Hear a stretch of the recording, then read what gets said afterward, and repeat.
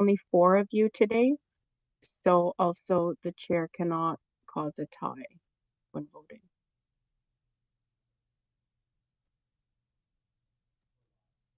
All right, Mr. Chair, we are live on YouTube, so you can start whenever you'd like.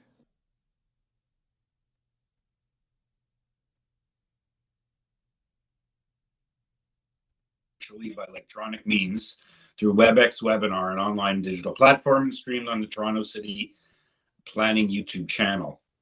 Participants who have registered in advance will be able to make their presentations to the committee using WebEx webinar, which is moderated by city staff. Anyone wishing to view the hearing may watch on YouTube. Participants who have registered in advance will be connecting with their computer, tablet, smartphone, or telephone and have the option of participating via video or audio only. All participants will automatically be muted on entry. When your item is called, each participant will be unmuted by the moderator, one person at a time. We ask that you mute your devices until you are called on to speak. Those participating by video appearance will be temporarily upgraded to panelist when your item is being held. During this time, your camera will be enabled. You will only be visible during your 5-minute allotted speaking time, and at all other times, your video will be disabled and you will be reinstated as an attendee. Committee of Adjustment staff will share presentations submitted in accordance with the written submission deadline. Members of the public and applicants are not allowed to use share screen or any other panelist controls during a video appearance. The host will remove you from the panelist role if you fail to respect this instruction. Land acknowledgement. We acknowledge that the land we are meeting on is the traditional territory of many nations, including the Mississaugas of the Credit, the Anishinaabe, the Chippewa, the Haudenosaunee, and the Wendat peoples, and is now home to many diverse First Nations, Inuit, and Métis peoples.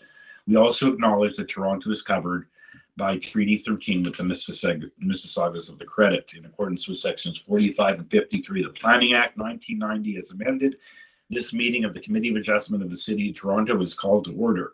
The Committee of Adjustment considers applications for variances from the provisions of the zoning that apply to the property, permissions to extend or alter lawfully non-conforming uses, and consents to sever properties to create new lots. Anyone in attendance today who wants to receive a copy of the decision of the committee on an application must submit a written request for a decision by email. Please ensure that you include your name, address, and email address, because the Committee of Adjustment and the Toronto Local Appeal Body, in the event of an appeal, will be sending notifications and appeal updates by email. If you do not agree with the decision of the committee rendered here today, you may be able to appeal the decision to the Toronto Local Appeal Body, or in some limited circumstances to the Ontario Land Tribunal.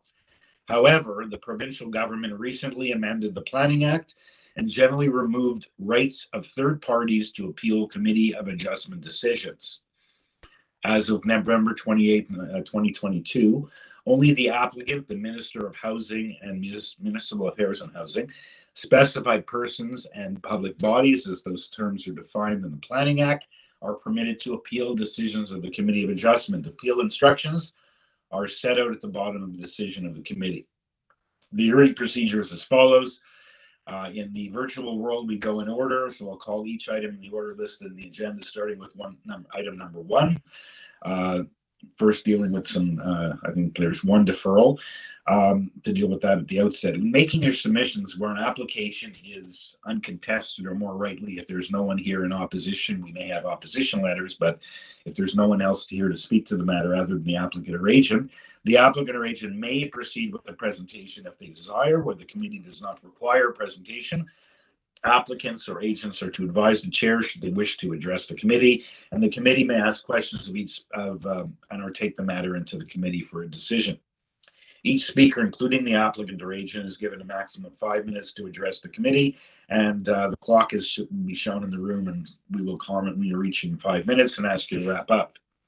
When addressing the committee, please start off by clearly stating your name and address for the record. That's very important, especially in the virtual situation when people are appearing by telephone. And please remember to confine your remarks to matters outlined in the application. We deal with planning issues under sections 45 and 53 of the Planning Act, and that's all we deal with.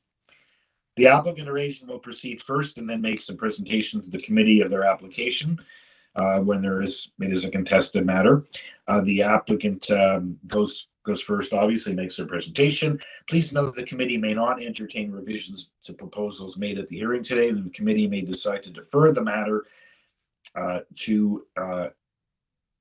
if it's being substantially revised, in order to ensure that the revised application is accurate and that all those entitled to notice of the application have been informed of the changes. Then individuals either support or opposed to the application will be invited to speak. Again, 5 minutes per person, only one party per address. Committee members may ask questions at the end of parties' presentations, and then when all other speakers have finished, the applicant or agent is given an opportunity to rebut only those issues and answer those questions that were raised by the neighbors, not to introduce new information.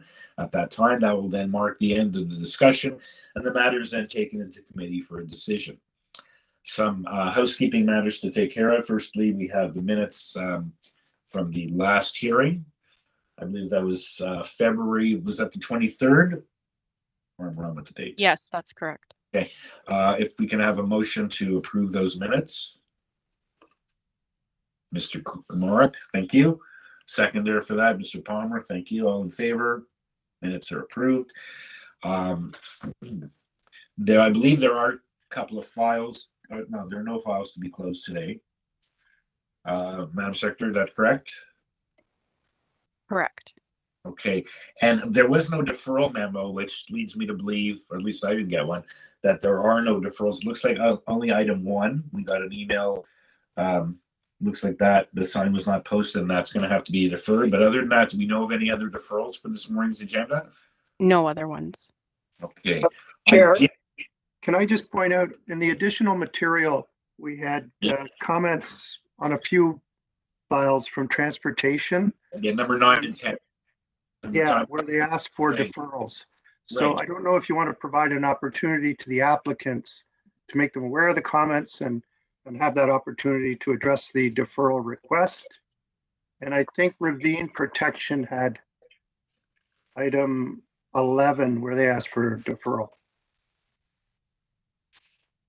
And maybe just a reminder to applicants to have a look at all the material on file to make sure they're up to date on everything that's been received. Right. So when we get to them to deal with that issue,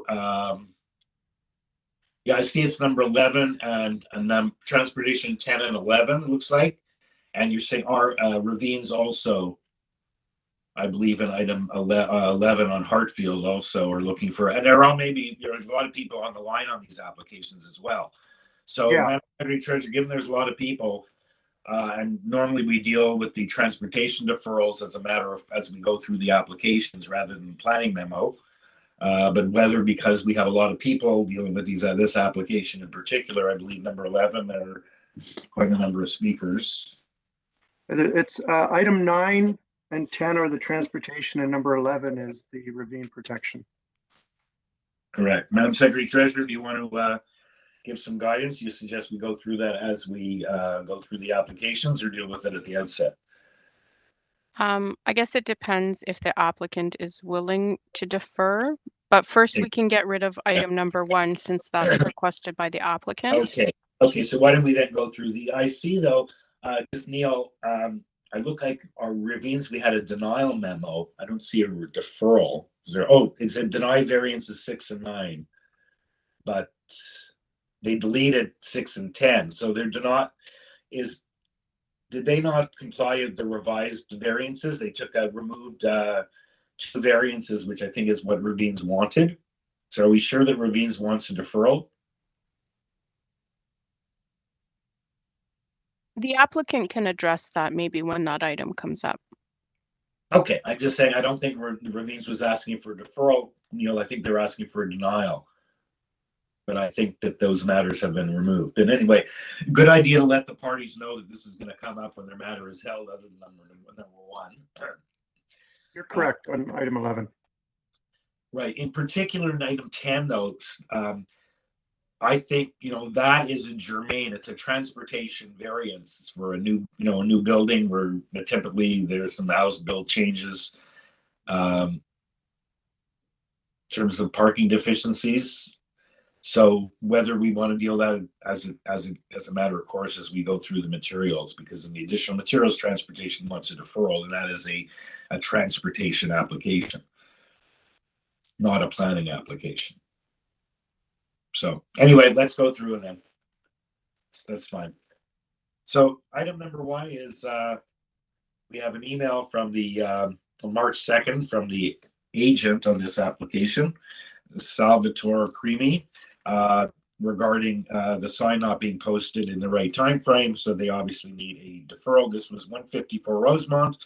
It's a new detached garage with 3 variances, and we have an opposition letter from 162 Rosemount. In the additional materials, urban forestry looking for condition number 2. We have a request for deferral from the applicant. So let's hear from Mr. Cremi. Good morning, Mr. Chair, members of the committee and Committee of Adjustment staff. Yeah, because the sign didn't go up within the required time frame, we want to provide proper notice. As such, we're requesting the deferral. Okay, thank you, sir. Any questions for the agent, or someone prepared to make a motion of deferral?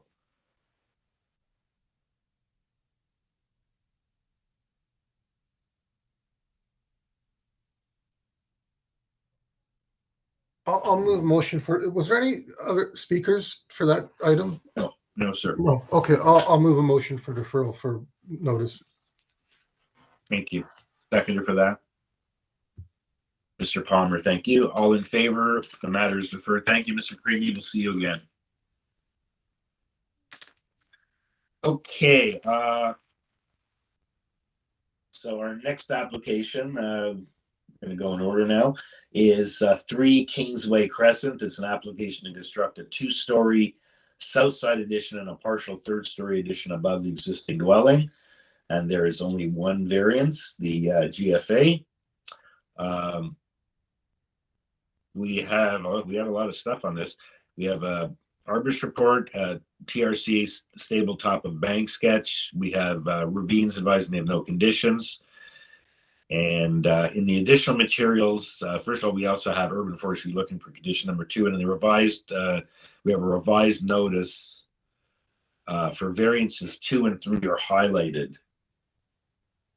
in the additional materials. I don't have that up right now. So is there a change? Perhaps we can hear from the agent. There is only 1 speaker, Fausto Cortese. So, Mr. Chair, that was just to clarify the wording in the 2 variances. There is no change to the request, though. We did have a call from a neighbor yesterday saying the sign was only posted this week. So if the applicant could address that, we do have a declaration that it was posted in February, but I just want to make sure that it was up for the full time. Okay. So let's hear from Mr. Cortese.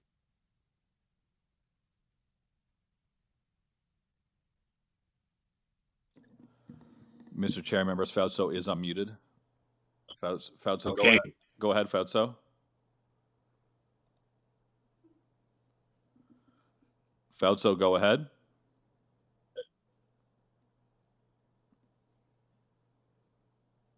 Mr. Chair, members, Fausto is present on the call at this time. Perhaps he's muted himself, or? He's unmuted from my end here, Mr. Chair. Yeah, I know. Okay. Maybe we'll stand this item down for a moment while Fausto logs out and logs back in and connects his microphone. Okay, will do. Perfect. Thank you, Mr. Chair. Fausto, if you could log off and log back in and authorize use of your microphone, that'd be great. Thank you. Okay.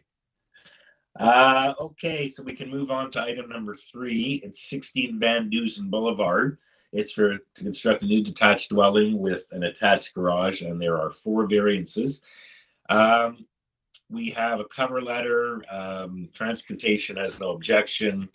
We have advisory comments from the tree protection folks. 2 letters of opposition from 18 and 82 Clivenden. We have an arborist site plan. There is a previous decision dated November 10th, 2022, where there were 4 variances, similar but different. We'll hear from Mr. Igleman on that. That application was refused on a split decision. And I guess Mr. Iggleman is going to explain to us how that is different than the previous application that was refused. And then we'll hear from, I guess, no, we don't have the neighbors. We have the neighbors' letters. I thought they said they were going to be present, but we don't have, but we do have the neighbors. Okay, Mr. Iggleman, we turn it over to you. Yes, good morning, Mr. Chair and committee members. Thank you. And I think I can be quite brief with my presentation considering the cover letter that I provided to the committee. I would hope that all the committee members have read that letter, so I will not go too deep into the presentation, but the committee, most of the members here today may be familiar with this application. It was heard previously on November 10th, 2022 and was refused. The owner of the subject property decided to make further revisions and come back to the Committee of Adjustment rather than submitting an appeal to the TLAB. And in this case, we have made a number of revisions to the variances. Those are addressed in my cover letter, but we have to provide it in a nutshell. We have reduced the coverage to now 36.6%. It is a reduction from the previously proposed 60 or 37%.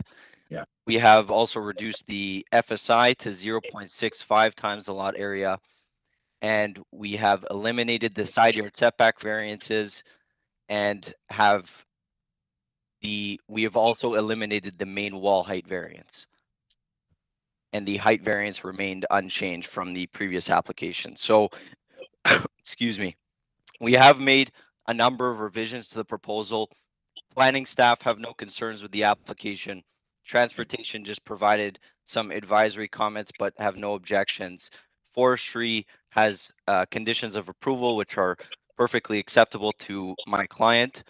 And lastly, I'll note that we did consult with the surrounding neighbors, and I'm aware of I'll note that the committee may remember that there was quite a number of neighbors in opposition to this application, including the Residents Association with the previous application.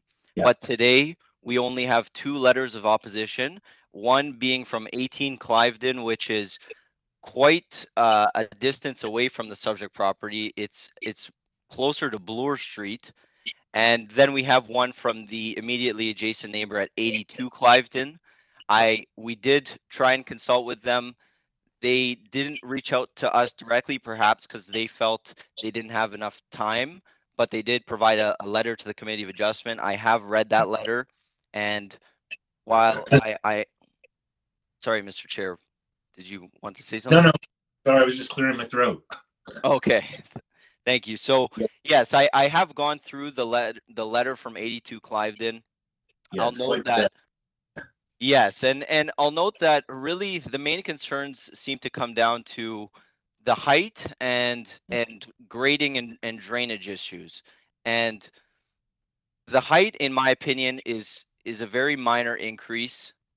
We now comply with the main wall height. The ceiling heights are modest, and I'll note that even from I'm not sure the reliability of the sun and shadow studies that the neighbor did provide at 82 Cliveden. I can't verify whether they're accurate or not, but I'll note that even her own shadow studies demonstrate that there is quite a minor impact in terms of the increase in height.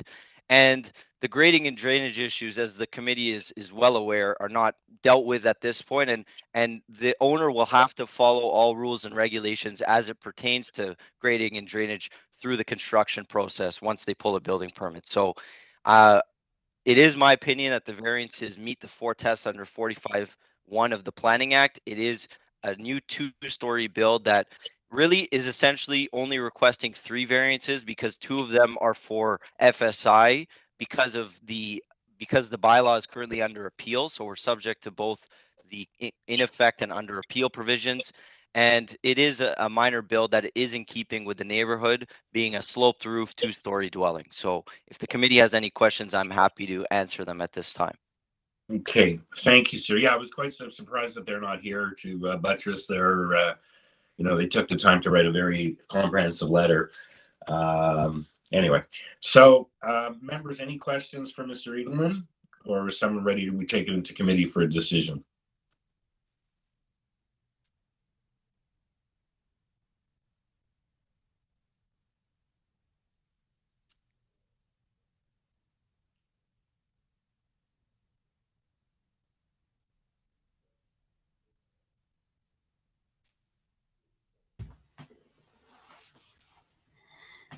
Mr. Kumar?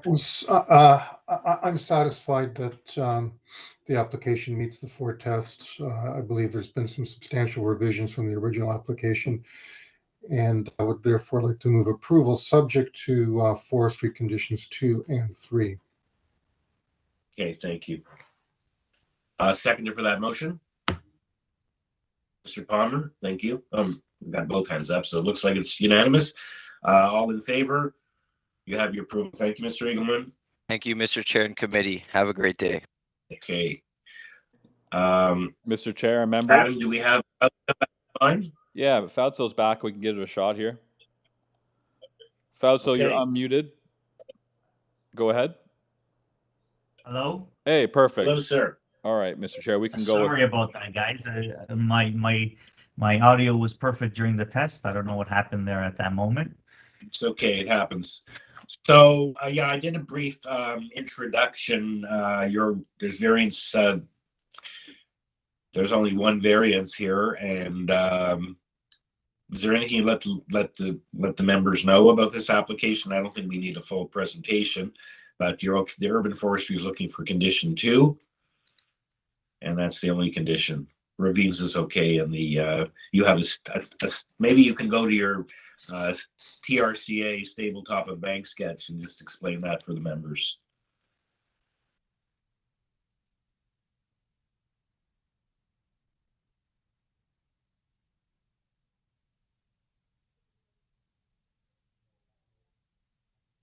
Folks, are you still there? Hello? Hello? Okay, I thought we lost you again. Yeah, sorry. Okay. The only important point I'd like to add here is that the numbers taken for this variance are from that stable top of slope, and if the entire lot area was taken into account, we would be well below the bylaw requirement. We would be allowed 815 square meters as opposed to the 559. I think that's really the only relevant addition I'd like to add to the application. I'm here to answer any questions you guys may have. Thank you. Okay, you're okay with the urban forestry condition. You have your arborist report. No neighbors have weighed in on this matter. Did your client discuss it with the neighbors, or? My client has indicated that the neighbors have been by and spoken to him when the sign went up, and he's spoken to them, and they've been very cordial with him, and they've expressed no concern to him. So. Okay, Mr. Cortez, we did have a call yesterday from a neighbor with a concern that the sign was only posted this week. Could you please address that? No, the sign was posted as per the required note. We actually submitted the waiver as well as the pictures of the sign when it was posted.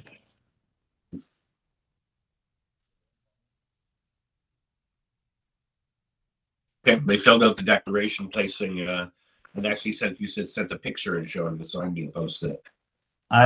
Yes, hold on, I can see. Let me check my file. Yeah. No, we definitely have the images of when the picture when the sign was posted. Okay. Members, any questions for Mr. Cortese, or is someone ready for a motion? If there's no questions, I'm ready for a motion. I'll move for approval. The variance requested is minor in nature, especially given the fact that the lot is truncated because of the stable top of bank from TRCA. So I'll move for approval subject to forestry condition number 2. Okay, thank you. Seconder for that? Ms. McCloskey, thank you. All in favor? It's unanimous. You have your approval. Thank you, Mr. Cortez. Let's have a wonderful day. Thank you. Have a good day, committee. Okay. Item number 4 is 39 HEATHERGLEN Road. And it's an application to construct a two-story north side addition, which will include a new attached garage, a second-story addition above the existing dwelling, and a two-story rear addition. And there are 3 variances. And it looks like we don't have, we have transportation, had advised them they have no objection. It looks like we have nothing else whatsoever. The agent is Dhruv Thakar. Morning. Good morning. Good morning, Mr. Chair and all the committee members. Good morning. Can you just state your name for the record, because we're on the phone, just a requirement? Yeah, my name is Dhruv Kumar Thakkar, and I'm the agent for the owner. Okay, so a very straightforward application is all we have is transportation comments. So I don't believe we need a presentation from you. Is there anything you'd like to advise the members of before I see if they have any questions for you? Well, this is the family requirement, and we want the support from the committee members for the approval, and we will abide by whatever the conditions are. Okay, thank you, sir. Thank you. Any questions for the agent members, or is someone ready for a motion? Mr. Kumaric? Yeah, I find the application to be minor, meeting the 4 tests. I would like to move approval subject, well, with no conditions. Okay, thank you. Seconder for that? Ms. Matusky, thank you. All in favor? Okay, it's unanimous. You have your approval. Thank you, sir. Thank you, Chair, Mr. Chair, and all the committee members. Thank you, sir. Okay, so the next application is item number 5 for Belvedere Boulevard. This is an application to construct a new detached garage in the rear yard with a garden suite.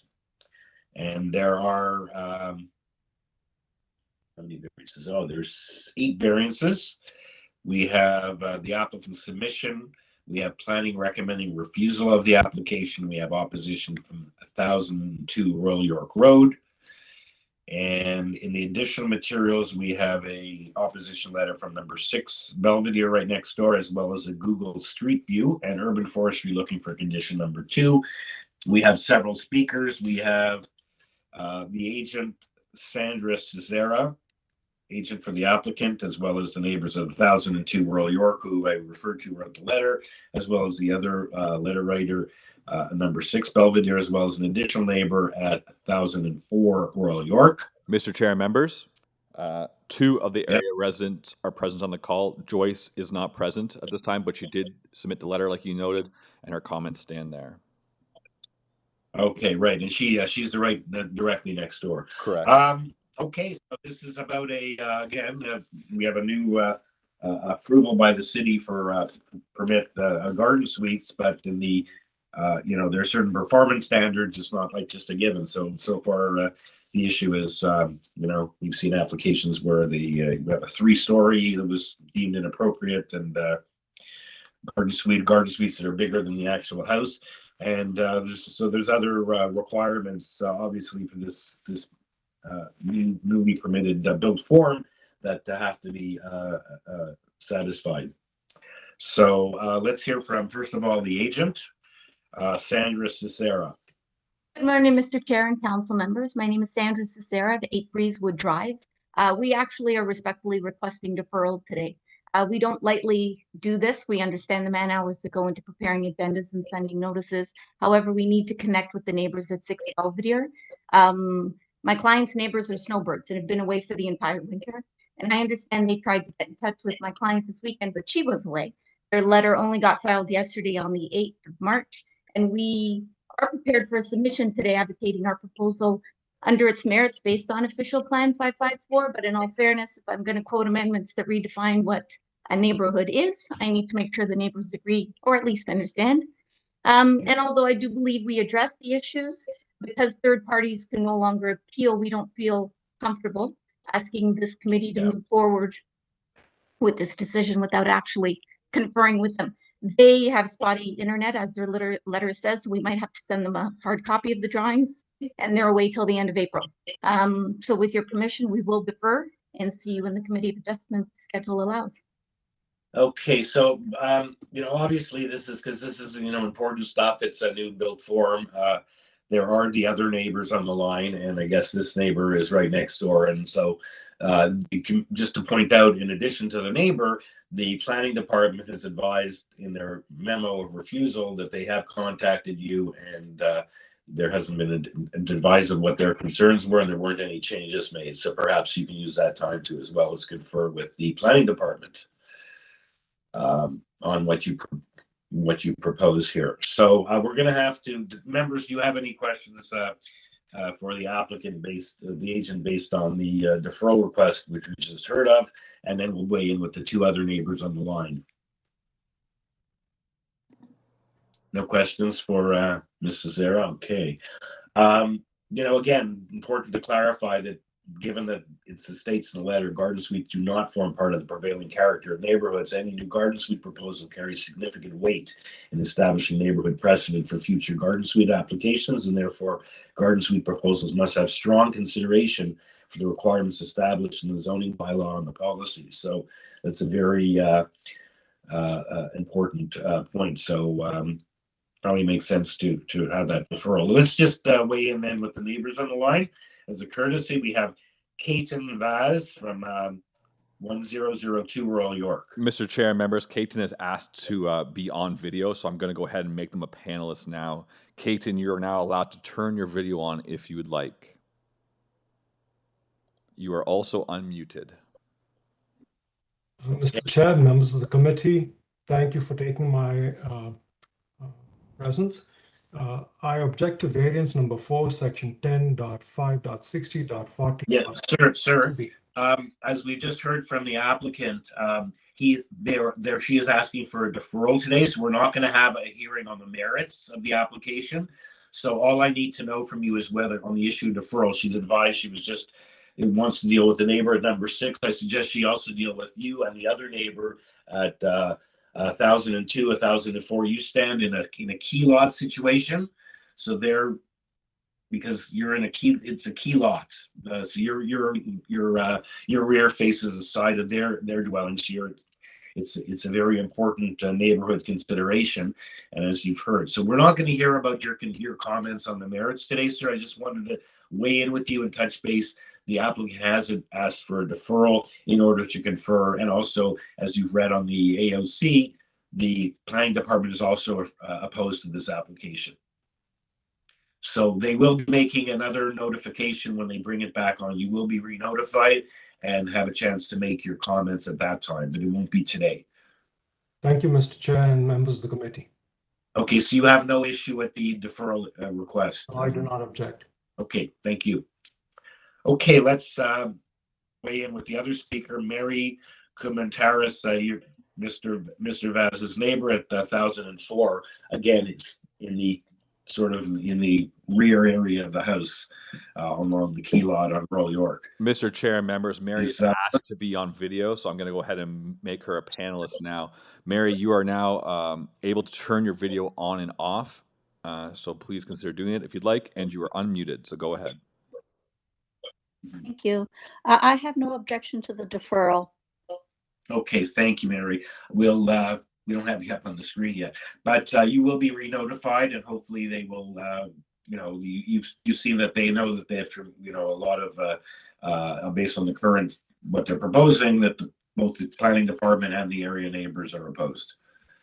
Okay, thank you very much. Okay, so we'll see you here again, and have a great afternoon. Thank you very much. Good morning. Thank you, members. Any questions for Mrs. Zera? Someone ready for a motion to defer?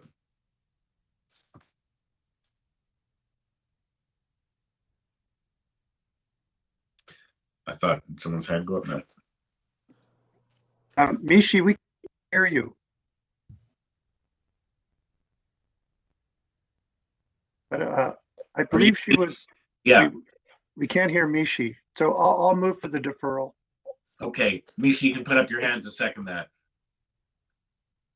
Okay, and Mr. Kamerick, you're okay, so the matter is deferred.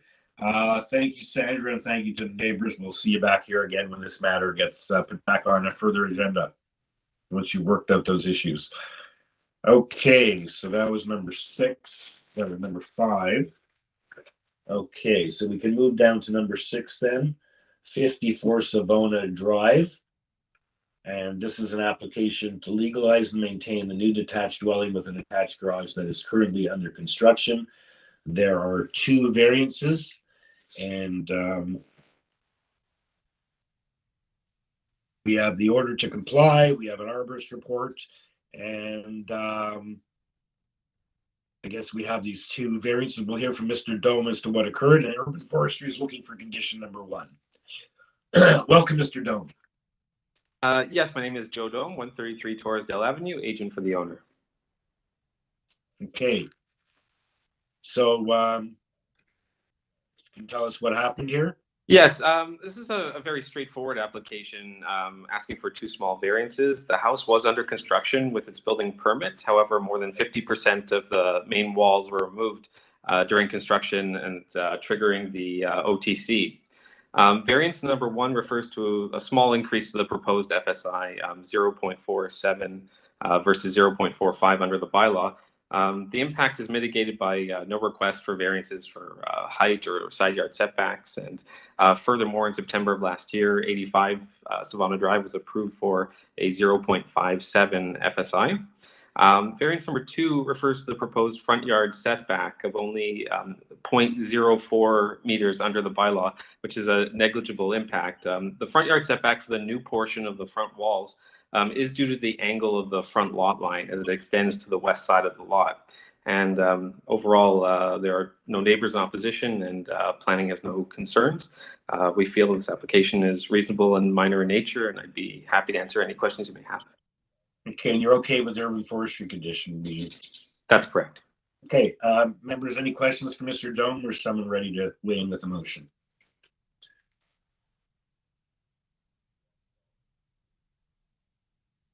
Mr. Komarek?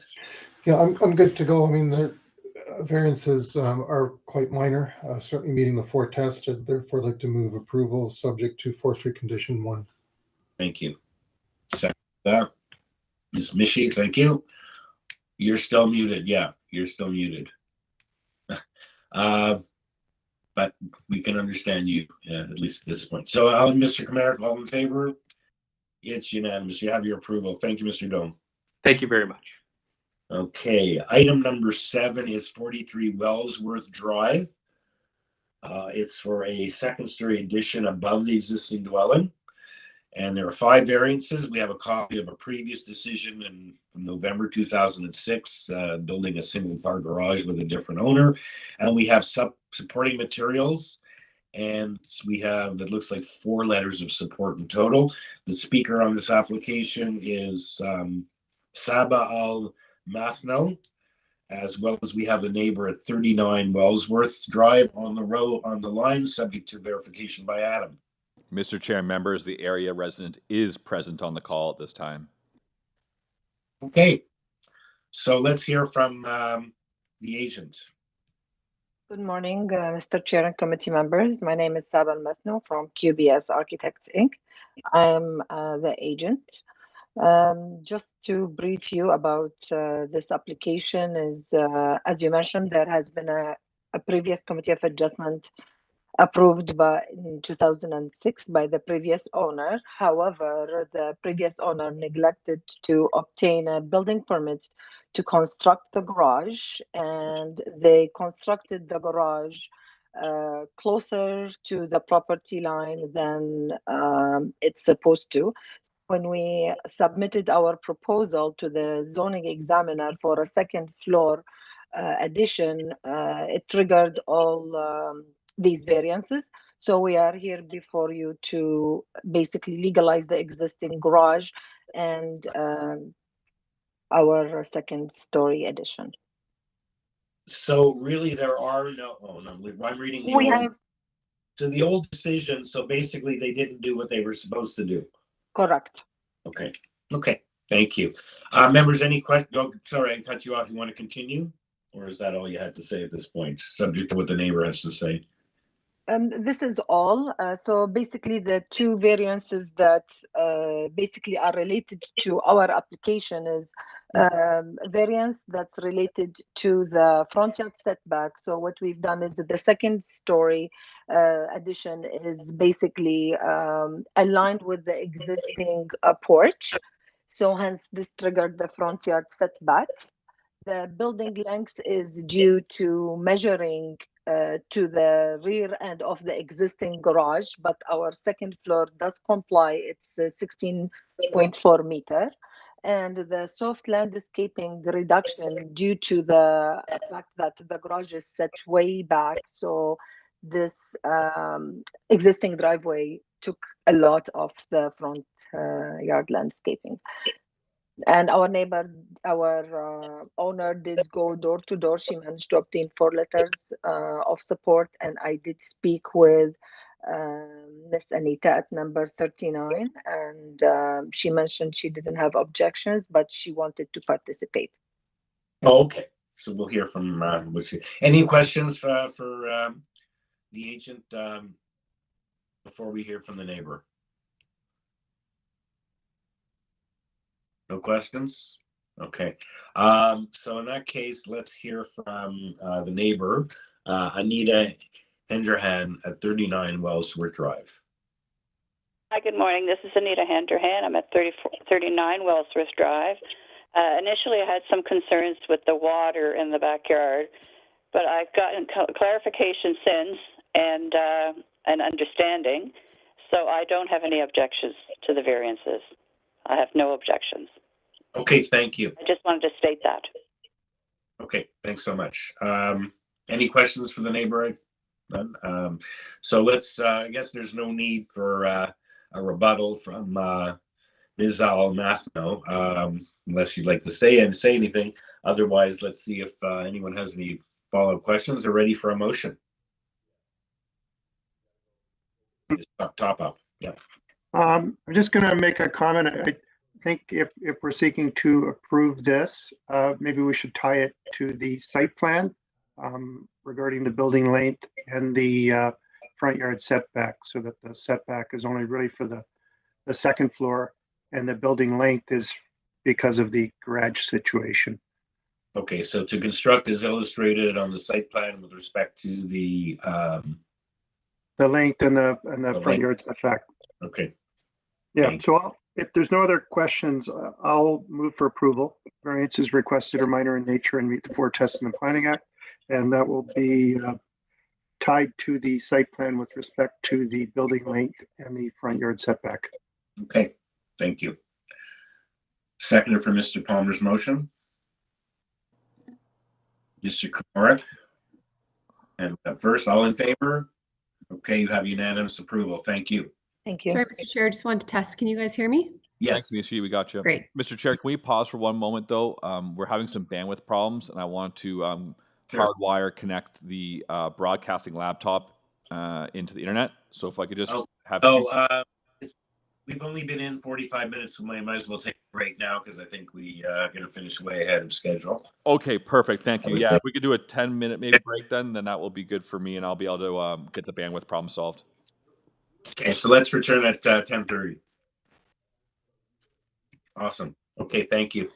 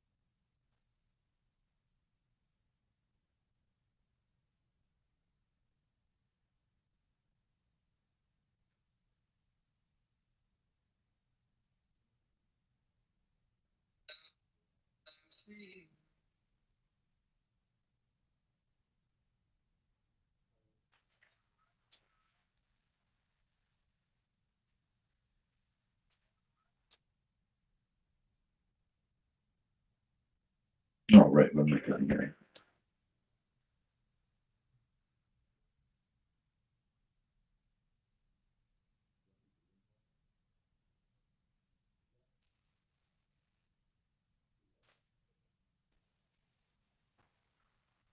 Fuck off, nigga.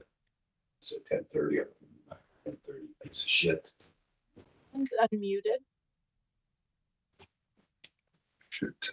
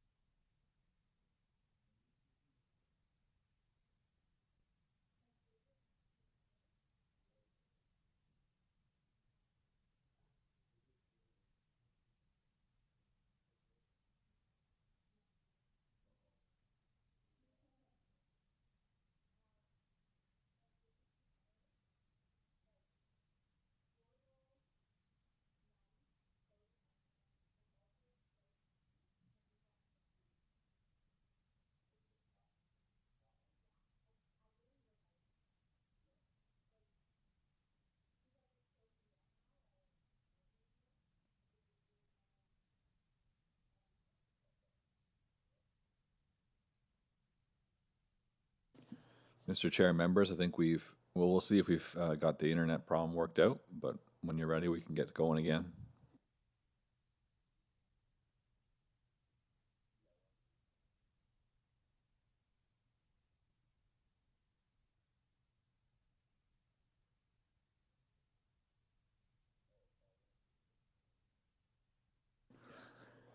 Mr. Chair and members, I think we've got our internet bandwidth concern solved for now. So if you want to come on back, we can get the meeting started.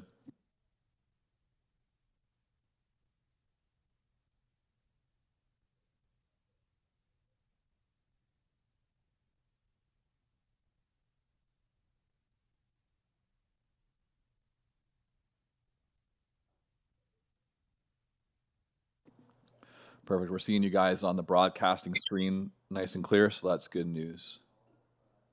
Just waiting on Mishi. Okay, so we're ready to get started again, or just waiting on Mishi? We're waiting.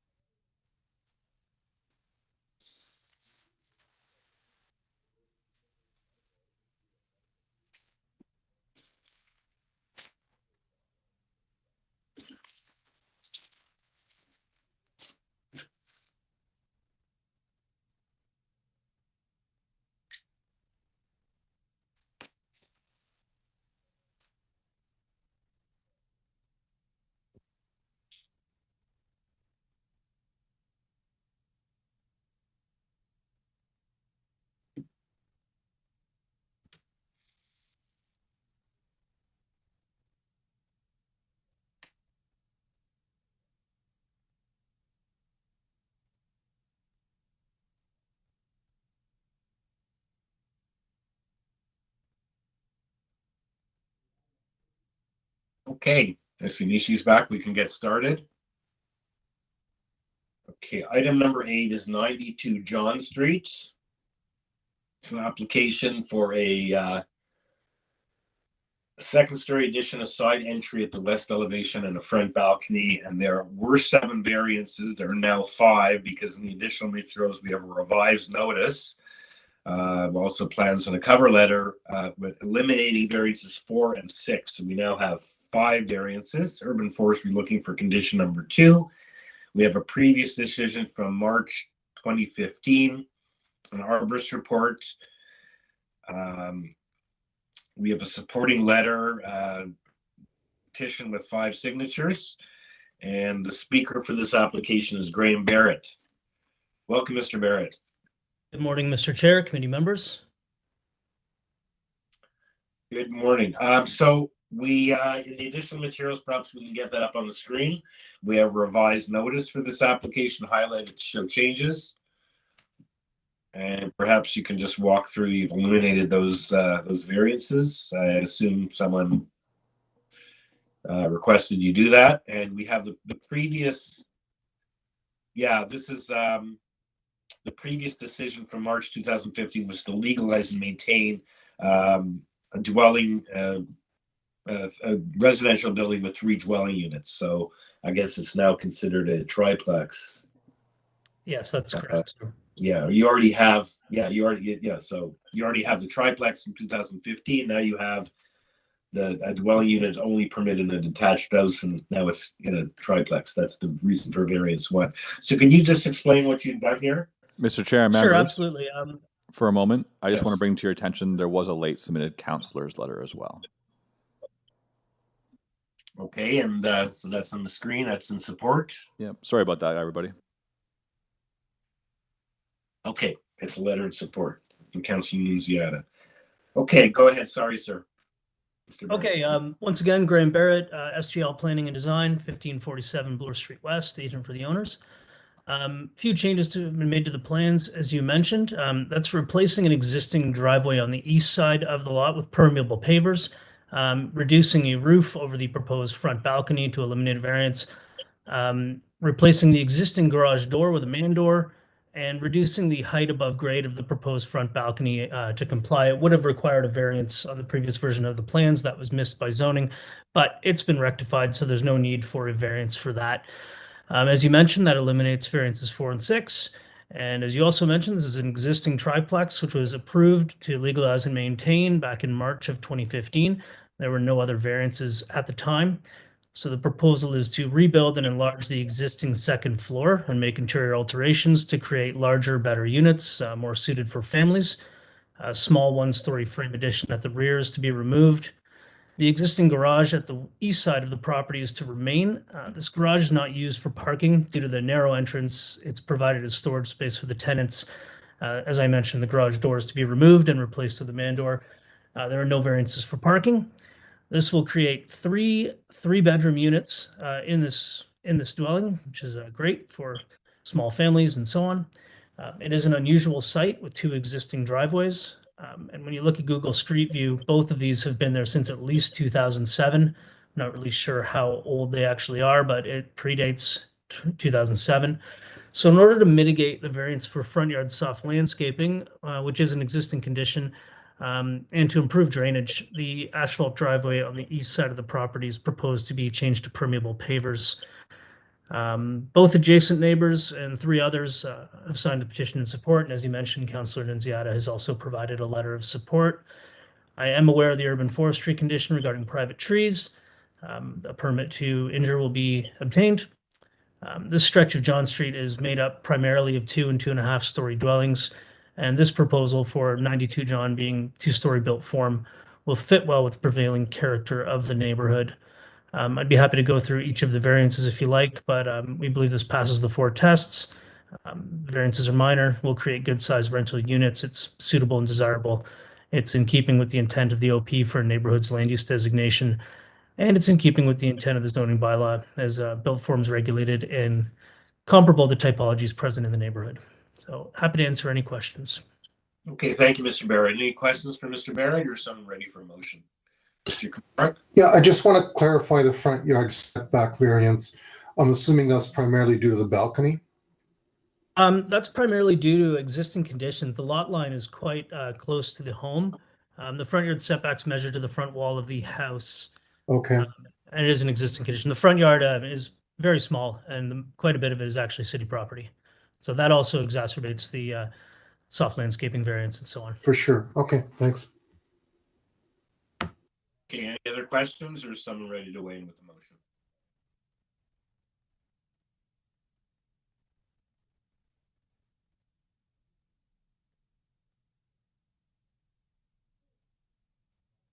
Mr. Komarek? Yeah, I'm satisfied of the 4 tests being met and that it's a desirable development. I'd like to move approval subject to forestry condition 2. Okay, thank you. Seconder for that motion? Mr. Palmer? All in favor? It's unanimous. You have your approval. Thank you, Mr. Barrett. Thanks very much. Have a good day. Mr. Chair, members, if we could pause for one more quick moment. We're still having some bandwidth problems here. I'd like to reset the broadcasting computer. So if you can just bear with me for 5 minutes. Thank you. Absolutely.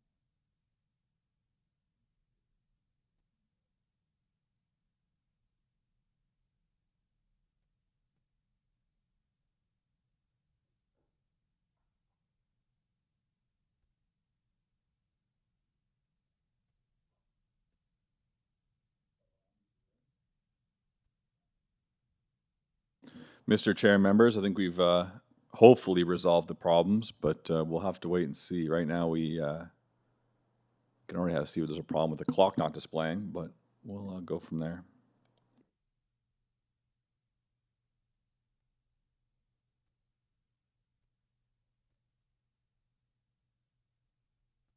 Okay, so where were we? I think we had just introduced item number 8, the or that's Mr. that we already just Mr. A. We're on to number 9. Mr. Chair, 2 things. Correct. We're on to number 9, and your camera is off.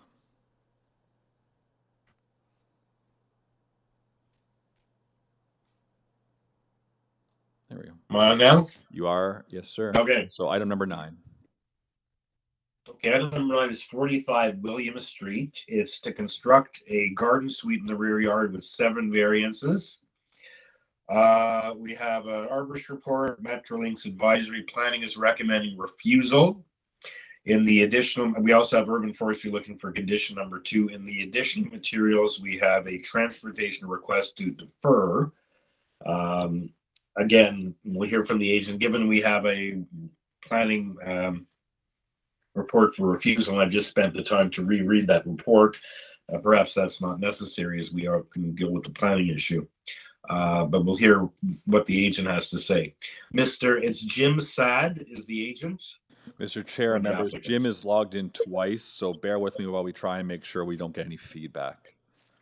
Jim, you're unmuted. Go ahead. Hello, can you hear me? Yeah, maybe just speak. Very faintly. Speak up.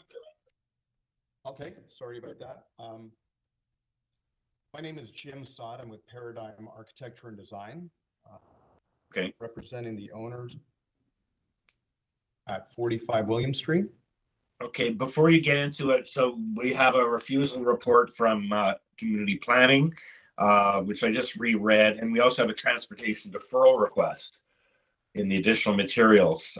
Do you want to exercise your option to defer at this point to either deal with the transportation issues, and also reading the planning report, they felt that there were some things you could do, unlike me, perhaps some others we've seen where this application could be improved to make it more palatable to community planning as a sort of a early adapter of the garden suite concept, which has just been permitted and hasn't really been implemented. Mr. Chair and members of the committee, I would like to respectfully not accept a deferral at this point in time, and I'll explain why. Okay, and I see you are the speaker, so why don't you then go ahead and make a presentation then. Thank you. Thank you, Mr. Chair. We acknowledge committee dependence. Sorry, I have a really bad echo and it's difficult to do you have a second? We don't hear it, which we normally do. Rob, do you have a second device open?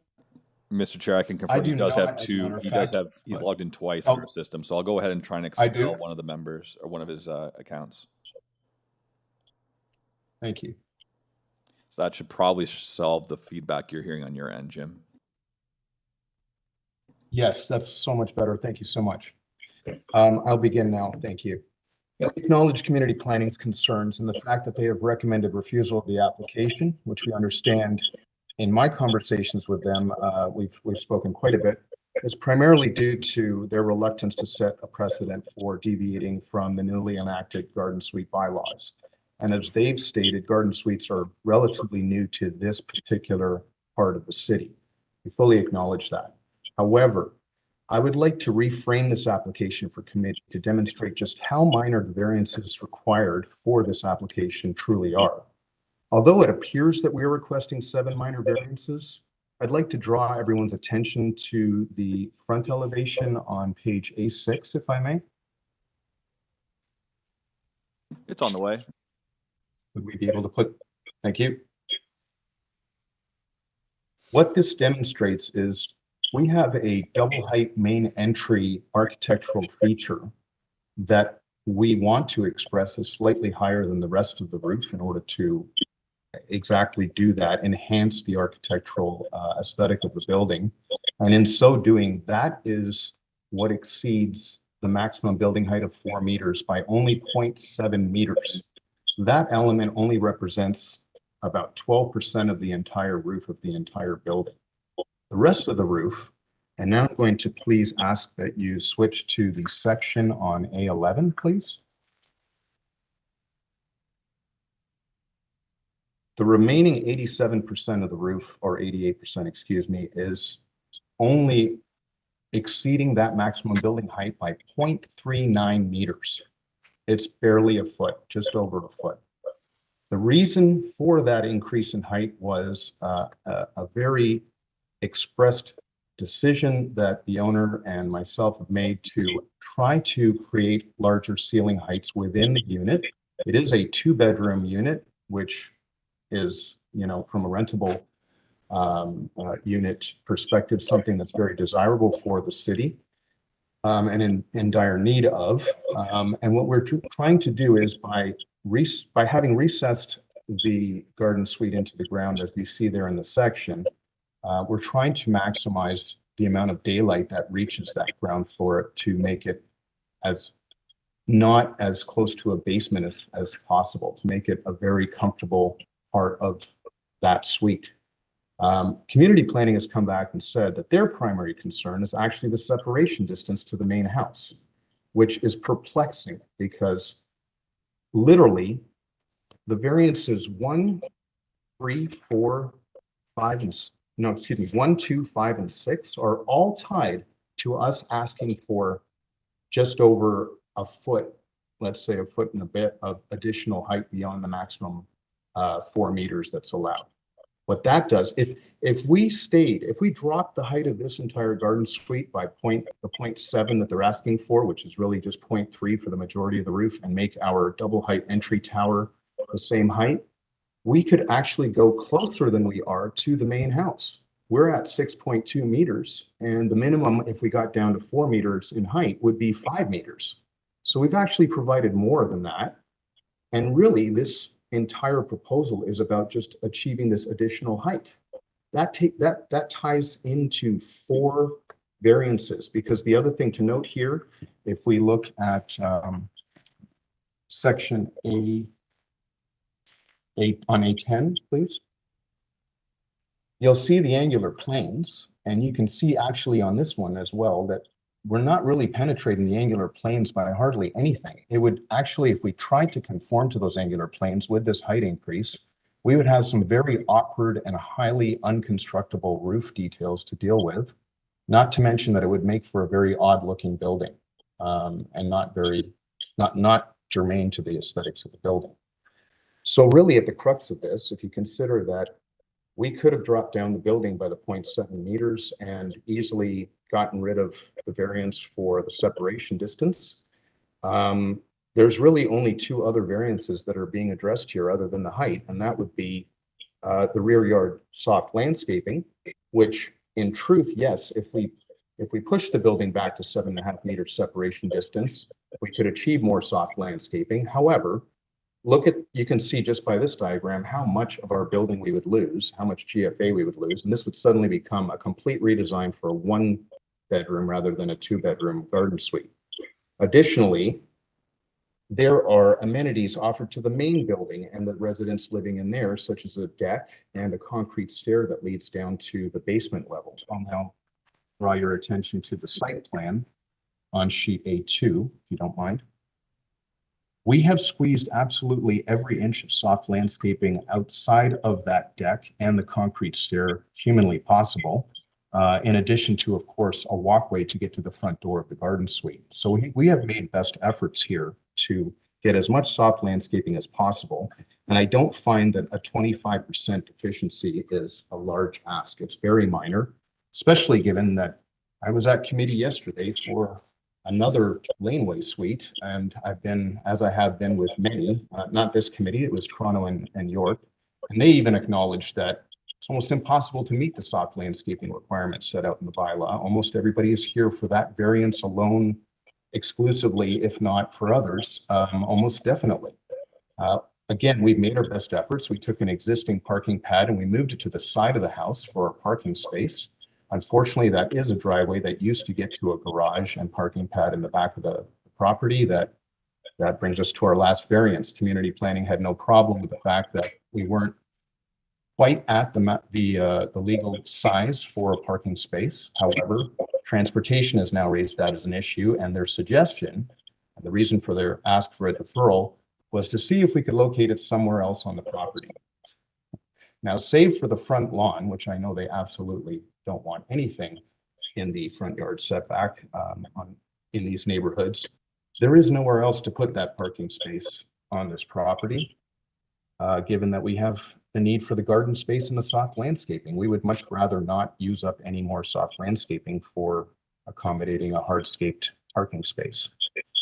So I just asked committee to look at this application for what it is, which is really an ask for, I mean, honestly, it's 0.339 meters of additional height, 0.7 if you consider the 12% of roof devoted to the double height main entrance. And then please explain how this is not a minor application. It's nothing but minor. If you look at the envelope, we'll go back to the section on A11 if you don't mind, because that essentially shows the angular planes, the maximum height. Yeah, sir, if you can wrap up, we'd like to go on, but I think I've made my point, Mr. Chair. I thank you very much, and I will leave it to committee to decide from here. Okay. I think it was important to let you go on a little longer to fully explain. There is no one else here to make comments on this. So let's, any questions for Mr. Sad or someone weigh in with a motion? I have a question, Mr. Chair. Yeah. Mr. Sad, what's the square footage of the main dwelling? The square footage of the main dwelling. Sorry, I'm just going to dig that out here. Actually, let me rephrase that. What's the square? Yes. The lot coverage of the main dwelling compared to the lot coverage of the garden suite? Because from the site plan, they look almost similar. It is a very narrow house. The main house that is. Fortunately, I don't have that statistic handy. I apologize.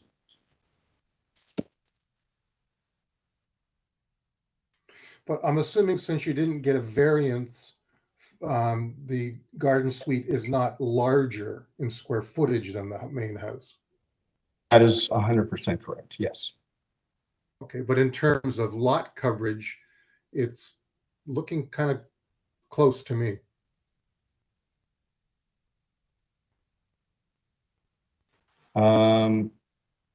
I see your point. It is probably about 80% of the main house lot coverage, if I had to guesstimate. But however, we're not at a point where we've exceeded the maximum lot coverage for a garden suite at all. Understood. And then I just have a comment with regards to the rear landscaping. I mean, you're really only providing at best 3.5 meters between the deck and the proposed garden suite. So the majority of that space is taken up by hardscaping in the deck. I guess the deck is. We'll comment to that.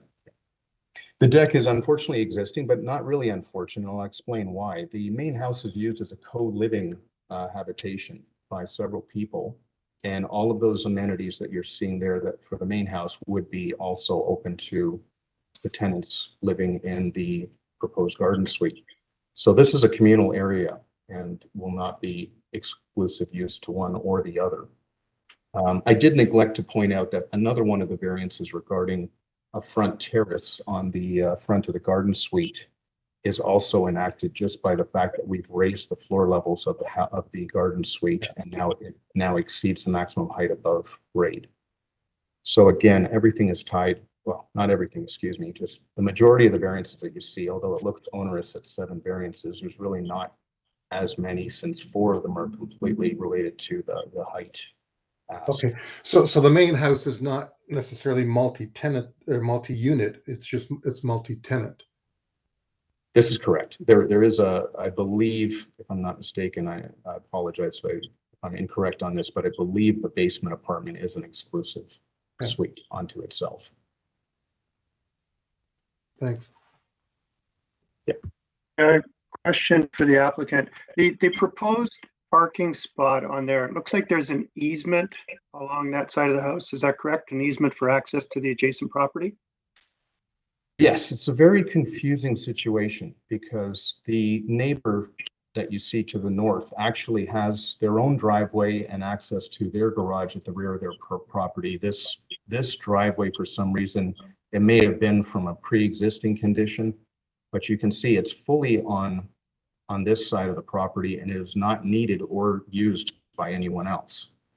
Oh, okay, that may be correct, but the adjacent owner has title to this property by way of an easement for access, correct? And you will be blocking that with this proposed parking spot.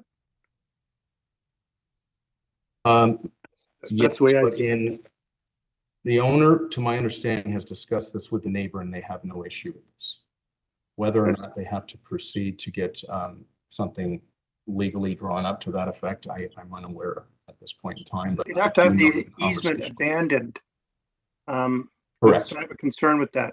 If you would have gone for your deferral and tried to address the parking issue with transportation, then you'd have to relocate this parking spot to somewhere else on the property, which would impact and possibly cause other variances.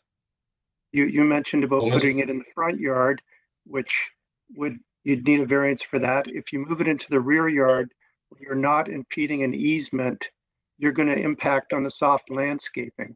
So you've kind of put us in a bad situation here.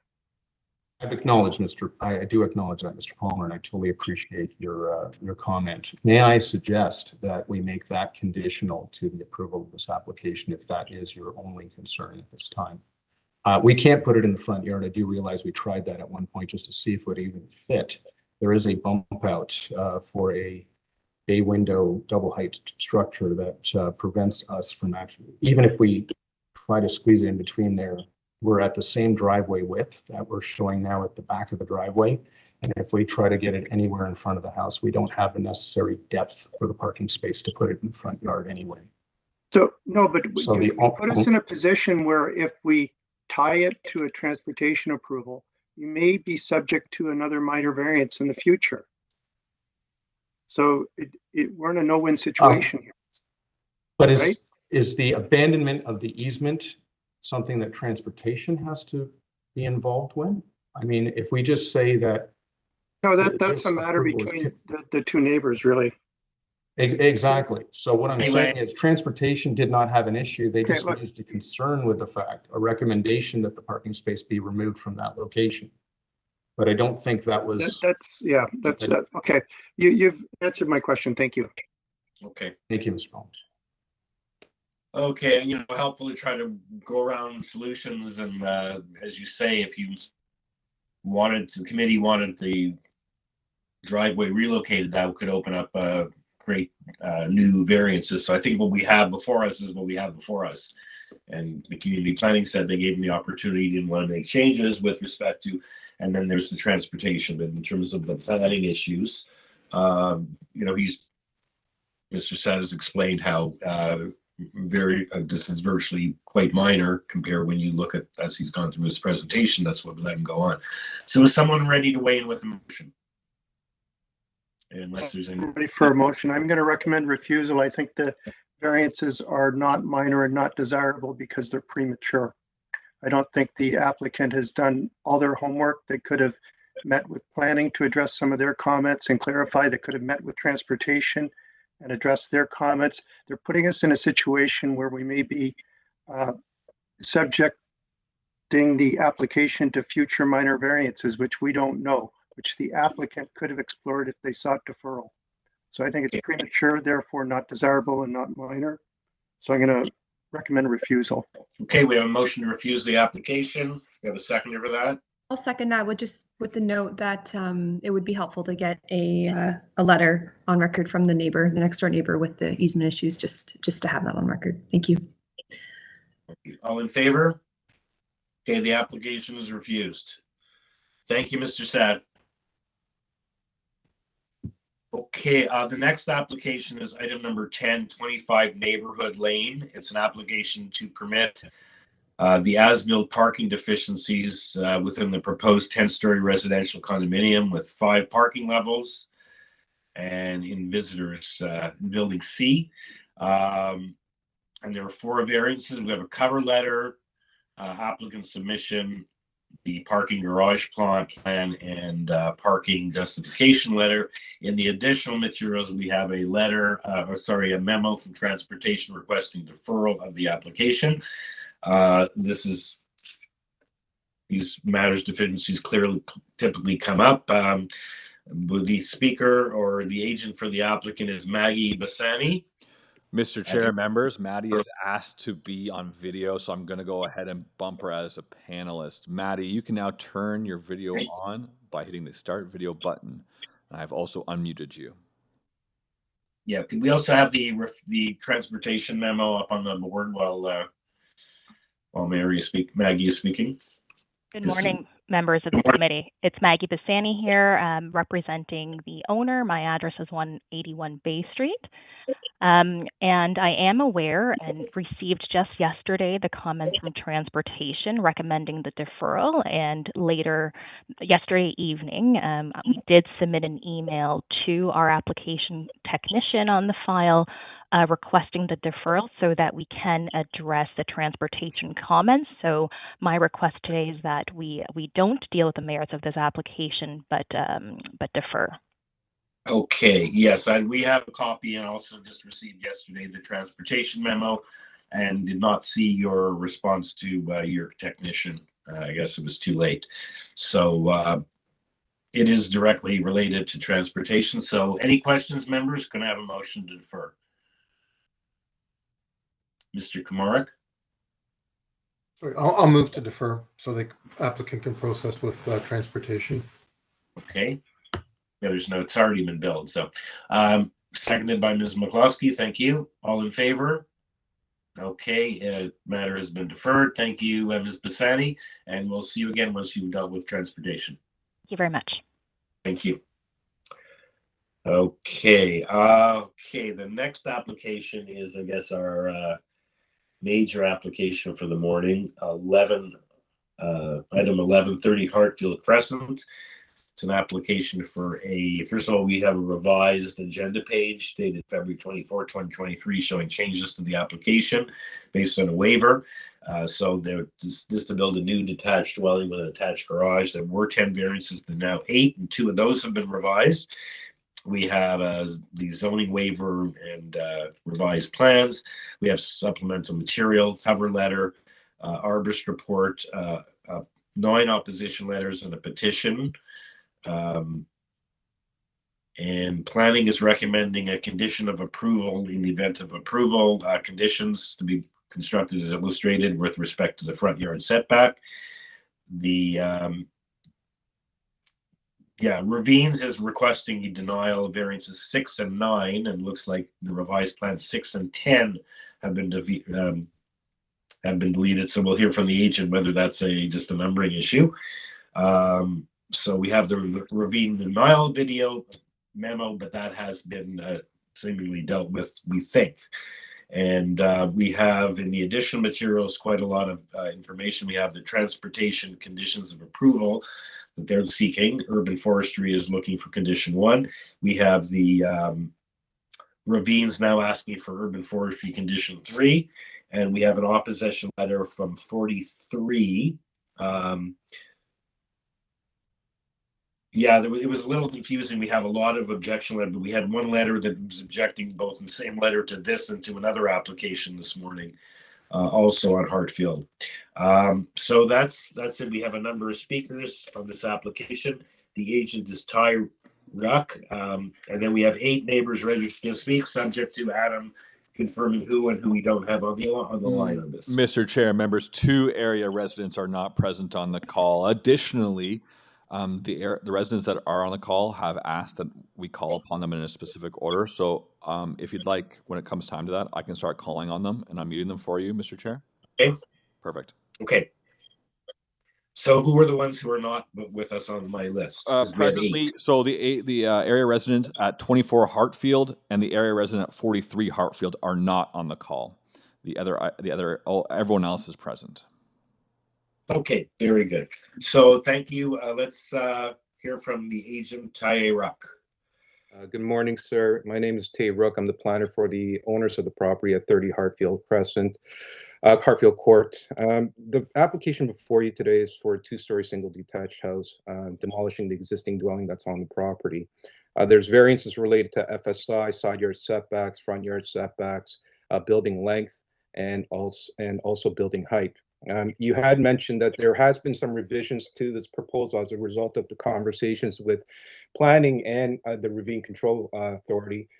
And just to be clear, the variances that are being deleted is variance number 6 related to building depth, variance number 9 related to chimney width, and variance number 10 is also being deleted, which is the chimney encroachment. So there's 3 variances that are being deleted on this application as a result of the revisions.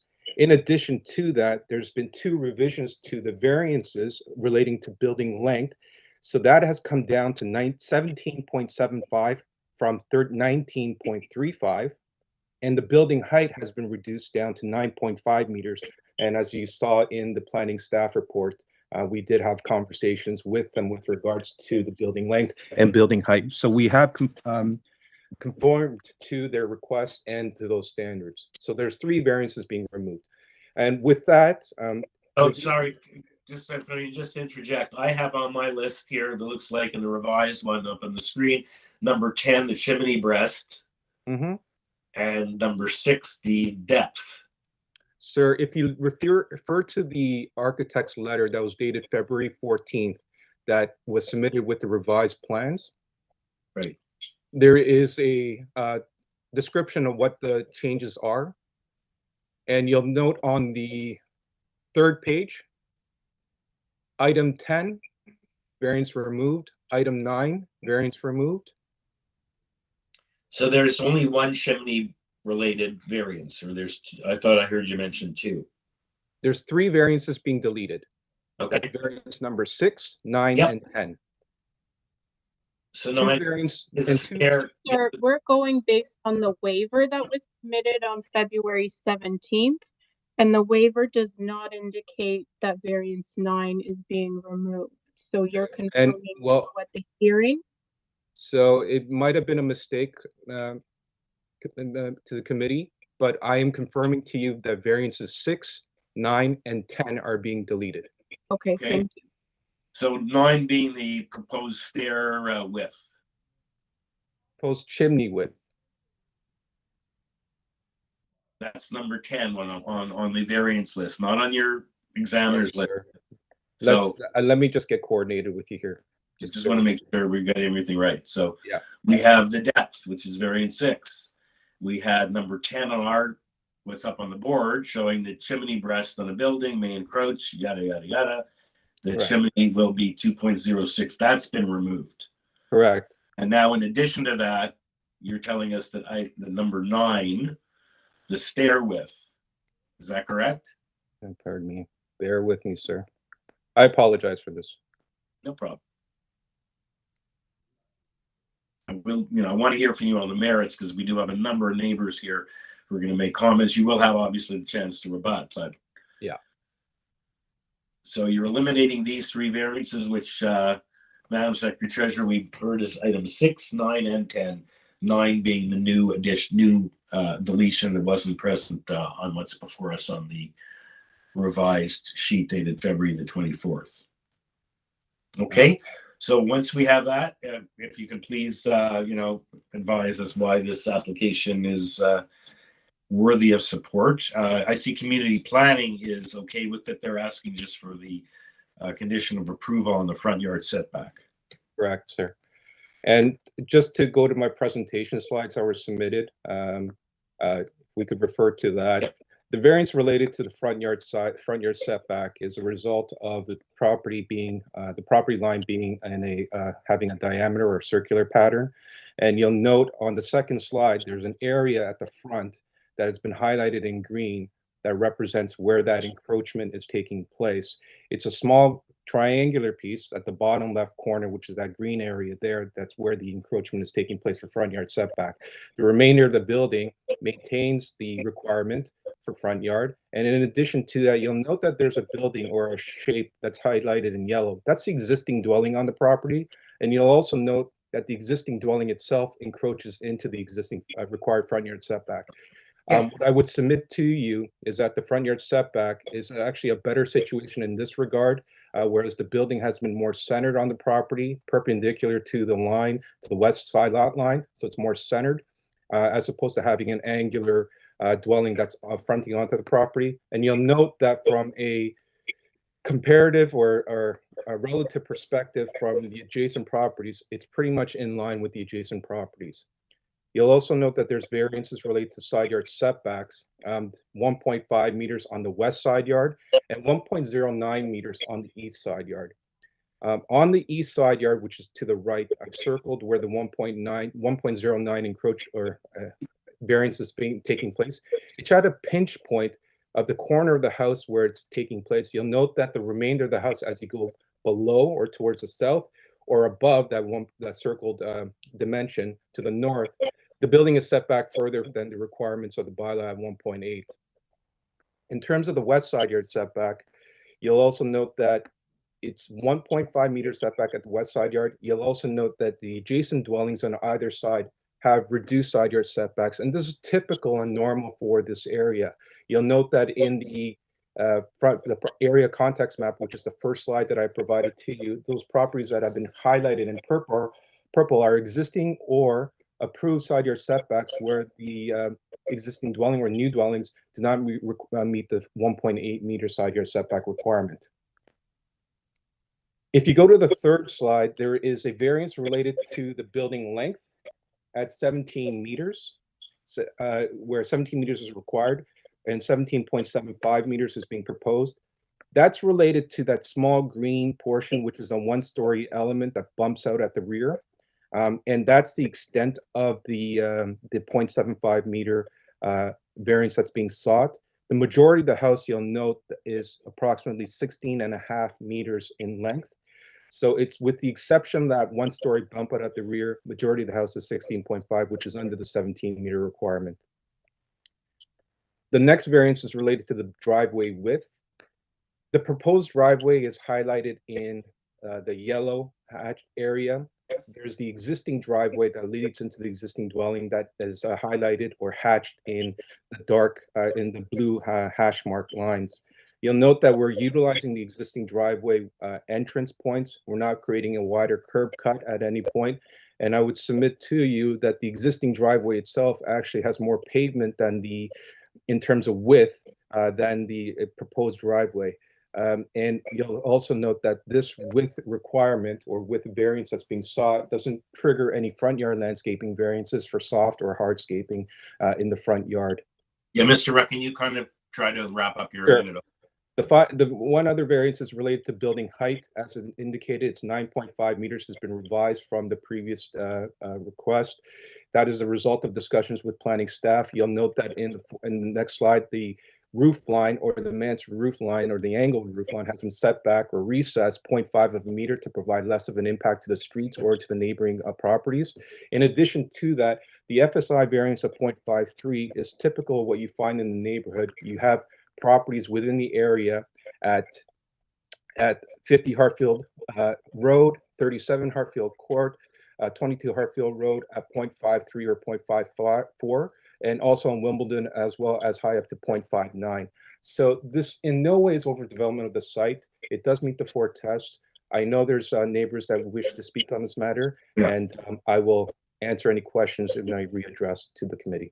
Yes, you're only 0.03 over, working out to about 24 square meters. Correct, sir. Okay, so yeah, we have planning on side. We have seems to be a lot of opposition from the neighbors. So let's start hearing from them. I understand they've requested a certain order of speaking. So Adam, if you can please. Mr. Chair, members, the first speaker will be Maggie Sallow. Now, Maggie wants to be on screen, so I'm going to go ahead and make her a panelist. That's right next door, number 32. Maggie, you have been moved to the panelist ability, so you're able to start your video by clicking the Start Video button. I've gone ahead and unmuted you as well. Okay, hello, Mr. Chair, committee members. I'm not going to be on video. I'm Maggie Salo. I'm at 32 Hartfield Court. We've been here for 19 years. Can you bring my presentation up, please? Number 5. So, we have a lot of concerns with this development. It's an irregular shaped lot. It drops down in the back. There's ravine protected trees in the rear. It's hard to build on. It was purchased with a builder that's very knowledgeable. He knows the bylaws. He's building on the street behind us. This lot was not a surprise. So we think the size and scale of the lot and where it's positioned would be much better off in a different lot. It's causing the house to be moved up 18 feet from where our house begins, which is massive. So the requested changes, are you able to bring up my presentation? Adam? One moment, please. Okay. Can I confirm when you submitted it? Daniel got it yesterday and he confirmed that it would be available.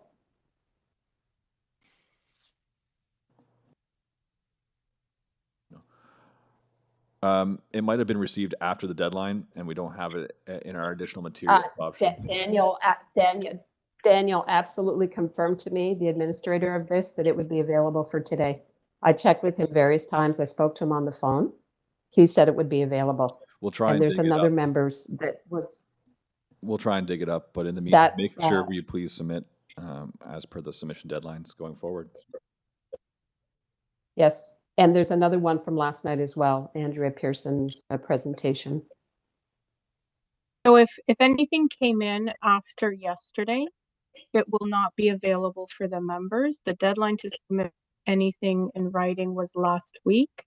We do accommodate as much as we can late comments, but after noon yesterday, it will not be available today. Well, I did speak to Adam. He said it would be available. So I hope Adam is able to, I did speak to Daniel, so I hope Adam's able to find it. The requested changes are not desirable for the neighborhood. It's not in keeping with the existing physical character. There's 11 letters of objection, so 2 must have come after the deadline, 44 signatures, all directly from our street neighbors, no letters of support. The ravine department had concerns. It sounds like those variances have just been removed, so that's not a concern. So are we holding for Adam to see if he can get my slides? It's very important that my slides be there. I'm sorry, it's not available. Oh, there's Andrea's, and that was yesterday, so I think he's going to be available to get mine. As that Andrews received after mine.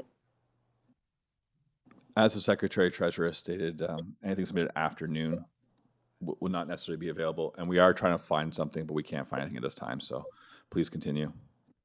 Oh, geez, I'm so shocked. Maybe we should move on to somebody else and I'll come back because I'll just email Daniel right now. Well, yeah, perhaps you can use some of the other. There seems to be a lot of other material filed. Maybe you can use that to buttress your argument. Like, I don't know what kind of a presentation or what was included, how many slides, or whether there's other slides you can use that are before. Yeah, there were a number of slides that really demonstrate. Anyway, let's go on to the next. Adam, who's the next speaker? Let's Joanne, I guess maybe? Put Maggie on the. We can hear from the next speaker. Who's the next speaker who wishes to speak? Mr. Chair, the next speaker that wishes to speak is Joanne Pickard. And if you give me one moment, I'll unmute her now. She's at 31, so right across the street. That is correct. Joanne, you're unmuted. Go ahead. I'm Joanne Pickard. I live at 31 Hartfield Court. I've been here since 1989. My husband and I, we raised our children here. I have an undergraduate degree in interior design and a graduate degree, a master's in architecture. I'm not a registered architect. I've been designing homes in rural and urban communities for 40 years. I wish to address the height and front yard proposals for 30 Hartfield. The permitted height is, I argue, firstly, this is not a traditional mansard sloped roof, as stated in the application. A traditional mansard roof is a multi-sided gambrel-style hip roof characterized by two slopes on each of its sides, with the lower slope at a steeper angle than the upper. The rooftop of a traditional mansard is not flat. Therefore, I believe that the proposed height does not apply to this, because it is a flat roof. The skirt-like formation of roof around the building envelope just serves to soften that edge and the height, and soften the massive box. The permitted front yard setback, I wish to address as well. The building envelope doesn't address or reflect the site conditions. On an angled site such as this, the building design should respond by stepping back, therefore making the proposed front yard variance unnecessary. The neighbors to the west are adversely affected by this, and the building does not align with the rhythm and fabric of the street. It is, as a professional in the building, designer of homes, I truly believe this is a ready-made cookie cutter building that has been plunked down on its site. And I think that there could be a modified proposal for 30 Hartfield Court.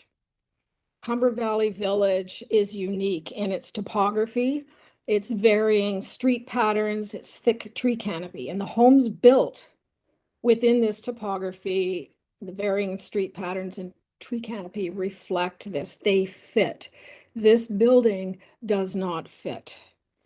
This proposal does not. I recommend, and I'm truly, believe me, please believe me, I'm not recommending myself. I should be hired to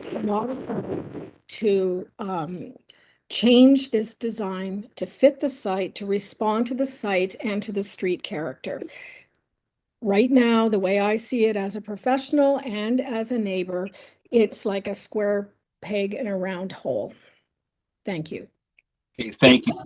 So just a question that you're saying basically with respect to the mansard or flat roof, that you're saying this is really not a flat roof building and should not have been characterized as such in variance number 7, so that it's a different performance standard? Well, a mansard roof is sloped on top. And it is my belief that the applicant is saying, because this is a mansard roof, it can apply, it can be included in, defined as a flat roof, and a mansard roof, not a flat roof. Okay. Okay, thank you. I just wanted to just, in case anyone else, and I'm getting bad feedback when I speak, not when you speak. You know, we're not the design police. We deal with variances. So in terms of it fitting, it's a question of, you know, the build form. You know, if it doesn't fit in, we just deal with the variances. So the issue if it doesn't fit in vis-a-vis the variances, but if it doesn't fit in because you don't like the look of the, you know, the architecture is different than what is there, that we don't have the ability, other than as it's reflected in creating variances, to oppose that, no matter what any of us may think.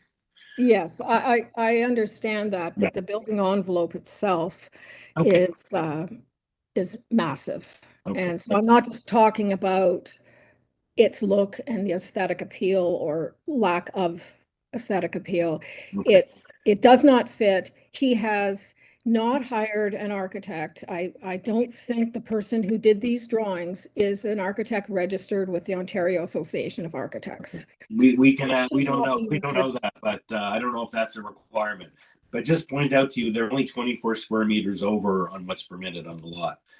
But does anyone else have any questions for Ms. Pickard? Or if not, the applicant's going to respond when he responds to everyone. But I just wanted to raise those points. Does anyone have any issues or questions? We'll move then to the next speaker, who is Mr. Chair, the agent at, or the property owner at 329 the Westway, Greer Aguirre, is speaking. They're a phone call user. I'll unmute them now. Okay, thank you. Good morning. Good morning. Good morning. Okay. My name is Jerry Alguire, and my concern is the removal of the 2 trees. I've been a gardener for the Salos at 32 Hartfield Court for 19 years. I'm very familiar with the area and the different plant material. The City of Toronto in 2004 passed a bylaw to protect large mature trees. Since then, the Parks Department has been aggressively planting new trees in the City of Toronto, and most particularly Indigenous trees. The 2 trees that are being talked about being removed are both mature and Indigenous species. I think it's a mistake. An oak tree potentially could live to 500 years, which means 400 years from now, that tree could still be alive and functioning and part of the environment. That is my objection. Okay. Thank you, sir. So, sir, you do gardening or landscape work for the neighbor next door who's waiting to speak, but on the presentation, the Salos at 32. That's your involvement on this matter. You're not otherwise. Yes, it is. Okay. Yes, it is. So, I don't know if you know where the urban forestry and ravines have weighed in on this matter. Urban forestry is looking for a condition 1, which is a permission to injure a city-owned tree, and ravines is asking for urban forestry condition 3. But we appreciate your comments, and I guess by your. So this oak tree is on the Salos property or on the subject property? No, the oak tree is on the property to be developed. Okay, and so what the impact is. You're saying that this tree is going to have to be removed, this oak tree? Under the plans as is, the oak tree and the pine tree, number 1 and number 2 in the back, are going to be removed. Okay, so they're private trees in the back. Correct. Okay. Thank you, sir. Does anyone have any questions for Mr. Alguire, or if not, we'll move on to the next speaker. And the next speaker is Adam. Mr. Chair, the next speaker will be Andrea Pearson. Andrea, go ahead. Okay, that was Andrea's at 42, and she was the person that Ms. Salo referred to as that her presentation did show up and was up on the screen. So I guess she's going to want to have that up on the screen. Welcome. Well, thank you. Thank you very much. I'll just wait a second for that to be put up.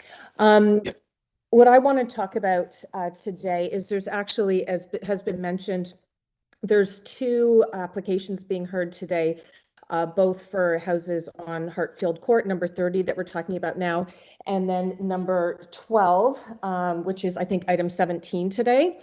And I think it's important because it's essentially, as Joanne Picard had mentioned, the house is kind of being plunked onto this property.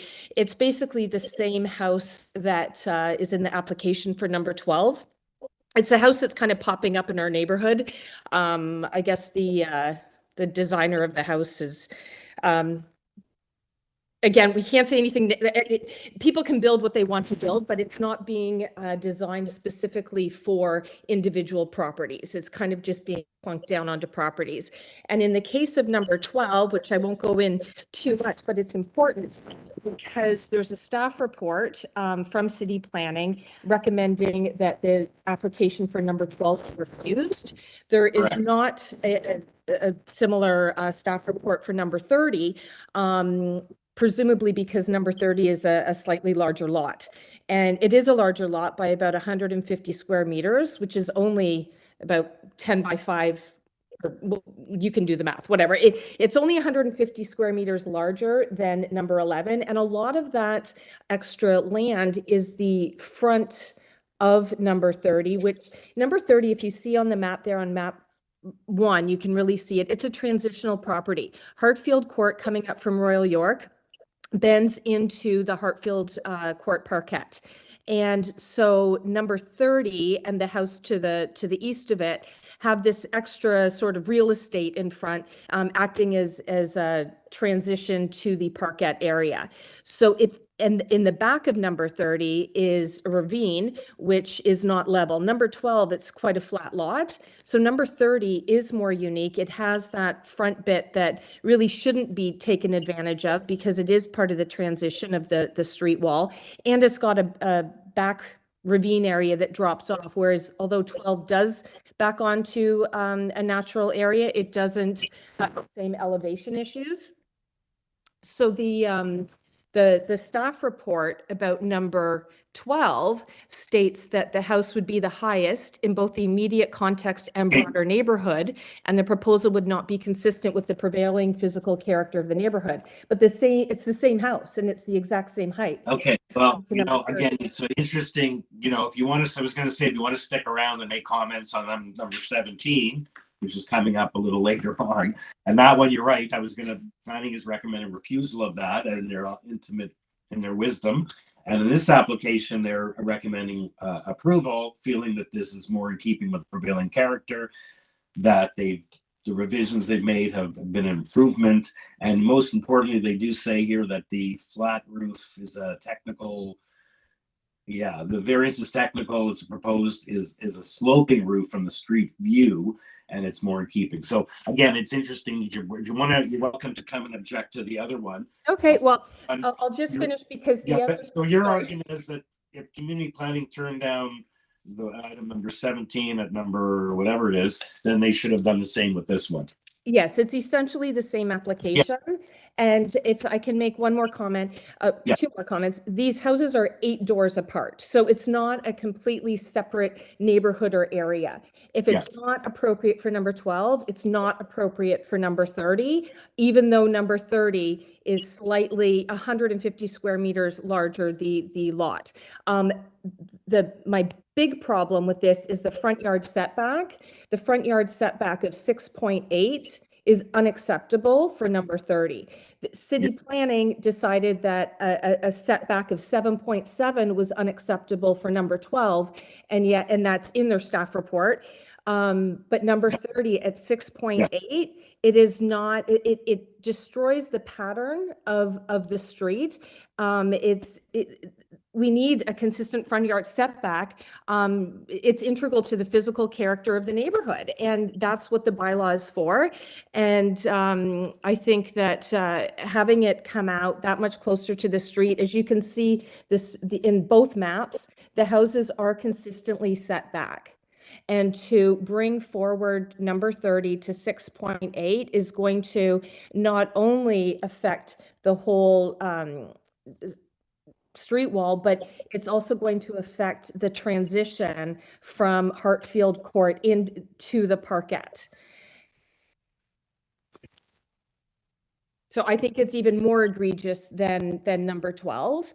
And as has been noted, there are 11 letters of objection plus a petition for number 30, and yet there were 4 letters of support for number 12. I believe there was 1 letter of objection that came in yesterday, but you've got a whole community that cares about this entire street, and it's number 30 that has us all here today.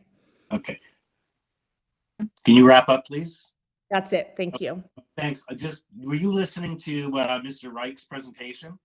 Yes. So you indicated, he showed on the map how, number 30 he said was on the curve, and he talked about the very small area that actually impinges, and he feels it's a better, because you're right, if we had a street that was a complete grid, they should all be the same, but because the street is on a curve, his presentation was, and position was that it's actually a better situation. If you look at the location map, it's where the street is curving, so it's only a certain portion, and the community planning is looking to keep him to his word by making a condition of approval that the front yard setback be as shown, so he couldn't stick any more than is shown in that drawing as infringing on the front yard setback requirement. With respect, I don't think it's an infringement because of because it is a transition lot into the rounded parquet. So changing the angle of the building is actually not an improvement at all. And I think that the front yard setback can be achieved without a massive redesign by them. I think it just needs to be respected. Okay. I just wanted to make sure you're aware that his presentation, he started off to show that only a small portion affects or offends the front yard setback requirement, and that is what city planning is seeking by their imposition of a condition to keep him to that. So he wouldn't be any different. So right, you different with him. Thank you. Right. Someone said something about an architect. You want to hear whether this was done by an architect or a designer or whoever, but I don't know if that's a requirement. Okay, thank you. Does anyone have any questions for Ms. Pearson? If not, we'll move on to the next speaker, Adam. We don't have Maggie Cito's Sallow. Yeah. Mr. Chair, the next speaker is Bruce Mack. Go ahead, Bruce. Oh, he's he's number 4, and he's speaking on both matters, I believe, correct? Yes, I am. Yeah. Could I have my slides up? I know they were there because they were popped up at the very beginning.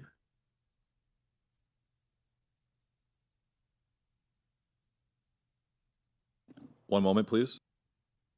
Thank you. You can get started while we get these up. Okay. Yeah, I can say about a minute until I need it. Yeah. Okay. That's a good slide. So I just want to say we oppose the application. We have had many rebuilds at our end of the street as well as along the street that we've been fine with, just to let you know. I was asked to speak basically because we view this variance as very important to the street and the neighborhood, not just the immediate neighbors of 30 Hartfield. And a little background, the unique physical character of our streetscape and the greater neighborhood is the flow of landscape properties with the integrated buildings all covered by this tree canopy. This is why you're hearing such opposition to these proposals. On Hartfield Court, this has been maintained for several generations of homeowners now, since the area was developed in the 50s through numerous rebuilds and tree replacements. And I want to illustrate this through 4 points. Excuse my ringing phone over there, sorry. So on this slide, you'll see that the prevailing pattern of setbacks of the street in the entire neighborhood is that a residential building does not cross the line originating from the corners of the 2 neighboring residential portions of the buildings. In other words, this excludes add-on porches and non-residential structures like garages. And it's been implemented all the way through. So it's important to understand it's easily implemented on a straight street section, obviously, by just aligning the buildings with each other along the street. In tight corners, the building is set back further from the street. So if you look at 30 Hartfield Court there, you join 32 and I assume it's 28, you'll see that the line excluding the porch on 32, and so you got to exclude the front porch, which is not easy there, and you go to line 28. If you draw a line between those 2 corners, you'll see it cuts across the garage of number 30. Okay, so that's still the 30 original building there, still respects that. And if I could go to slide 2, I can show you that it's prevalent all over this neighborhood. If you go to 10, the next slide, please.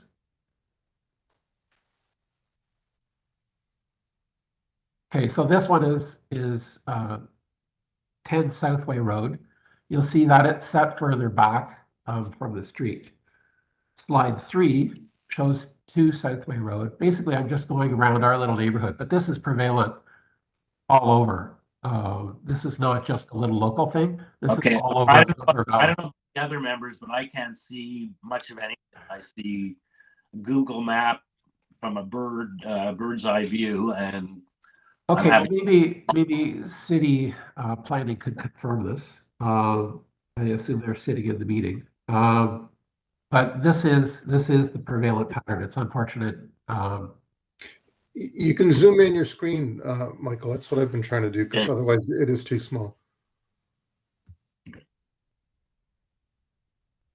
And you know how the new version being proposed would, you know. Yeah, and I'll get to that. So that's 2, I believe. The next one, if you go to, is 51 Hartfield Road, which is the next slide. That's just around the corner from what we're talking about.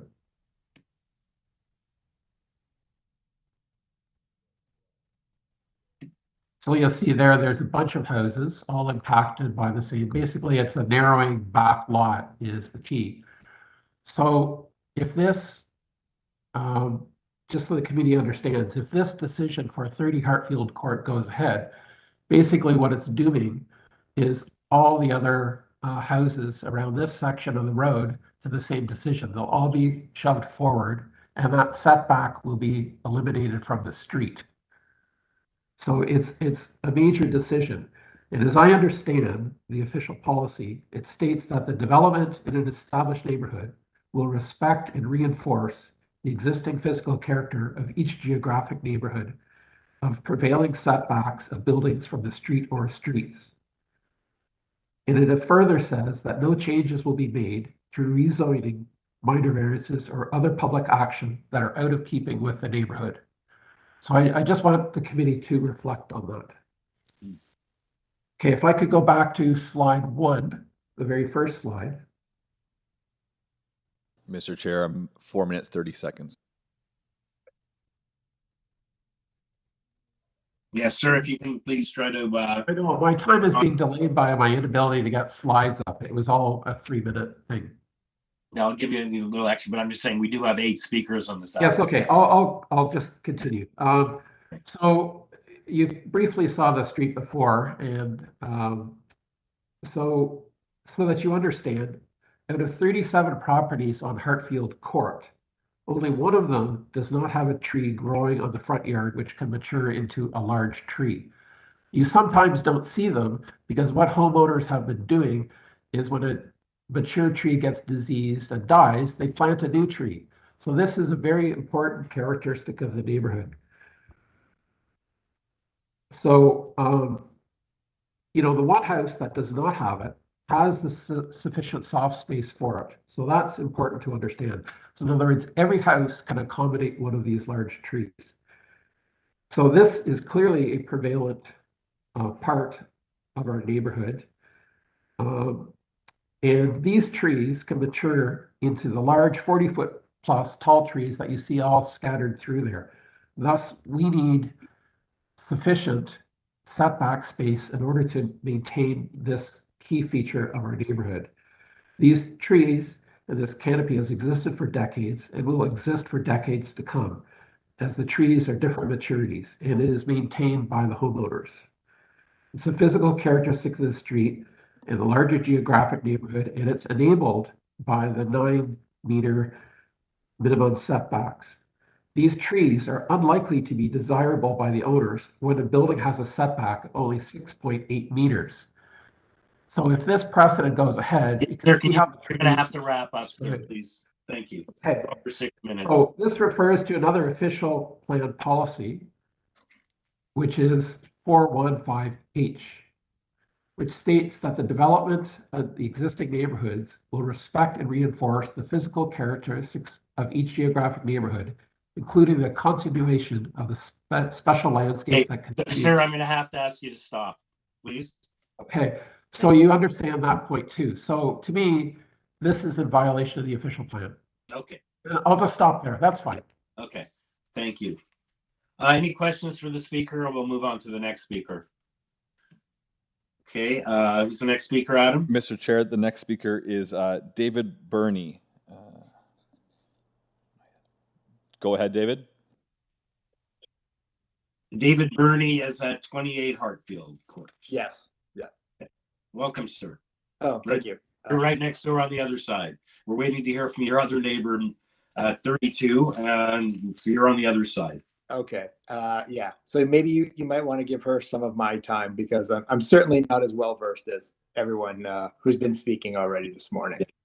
Yeah, I'm on the east side, basically here to, we've been here since 2009, basically here to lend my support to all the speakers who are much more knowledgeable in these, proceedings as I am. You're the one of the most directly affected. You're right next door, so it'd be interesting. I don't know how much in terms of how knowledgeable they are, but what's the impact on you?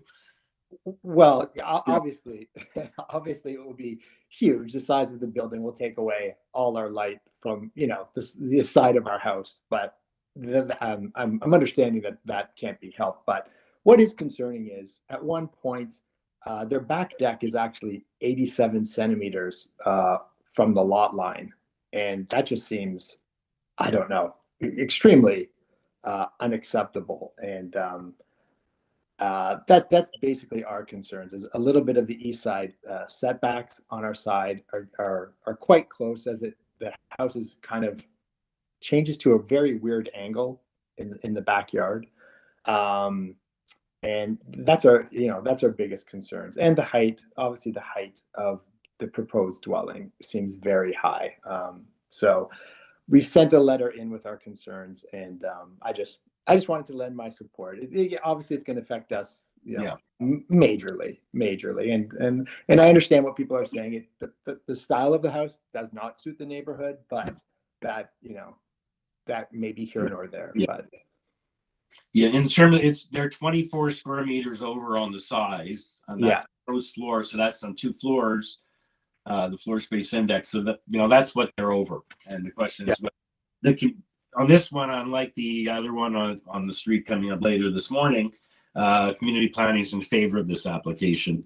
They feel it meets the, it's supportable subject to the condition on the front yard to keep the modest on this front yard setback that the agent has proposed. Right. Yeah. I understand. So thank you, sir. And does anyone have any questions for the speaker? He's number 28. If not, we'll go on to the next speaker. Mr. Chair, the final speaker would be Maggie Sallow again, as I don't think she officially completed her presentation. So one moment, please, while I get. Yeah, she had.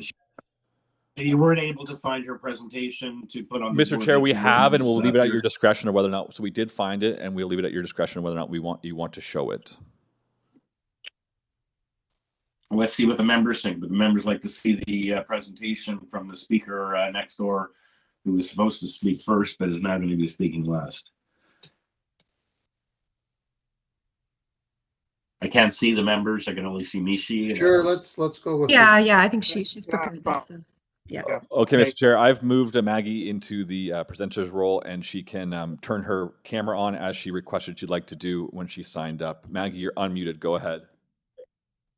Thank you very much. Can you go to page 2 of my presentation, please? And members and chair, thank you so much for giving me the opportunity to use my slides. Greatly appreciate it. So this is slide 2. This is the diagram that the applicant talked about. You can see that the current house being on an angle is actually better and more favorable. What I want you to understand is you see those 2 red arrows. The first red arrow is where our house ends, and the second is where this house ends. So just imagine you're in your home, and there's a home 18.5 feet ahead of yours. I sit in my front office every day on video calls. I'm going to see a huge wall. So it's massive. This breaks the street wall. So there's been a number of new builds on this court. Everybody stayed within the street wall. All the houses are flush. This is not prevailing on the rest of the street. So this is our major concern, going out 18 feet. And, while the applicant said, oh, it's better to be positioned parallel, it isn't better. If you were here on the site and you looked, this house is going to stick out. Number 30's been here for 30 years. Its lot has a unique purpose, as Andrea said, to transition between the straight line and the curve. That's why the house is angled. This proposal eliminates that concept and drastically changes the character of the neighborhood. And this would be a precedent to the detriment of good planning. So that is a major concern. Can you, the other thing I want to say is the side yard setback. There's a 3 to 4 foot elevation drop between our home and their home, 3 to 4 feet drop. And if this side yard setback gets shortened, then there could be safety concerns going back to our air conditioner and our generator. And so it's a combination of side yard setback, front yard setback, and height setback, which make this very difficult for us. Can you move to slide 2, 3, the next slide, please? Okay, so this is just a picture of the homes. You can see that they're all aligned and flush. Yeah. Next slide. Sorry, this is a little easier to read than Mr. Otts, Mr. Max. I couldn't see his Google. So this is, can we just go back to that last plan just for another second? Adam, thank you. So that gives a better, that is what I think Mr. All was trying to show. Yes. And just this shows the curvature. So we haven't had the new house superimposed on where that is. Trying to see if there's numbers. So where that red dot is, it's going to stick out quite a bit. Yeah. Okay. You're next door at 32. We're at 32. Yes. Yeah. So we're not architects. On the next slide, this isn't at the property wall, but this is what 18.5 feet out. My husband's standing there measuring it. This is what it's going to look like. You see all that green space lost, amplified by the combination of the 3 variances: the front yard, the height, and the side yard. This is, this is going to be massive. And, there's provisions in place to prevent this kind of thing. It's, it's not in keeping with the character. It's not consistent. It's not prevailing. So I hope you can sympathize with what we're going to be dealing with when this house is sitting there like this. And, if I could have drawn it better and put it on the property line and really shown it, 18.5 feet from the front of our home. It is highly detrimental to us. Okay, we'll have Mr. Reich respond to that in terms of in his presentation. You heard him said it was an improvement. It isn't an improvement. And by the way, we were given no information about how this new build stands with us, how it affects us, what's the streetscape. We were given nothing. In fact, we were told the house is going to be rented for 2 years. So we just saw the sign on the lot. We saw nothing. This is another picture. Yeah, you can go on. A panoramic picture of the court, again, to show they're flush. Also, there's a lot of new home builds. We are, we're supportive of reinvestment in the community.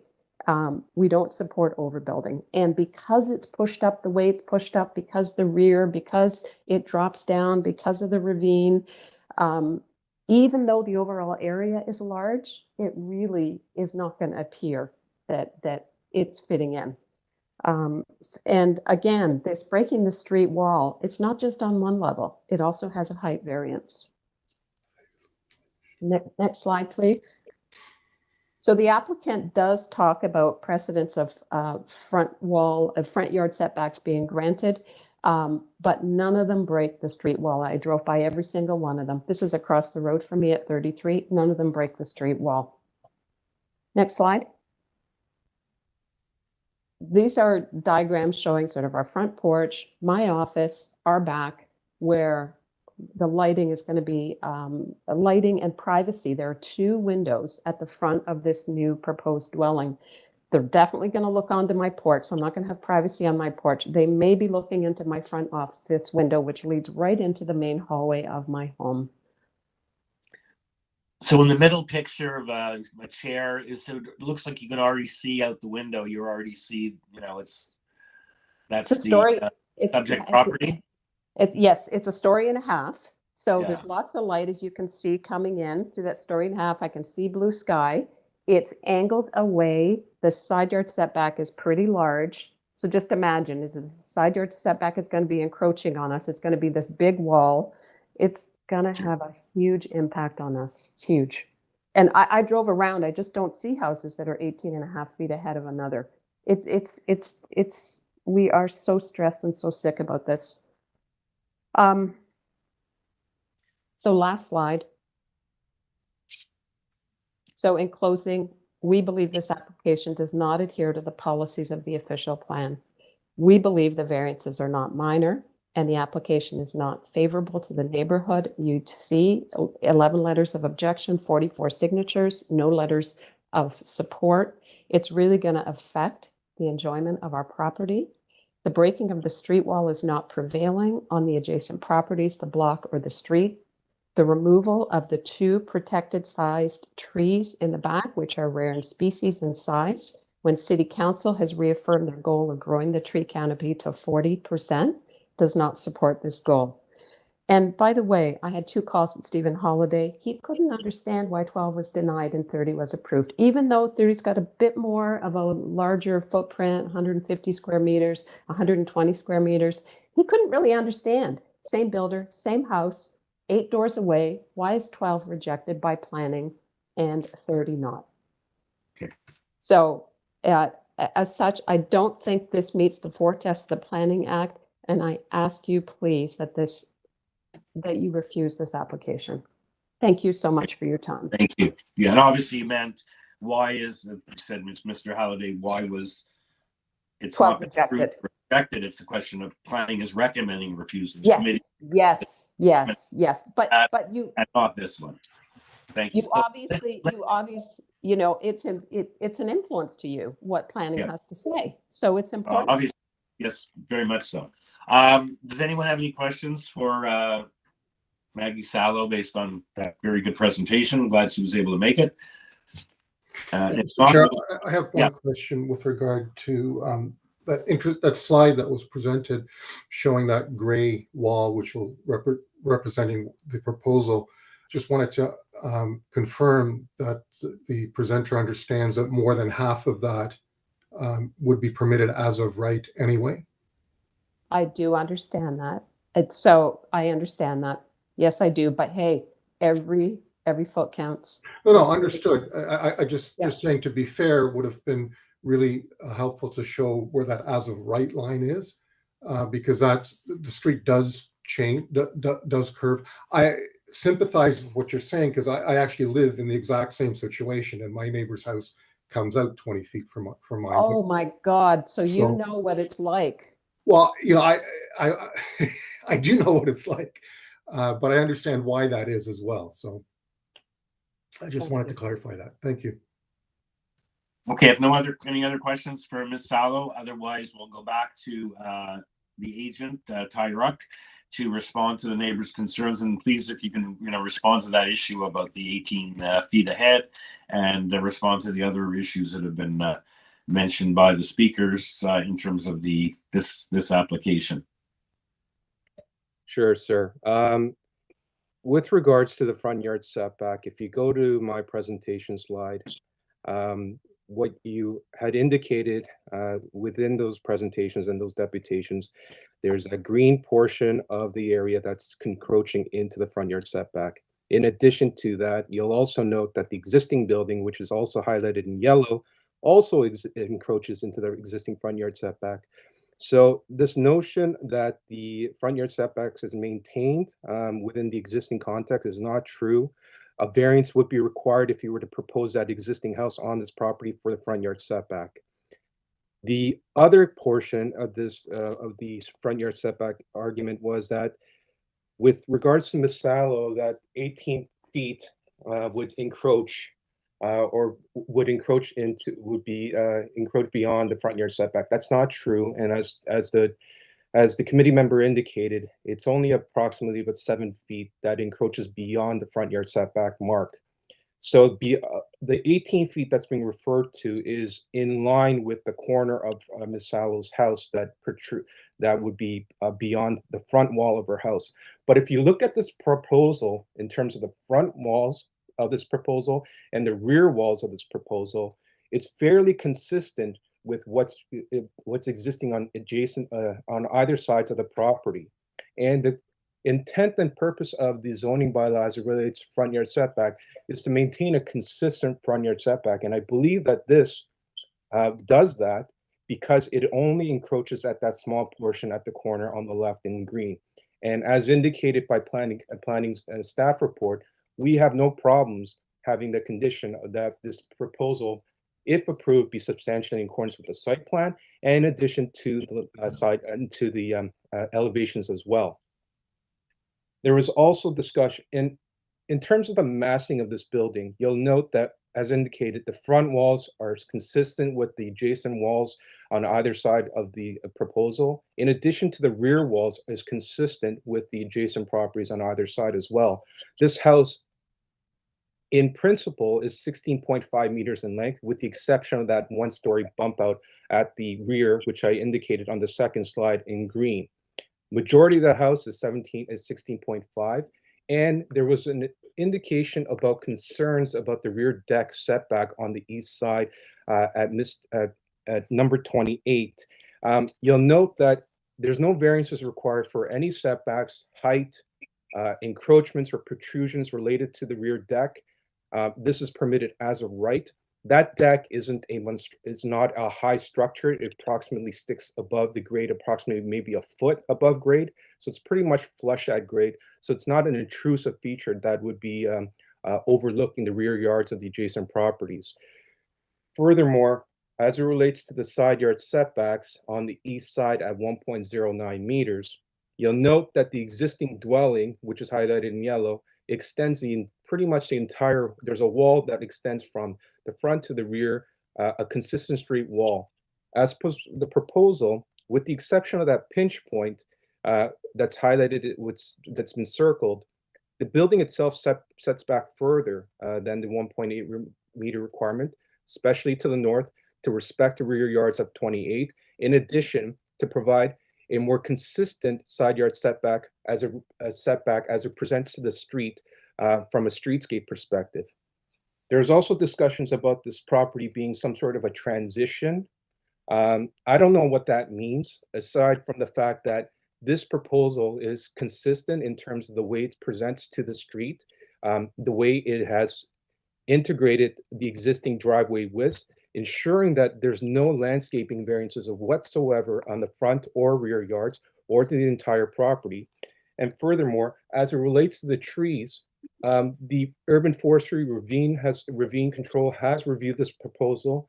They have no concerns with the removal of those two trees, with the conditions of 1 and 3 being applied if the committee decides to approve this application. And once again, as it relates to the building height, given the massing, given the FSI that's being proposed that is consistent with other dwellings that have been approved in this area at 0.3 above the 0.5 that's required, 0.03 that's above the required, it's a small incremental change, and it would not be discernible from a streetscape perspective the way it's been proposed. The roof line is a technical variance as been described by the planning report. It is a slope roof, but because of the angle of the roof of the slope, it's been deemed a flat roof. That's why that variance exists.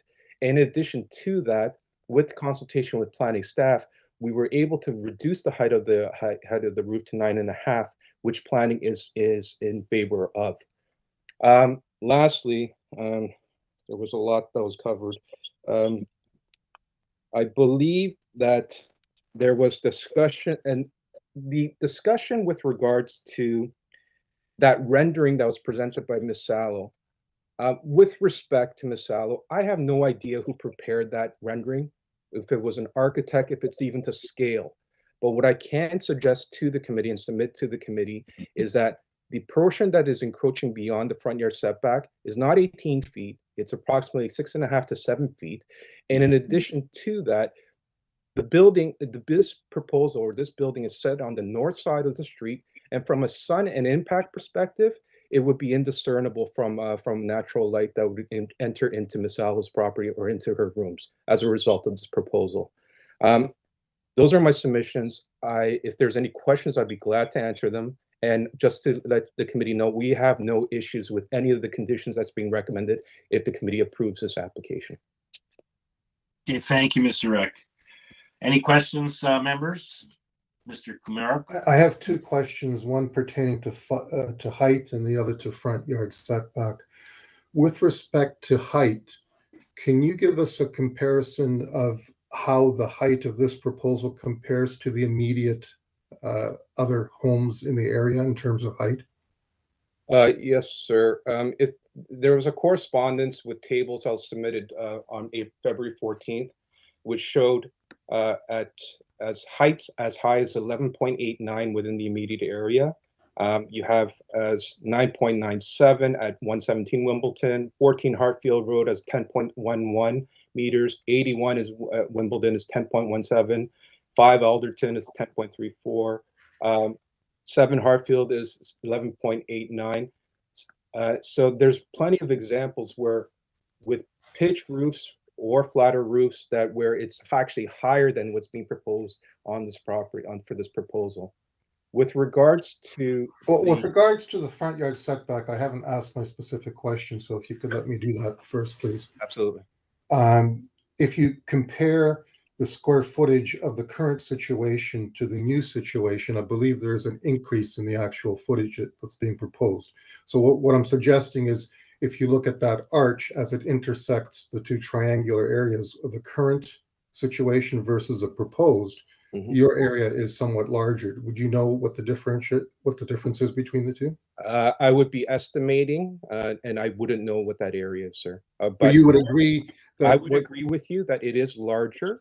However, the increment of the encroachment that's occurring on that within that triangular area that's highlighted in green is well within the realm of acceptance, considering that this is a property that is on a curve, that has a ravine at the back with slopes, and this is a property that has been the proposal that has been centered within the property to make a more consistent front yard setback.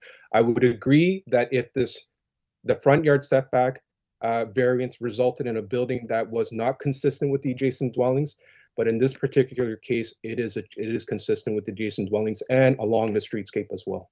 I think that's the argument at question, is whether it is consistent or not. And I think deviation from the variance, to some degree speaks to that consistency. So all I'm saying is this is a new build. So with a new build, we would like to see a higher regard given to perhaps even eliminating a front yard setback, certainly not making it worse. Through you, Mr. Chair, I don't think we're necessarily making it worse. I don't think that this is a situation where it creates an incompatible situation with the adjacent dwellings. I believe that front yard setback wasn't even a concern of planning staff when reviewing this application. They were more concerned with the overall massing and length and depth of this building as opposed to the front yard setback, because they realized what's more important in terms of the front yard setback is whether or not it's compatible or somewhat similarly in alignment with the adjacent dwellings. If this proposal is more than consistent with the front yard setbacks within the immediate context and even the broader context, and I would suggest to you that green encroachment that's shown on the plan is more than within the realm of acceptable, considering that no front yard landscaping variances are required. In addition to that, the majority of the building itself, in addition to that, where the existing building itself did encroach into the front yard setback as well. But again, in terms of square footage, it is less than what's being proposed. And quite frankly, sir, I would submit to you that there's no argument for me that this is a larger area. You're quite right. However, from a quantitative perspective, you're absolutely right. But from a qualitative perspective, which I put more emphasis on as a planner, from a qualitative perspective, the impacts associated with this encroachment would not in any way degrade the compatibility or the general fit of this proposal within this neighborhood.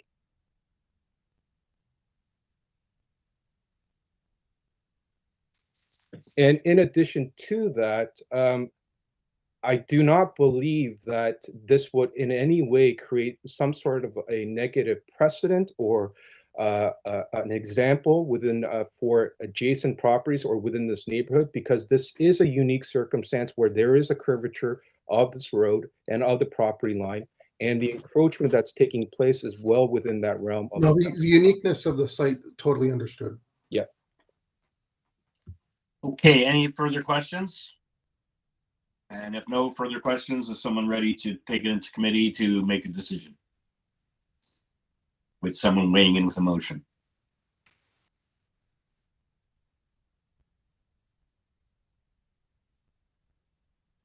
Sorry, I just want clarification from the applicant on the variance number 9 that's being removed. We have variance number 9 on our list as, I believe, stair width. Correct. And I believe in your cover letter from Contempo Studio dated February 14th, you've got variance 9 listed as a chimney breast encroaching in the building setback. Correct, sir. And I understand why there was a confusion now. I'm confirming to you that variance 6, building depth, is being deleted. Variance number 9, which is the stair width, is being deleted. And variance number 10, this chimney encroachment, is being deleted. Mr. Okay, Chair, thank you. Mr. Chair, members, and all the revisions pages on the screen for your review. Okay, no, thanks for the clarification. I was just a little confused by that. Thank you. Any other questions? And if not, is someone ready for a No motion? question.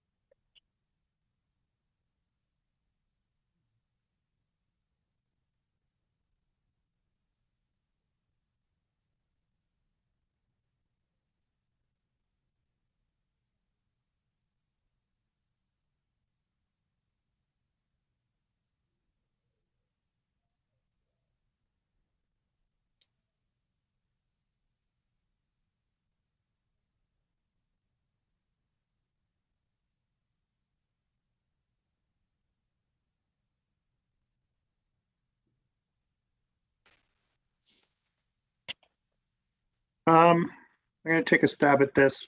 I'm moved by the revisions made to the application that's before us versus the original application that was made.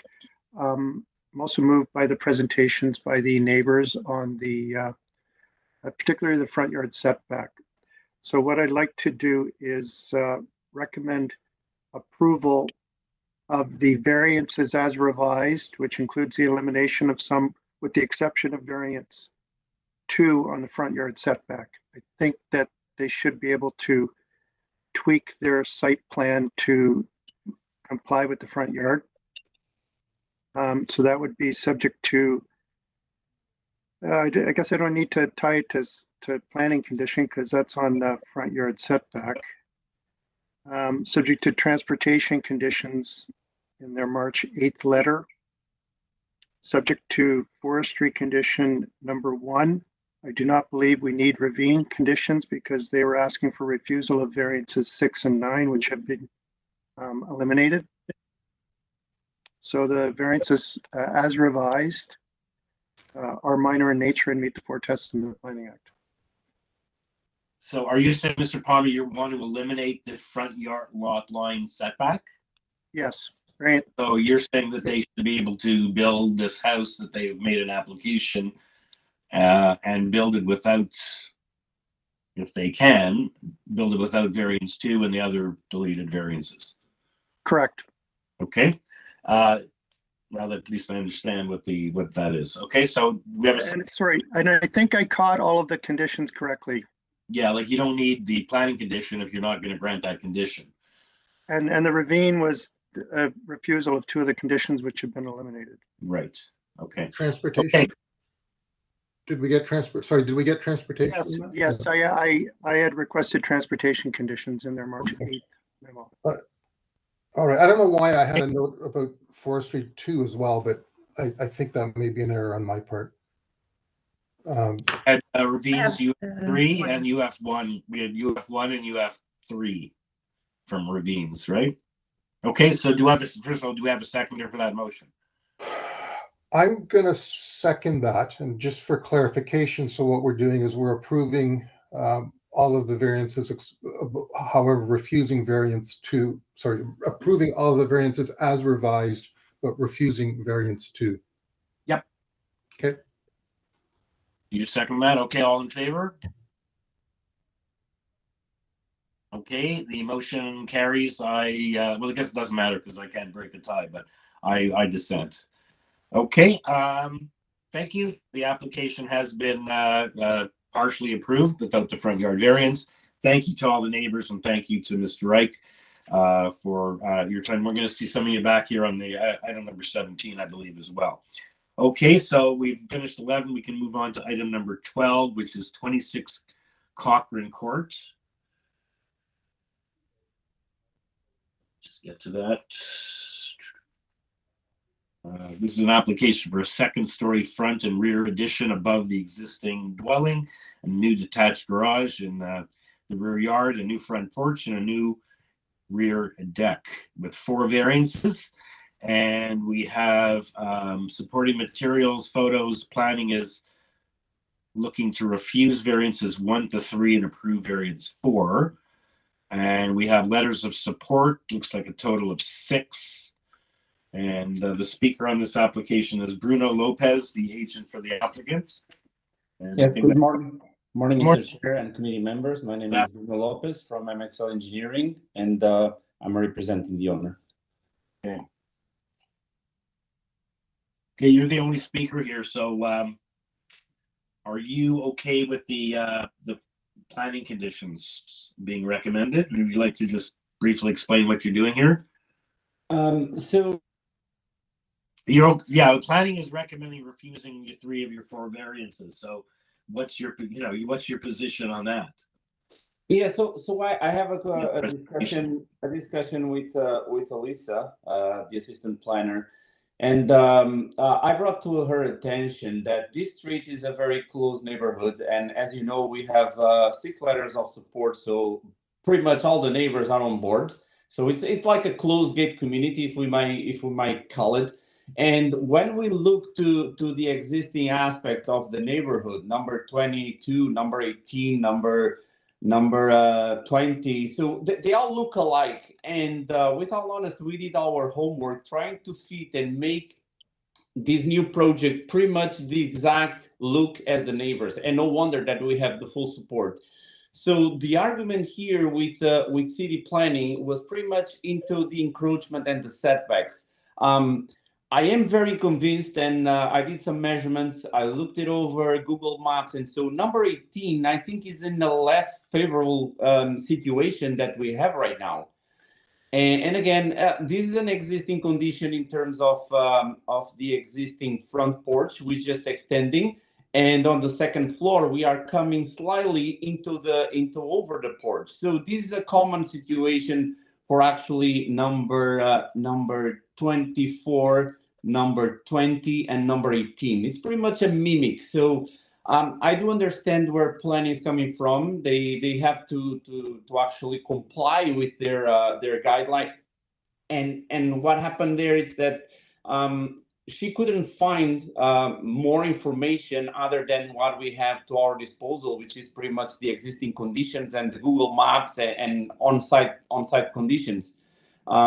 Anyway, we have frankly discussions, and again, she was not fully against the project. She said that, you know what, if you don't undo any changes, we'll have to refuse the application. But if committee members notice, we actually have on our site plan, which is our drawing A0101, and you can see the existing condition and what we are proposing. So pretty much these encroachments are the encroachments of the second floor that we slightly again expand into the front of the house.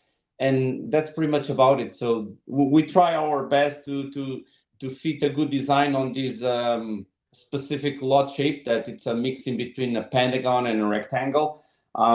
Again, we have all the neighbors on board. Nobody's here to complain or to actually point at anything that we have done.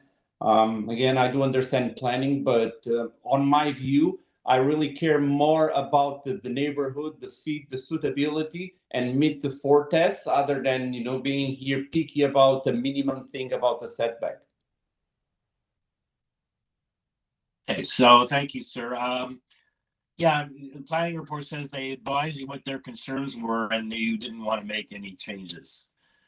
You didn't receive any revisions. So they're recommending those 3 variances be first refused, and you get the 1 variance to allow you to proceed. And if I may, Mr. Chair, the situation as well is that if we have to change, we'll have to touch a lot on the existing structure. Would be another structural challenge, right? So and the project cost will be immensely bigger. So we try to use as much as existing as possible and just work with that. So some of these conditions are actually already existing. Okay, members, any questions for the agent? Mr. Lopez?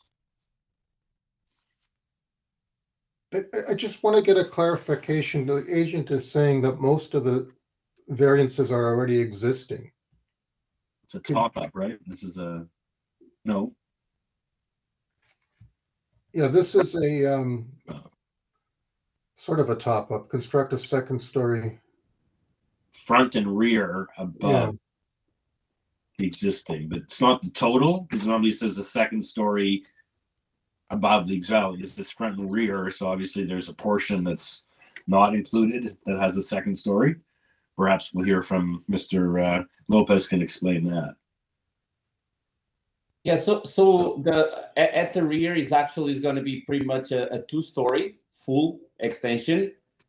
At the front is just the new construction above the existing porch, and we extend laterally the existing porch. Okay, so you're not increasing the front footprint at all? No. Well, we increase because we're going to extend the. Because you're going to cover over, but correct, an open structure. Absolutely, exactly. So yes, that's the point here, is that everything is existing, and we try to maintain as much as possible of the existing structure to actually be structurally sound and actually avoid increasing the cost in construction. Yeah, and ironically, this isn't very similar to the previous application where we're in a curved road situation. Correct, absolutely. But this one in a different scenario because all the neighbors really want to have this kind of design. Well, it's different in that no one's opposing, but I would also argue it's different in that it already exists. Correct, absolutely, correct. It's an existing condition, correct. Okay, any other questions? If not, is someone ready for a motion?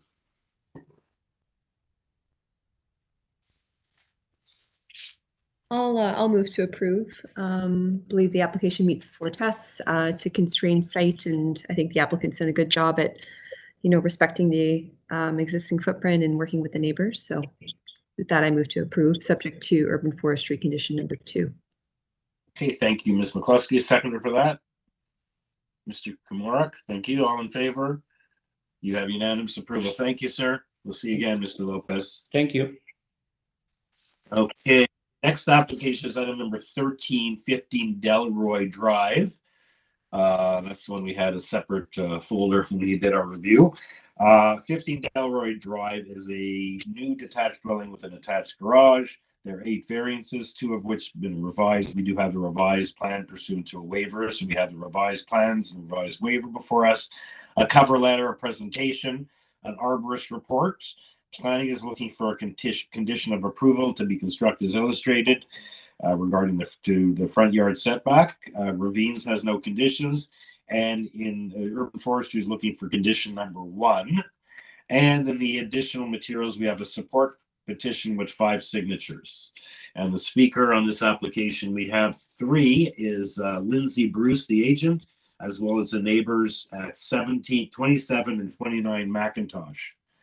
Mr. Chair and members, all area residents are present on the call at this time. Okay, so let's welcome to Lindsay Bruce.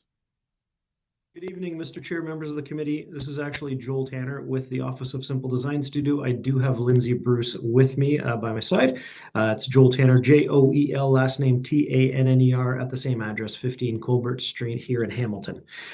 We've worked really closely with the neighbors on this project as well as with town staff to get to where we are today with what we think is a very reasonable proposal. So we've put together the presentation here and we'll walk through page by page. So this is page number 1, simple cover page, feeding through to page number 2 is the general conformity of what building exists there today. Existing single-family residence owned over the last 12 months by our current client with an attached carport. Going on to page number 3, we have the proposed 2-story dwelling that we are looking to place on this property. It's a 2-story massing with a pretty clean roof line in order to break down the overall physical feel of the overall design. We do have a brand new dwelling to the left of us, which also has a flat roof that was built in the last 5 or 8 years, and we are trying to complement it and again not dominate the streetscape. Flipping through to the next page, we do have a requested variance number 1. This is a reduced front yard setback. Requirement is 4.1. We are sitting at 1.83. I do want to note that this is a partial projection, which you're seeing on the site plan in that very bottom corner. And so we are very much in keeping with the property setback to the neighbor to the what would be the easterly, but in this plan view to the north on the plan. The building to the south, when we're looking at this plan currently, they have a 1.46 meter projection from the front yard to the garage that exists there in that rear yard. So again, we feel that we're blending in with the existing streetscape and we are not going to dominate the massing of the existing properties. Over to the next page, we're looking at requested variance number 2. Again, this was substantially reduced. So originally we were sitting at 19.05 meters. We have reduced it down to, I was jumping ahead of myself. We're looking at a max height on the main walls of 7.21, where the allowable is 7.2. So again, just a smidge over at 0.01 meters. Onto the next page is variance number 3.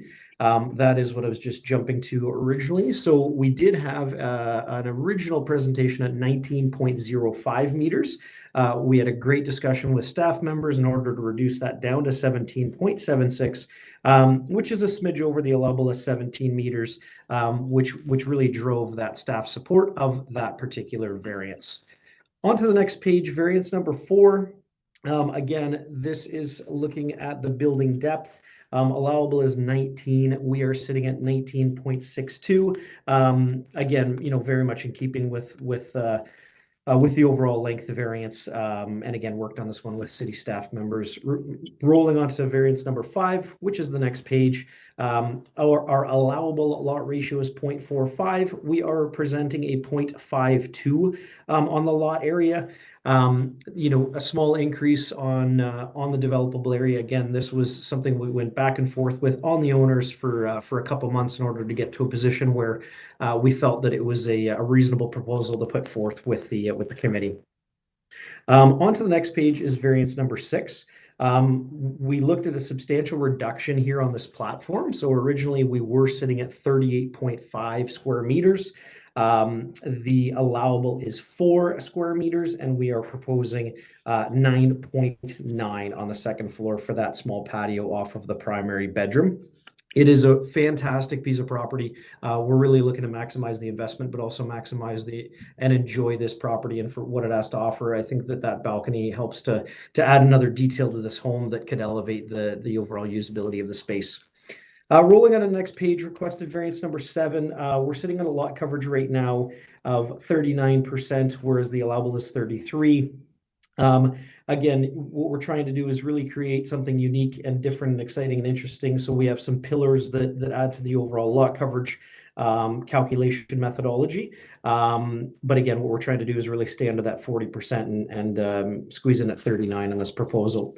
On to the next page, which is variance number 8. This is an even encroachment. Again, this is very much in keeping with what is the architectural style, which is a very clean, timeless, modern, elegant piece of architecture.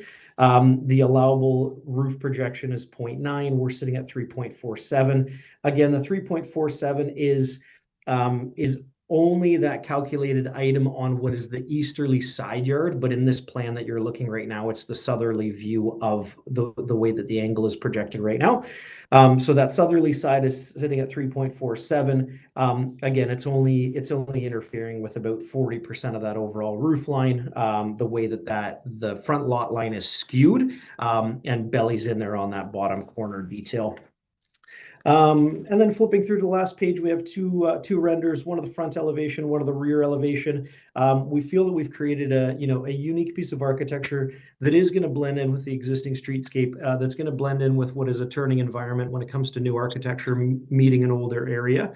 And definitely open to answering any questions that the members might have tonight. Okay, it's not nighttime yet, luckily. It is afternoon. Just to keep track. So thank you for that presentation of this package of plans. It looks like in this case, community planning seems to be our day for front yard setbacks on curvatures. They seem to recognize that. We do have the two neighbors. If we look at the site, the street view, or the plan, sorry, the plan of the street. These are the two neighbors sitting. This is the key lot situation. The people seemingly to be affected are the second and third houses along that key.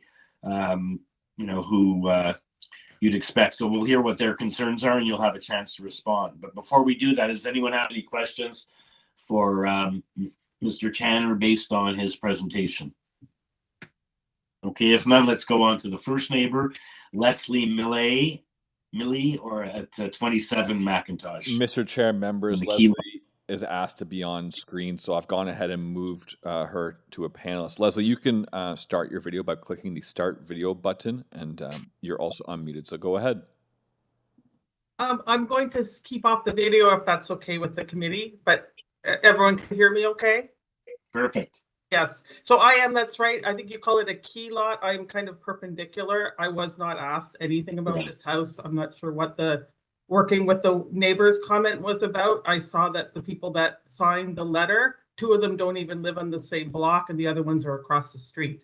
But my concern when I finally did see the material, and I was kind of horrified to see that they were taking down that mature red oak, which is a huge source of foliage and privacy. As you know, they're improving the houses, and I think that's great, but that will never replace that canopy in our lifetime, a mature red oak like that. And why are we having to remove that red oak? I think that speaks to two of the variances, 5 and 7, the size of the house. You're looking at a 16% over the allowed amount for the floor space, which I think is about 500 square feet. This is a 5,000 square foot of finished space proposal.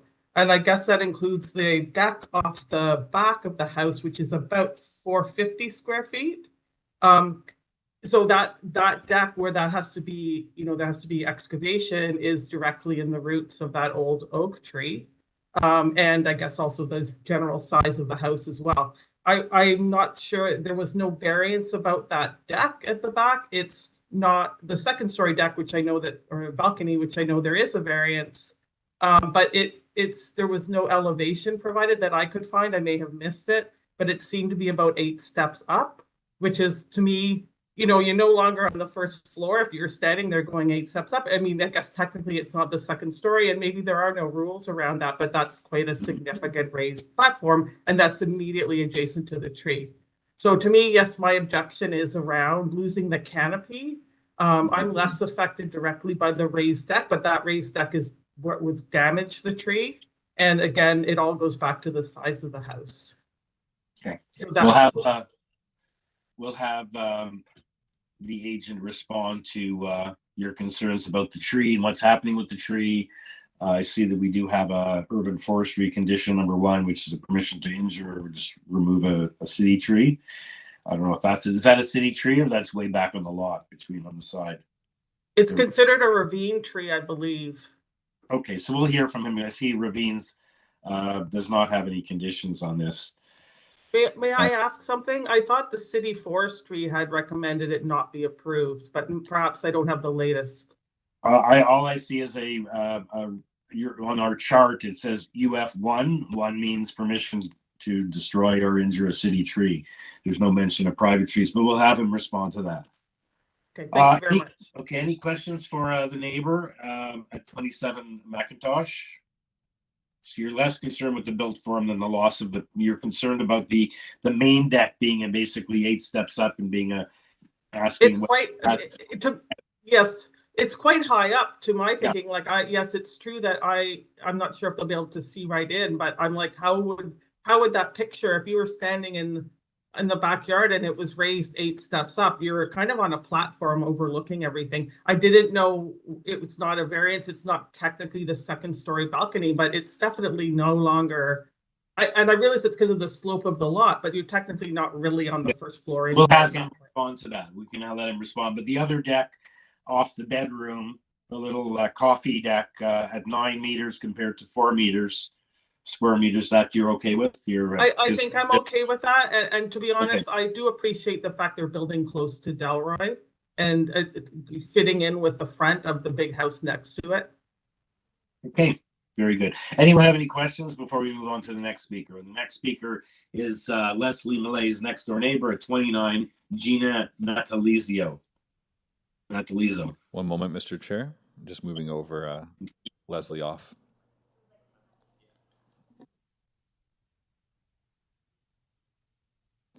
Gina, you're unmuted. Go ahead. Am I okay to speak now? Yes. Oh, go ahead. Thank you. I didn't know if I was on. Hi. Yes, I live at 29 McIntosh. Good afternoon, Mr. Chair and committee members. I would like to refer to requested variance 6. In the presentation to permit the platform area above the 2nd story to 9.9 meters. I'm requesting clarification on the proposed platform, which is stated in the variance to be predominantly recessed into the 2nd floor of the dwelling. Could it please be explained if predominantly refers to this platform as being completely behind the west wall, or does the platform extend at any point beyond the wall? And if so, how much does it extend beyond the wall? And as for the purposes of clarification, I'm referring to the revised site plan. And could you use the red oak tree as a reference point to explain how far from or ahead of the red oak tree would the 2nd-story platform be? The request for this clarification is in regards to the concern of privacy in the neighboring backyards and homes as a result of the requested variance. As well, we request that the red oak tree remain. In addition, the canopy provides a natural barrier of privacy for the new proposed dwelling, as well as the neighboring backyard properties and homes, and addresses the stated concerns. Thank you. Okay, thank you, Ms. Natalizio. Does anyone have any questions for the speaker? If not, we'll have the applicant or the agent respond to your concerns about that, and perhaps to show a plan to show how the proposed 2nd floor balcony, how it's situated on the lot, and whether it's partially inset or how it looks. Okay, so no one has any questions. Let's go to Mr. Tanner for his rebuttal. Yeah. Thank you so much, Gina and Leslie, for your comments. More than happy to assess. So first things first, Gina, I just want to touch base regarding the position of the red oak in comparison to where the balcony is going to end. So indeed, right where that red oak sits is going to be the outermost edge of the balcony railing. And we would be more than happy to provide visual screening on that side of the balcony in order to provide privacy for yourselves at 29, but also for our property owners here at 15 Delroy. That's most certainly not an issue. In terms of the red oak, I know that both neighbors had touched on it. We actually, before starting design on this home, actually had a full arborist report done to the tune of $3,500 because we most certainly want to keep as much vegetation on this property as possible. Unfortunately, when we studied the property and this red oak specifically with our arborist, who is very much in tune with processes of the province of Ontario, there was really no way of keeping that tree and building a new structure on the property and not negatively impacting that root system. But focusing on that arborist report, we are very much preserving the tree canopy in order to retain privacy for 29 and for 27, both those neighbors. In terms of the elevation of the rear deck coming off of the main floor. Unfortunately, there isn't much we can do about the height elevation of that deck. It is an existing graded lot condition, and in order to meet policy when it comes to grading drainage approvals with the city, we can't really do much about what is that elevation of that deck. Now, again, we are meeting policy. We've already had a zoning review with the city, and they have not flagged any concerns when it comes to that deck detail. So there are no variants. Sorry, they're just interested. There are no variances associated with the height of that deck. That is most certainly correct, Chair. Yeah, absolutely. We've also had many discussions with RNFP in order to kind of get to a position where we can make this application. There's been a ton of back and forth and discussions on the removal of that red oak. And again, as much as we wanted to retain it, there was simply no option to do so. Again, just kind of going to reinforce that we are keeping the rest of the tree canopy in the rear yard.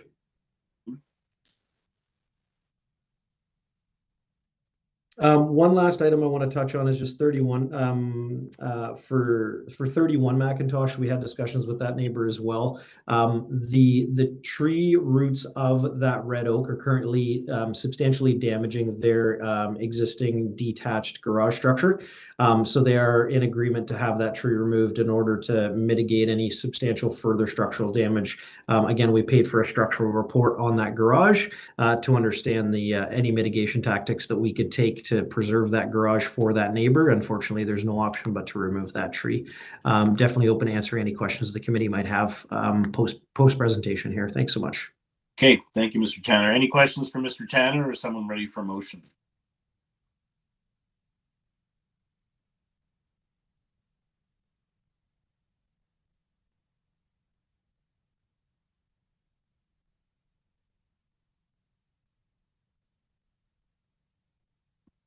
Mr. Komarek? I'm willing to take a stab at this. I believe overall the applicant has made some, with the revisions, is pretty much, I believe, does meet the 4 test and would like to move approval. I'd like to add a condition, forestry 1. It's too bad that we're losing that oak tree, but I don't think we can do much about it. I'm surprised there isn't more comment from forestry about it, but yeah. I would also suggest that we add a provision for the privacy screen, I believe, on the west side of that balcony. Okay. Before we go on to having that second, I just wanted, for the benefit of the neighbors who were, interested in the tree, it sounds like the applicant was as well, just to understand that urban forestry, perhaps the reason they haven't made much of an issue of this is it's only if the mountain variance affects the tree would urban forestry be able to say, no, we don't want that variance. We often see them say that. But in this case, I assume what it means is that the as of right building envelope, building that would affect the tree in any event. So in that case, they have no choice but to issue that permit to injure a tree. Just so the neighbors understand how that works. It's only if the amount in the extra is affecting the tree, but if the main amount also affects the tree, there's nothing that can be done. Okay, so seconder for the motion. Ms. McCluskey, thank you. All in favor? Okay, it's unanimously approved. Thank you to Mr. Tanner and to the neighbors who participated as well at 2729. And good luck with the build. Next application is item number 1437 Gibson Avenue. We have a revised agenda page dated February the 15th showing revisions. Basically, 2 of the 6 variances have been revised, the length and the depth. This is for 1-story side addition and a 2nd-story front addition. Over the existing dwelling, we have supporting materials.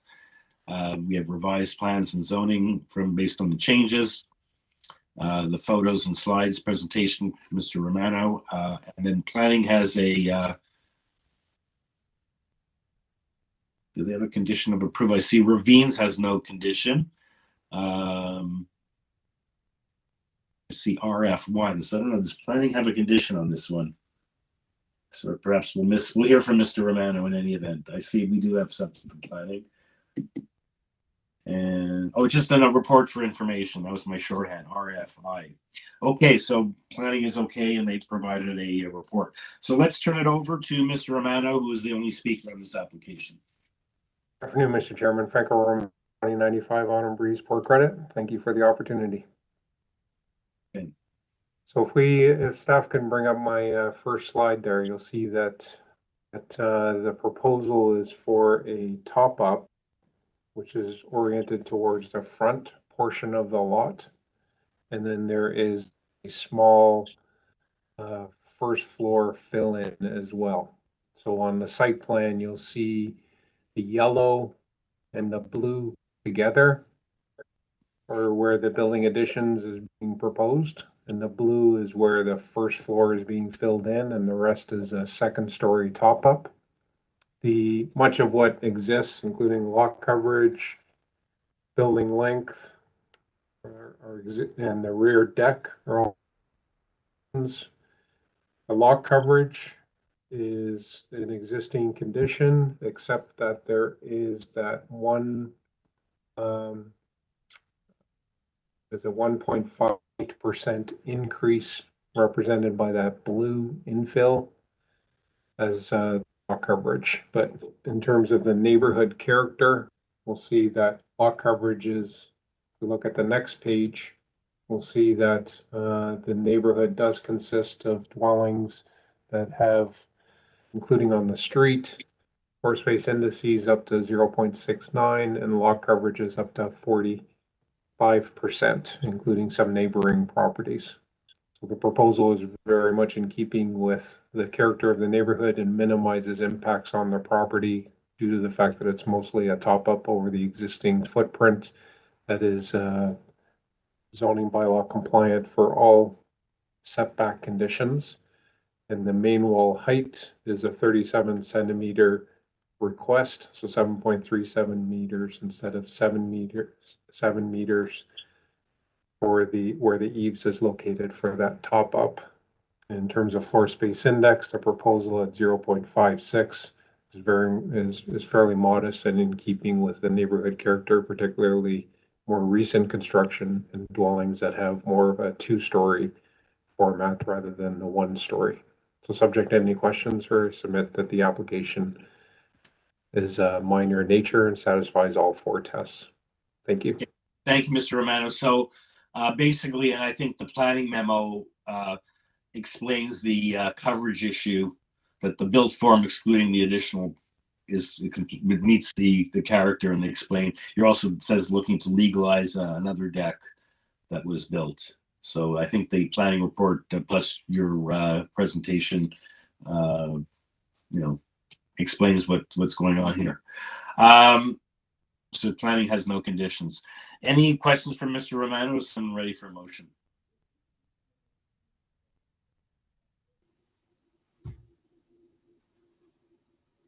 Mr. Kumar. I would agree that the revised application meets the four tests and would like to move approval without any conditions. Okay, thank you. Seconder for that? Second. Ms. McCluskey, thank you. All in favor? Okay, it's unanimous. You have your approval, Mr. Romano. We'll see you again. Thank you kindly. Have a good day. Okay, Chair, next. Can we take 5? Sure. We have, the next application is, I think we have quite a number of people opposed to this one. Mr. Chair, members, Okay. Neely read my mind. I was about to suggest a break as well. Okay. Yep.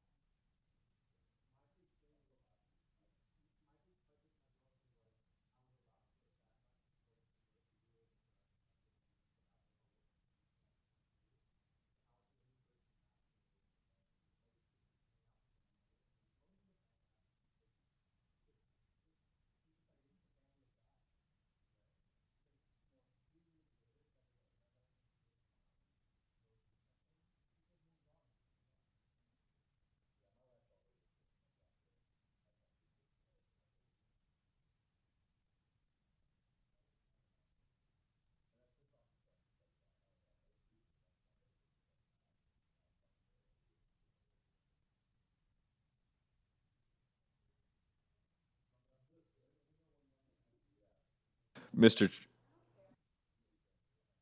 Chair, we're ready to rock and roll, I think. Okay, thank you, Adam. Next application is item number 15. 35 Botfield, we have a revised agenda page showing changes to the application highlighted. Basically, they've eliminated, were 5 variances, they're now 3. 2 of the variances have been eliminated. We have an applicant's submission, arborist report, 9 letters of opposition. This is for the new detached dwelling with an attached garage. And we have the revised plans and everything. In the additional materials, we have an opposition letter from 42 Premen, and we have Urban Forestry looking for conditions 1 and 2. As I said before the break, we have several speakers. Lucas Cocomello is the agent for the applicant, as well as we have the neighbors at 33 and 30 Botfield and 42 Premen, subject to Adam advising that they're all ready to go. Mr. Chair, members, we do not have the area resident for 30 Botfield, but we had a last-minute addition. Mary Forcer is speaking on the file, and she'll be able to confirm her address when it's her time to speak. Okay, so we'll start off with Mr. Cocomello for presentation. Good afternoon, Mr. Chair and committee members. Can you guys hear me? Can you speak a little loud? I can barely hear you. Can you hear me now? Better, much better. Perfect.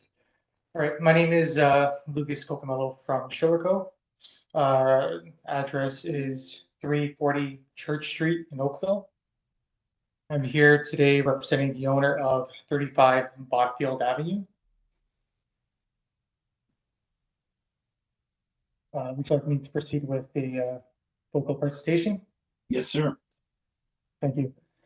So today we're here proposing a 2-story dwelling with an integral garage, front covered porch, and a rear covered loggia. We had been in contact with planning, and planning had mentioned that they have no concerns with the 5 variances that we were initially requesting for this project. We reviewed the forestry conditions on this project and have no concerns with the conditions, the condition of potential approval for this project. On March 2, we reviewed we reviewed the letters of objection provided by the immediate neighbors within the neighborhood, and had decided that we felt it was in our best interest to remove variances number 4, which is maximum building height, and variance number 5, which is maximum allowable balcony area on a building elevation.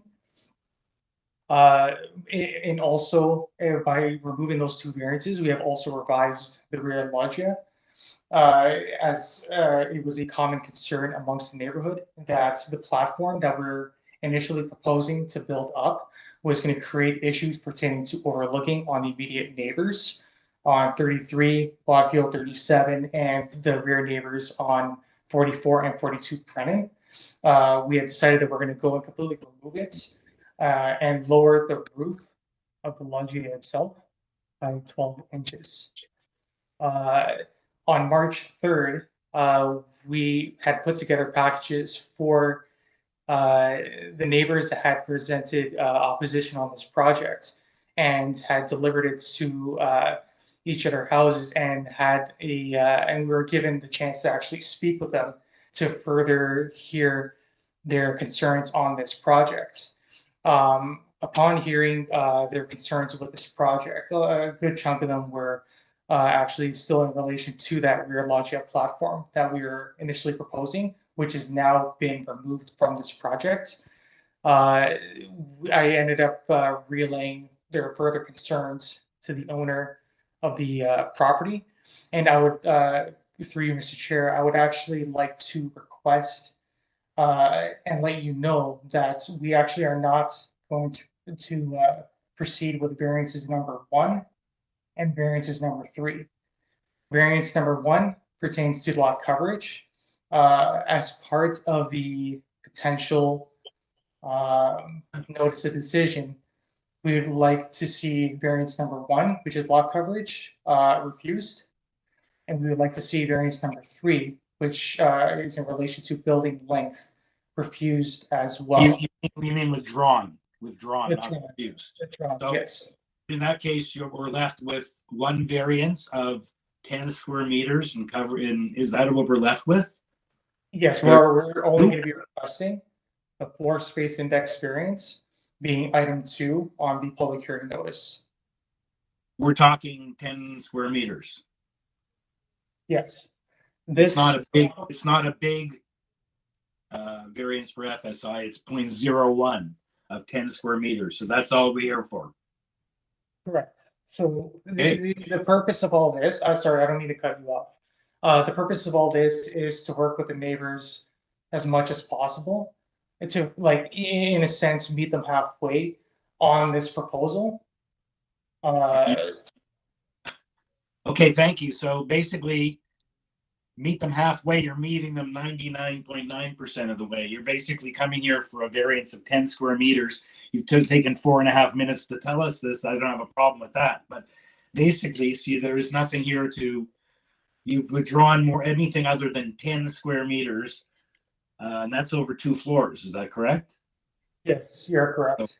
The purpose of this is just to I would imagine, maybe I'm wrong, but I would imagine that the neighbors who've waited patiently on the line for the last 3.5 hours should be pretty happy. I don't think we're going to have to hear much from them. So basically, you're withdrawing everything other than variance 2 before us. Correct. And you're okay with urban forestry conditions 1 and 2. Yes. Okay. Okay. Any questions for Mr. Cocomello? Okay, if not, let's just touch base with the 3 neighbors on the line. If they want to present, they sort of understand what you've just done. Gabby Herman is the neighbor at 33 Botfield, right next door. Committee chair and committee members. I am not sure where they're coming up with this 10 meters squared, because the last of the loggia, the gross floor space, was actually on the last plans we had, and this is our major concern, is they were asking for a 6% increase in the gross floor area. And this relates to a 460 square foot loggia raised off the back of the lawn, like off the building. So I don't know why he's all of a sudden saying it's 10 square feet, and that's what it's saying. He's withdrawn the variance, and all he has left is one variance, being variance number 2. Yes, but variance number 2, from what he showed me last, and I've had to look through 4 plans, has actually been 460 square feet. The one variance that I've always had a problem with and was most concerning is the one that was going to have the most visual and privacy impact on it, and it was the massive GFA increase that he originally had at 7.41% at 568.66 square feet in plans 1 and 2, and he reduced it to 6%, translating to 460 feet in plan 4, and now he's telling you it's 10 meters, which is 109 or 7 square feet. So I have not seen these plans, and if you could look at my photos 1 and 4 on my submissions, they show what was the last thing that we actually were going to see: a raised loggia because of the 6-foot grade that the property has, and the impact it will have, because they had told me that they are going to lower the floor, but on the last plans that I had, they lowered it. They wouldn't give us a definitive amount that they're going to lower it. On all plans number 2, 3, and 4, they show stairs, but there's no measurement. How far are these actually going to go down to the ground? Are they going to decrease should I stop talking? Are they going to decrease it to the floor level 1 foot, 3 feet, or 6 feet? Because unless they drop the loggia floor level to 6 feet, we won't have privacy. And no matter how they place a roof on this building, they told us last that they were going to place a roof drop it down from 17 feet or from 18 feet 3 inches, which was built on the top of the floor of the second story, down to 17.2 feet, which is the top of the ceiling of the first floor. So it's still going to be raised 17 feet up into our airspace looking that way. And the impact is going to be enormous. That is to grade. Now, they are wrong because the 2.56 feet they have only removed, variance 3, they only removed that 2.56 feet off the out-pocketing of the dining room. My house is still, and I have a larger house, is still 1.7 feet beyond the back of their large home. So take that 2.56 and change it to 1.74, because when they took off the 2.56 in length, they didn't do it around the entire back wall of the home, as one would assume. Alternatively, they just removed it from the out-pocketing of that dining room, and the kitchen portion will still extend 1.7 feet beyond my large home, and the out-pocketing is another 4.5% over that. So this is a massive home without the increase in GFA, and that increase in GFA is from the covered loggia, which up until last week was on there for 460 square feet, and that was a 6% increase. So I have heard nothing about a 10 meter squared loggia out the back. This is the first I'm hearing about it, and I just would like if we could flip through my photos, if you wouldn't mind, so I can show you. Otherwise, I'm going to have to go through my whole spiel that I had written out. And so on number. Yeah. All right, I'm going to have to ask you to. We're almost at 5 minutes. So you're going to have to wrap up. Okay. Thank you. So I'm just saying the last designs we had. This was a 17-foot towering roof over a 460 square foot loggia, and they have not told us that they're going to do anything other than that. So to me, if that is the case, it is not minor to mirror Mr. Petronas next door. It will have a powerful visual impact on us. It is not suitable for a site with such dramatic grade. It falls outside of the zoning bylaws and it fails the 4 rules. The house is on a 6-foot grade. You could see that from my photos in 6, 9, 10, and 11. And they got this passed by saying it was on an established grade by the zoning. They built these plans for. Yeah, ma'am, you're going to have to wrap up. You're a minute. Okay. I'm sorry. Not a problem. Not a problem. Let's see if members have any questions for you to clarify any of what you've said. So, any questions for the neighbor at 33 right next door? Okay, if not, then we'll go back to the neighbor at 42 Brennan, and I think we can get the letter up. That was in the additional materials. The letter that came in from that neighbor. Mr. Chair, should we clarify that what the applicant is essentially deleting the loggia from the proposition now? Yeah, it's what it sounds like, but I figured we'd hear from the other neighbor before he comes back in his rebuttal as normal. Okay. Let them have, all I see here left is one variance of 10 square meters. Otherwise, it looks like it complies. So I want to get clarification as well from Mr. Cocomello once we've heard from the neighbor, B2 Brennan. And that's, I guess, her letter up on the board. Yeah, there was something about it. I made a note that they were concerned about inaccuracies. So let's hear from the neighbor whose letter is up on the board. Okay, my name is Lesia Harris. I'm at 42 Brennan. My backyard would be towards the build that's proposed. This is actually Here you are. my second, this is my second letter, because we have received numerous plans. And I have to tell you, the addresses, this one is for 51 BOTFIELD, and I don't even know if that's for the right plan, because it's not for 51. And the other was for 22, I don't know, Wilmar or Willard. So I don't even know if these are the plans for the house.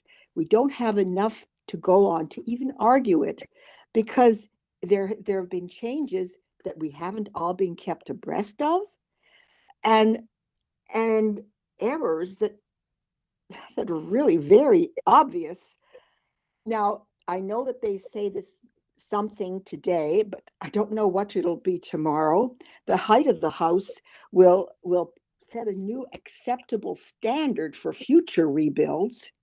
They say the balcony, which was going to be like an outlook in a forest, is now removed because it would be extremely high. Because if you were to look at the plans, they're deceptive. You cannot see how much of the whole basement is almost out of the ground, and then you have a second floor or first floor and then a second floor, and there was a huge balcony up there. They've removed it, they say. I hope so. That I just read that now. And I'm concerned about the grade. We had that 2013 terrible flood in our neighborhood. Now it is on a grade. It seems like the lot isn't really suitable for that house. It is ginormous. It's the plans rival. Who's to make out what is what really with the plan? The drawings were not clear as to show the height above grade. Yes, ma'am. I know I'm running out of town. No, you're not running out of time. I'm just trying to tell you is that he's removed, and I don't know. There seems to be a confusion of what's being applied for here. Exactly, because we have different addresses on the plans. I don't know what you're talking about addresses. I don't see any. I have. have you don't you have all four plans? So I think on the revised plans, it actually has that address mentioned in the letter. Yes, and also there's another one, the one before that, or before that one. There are all different addresses on these plans, and I know that this is being said. I hope it will be said.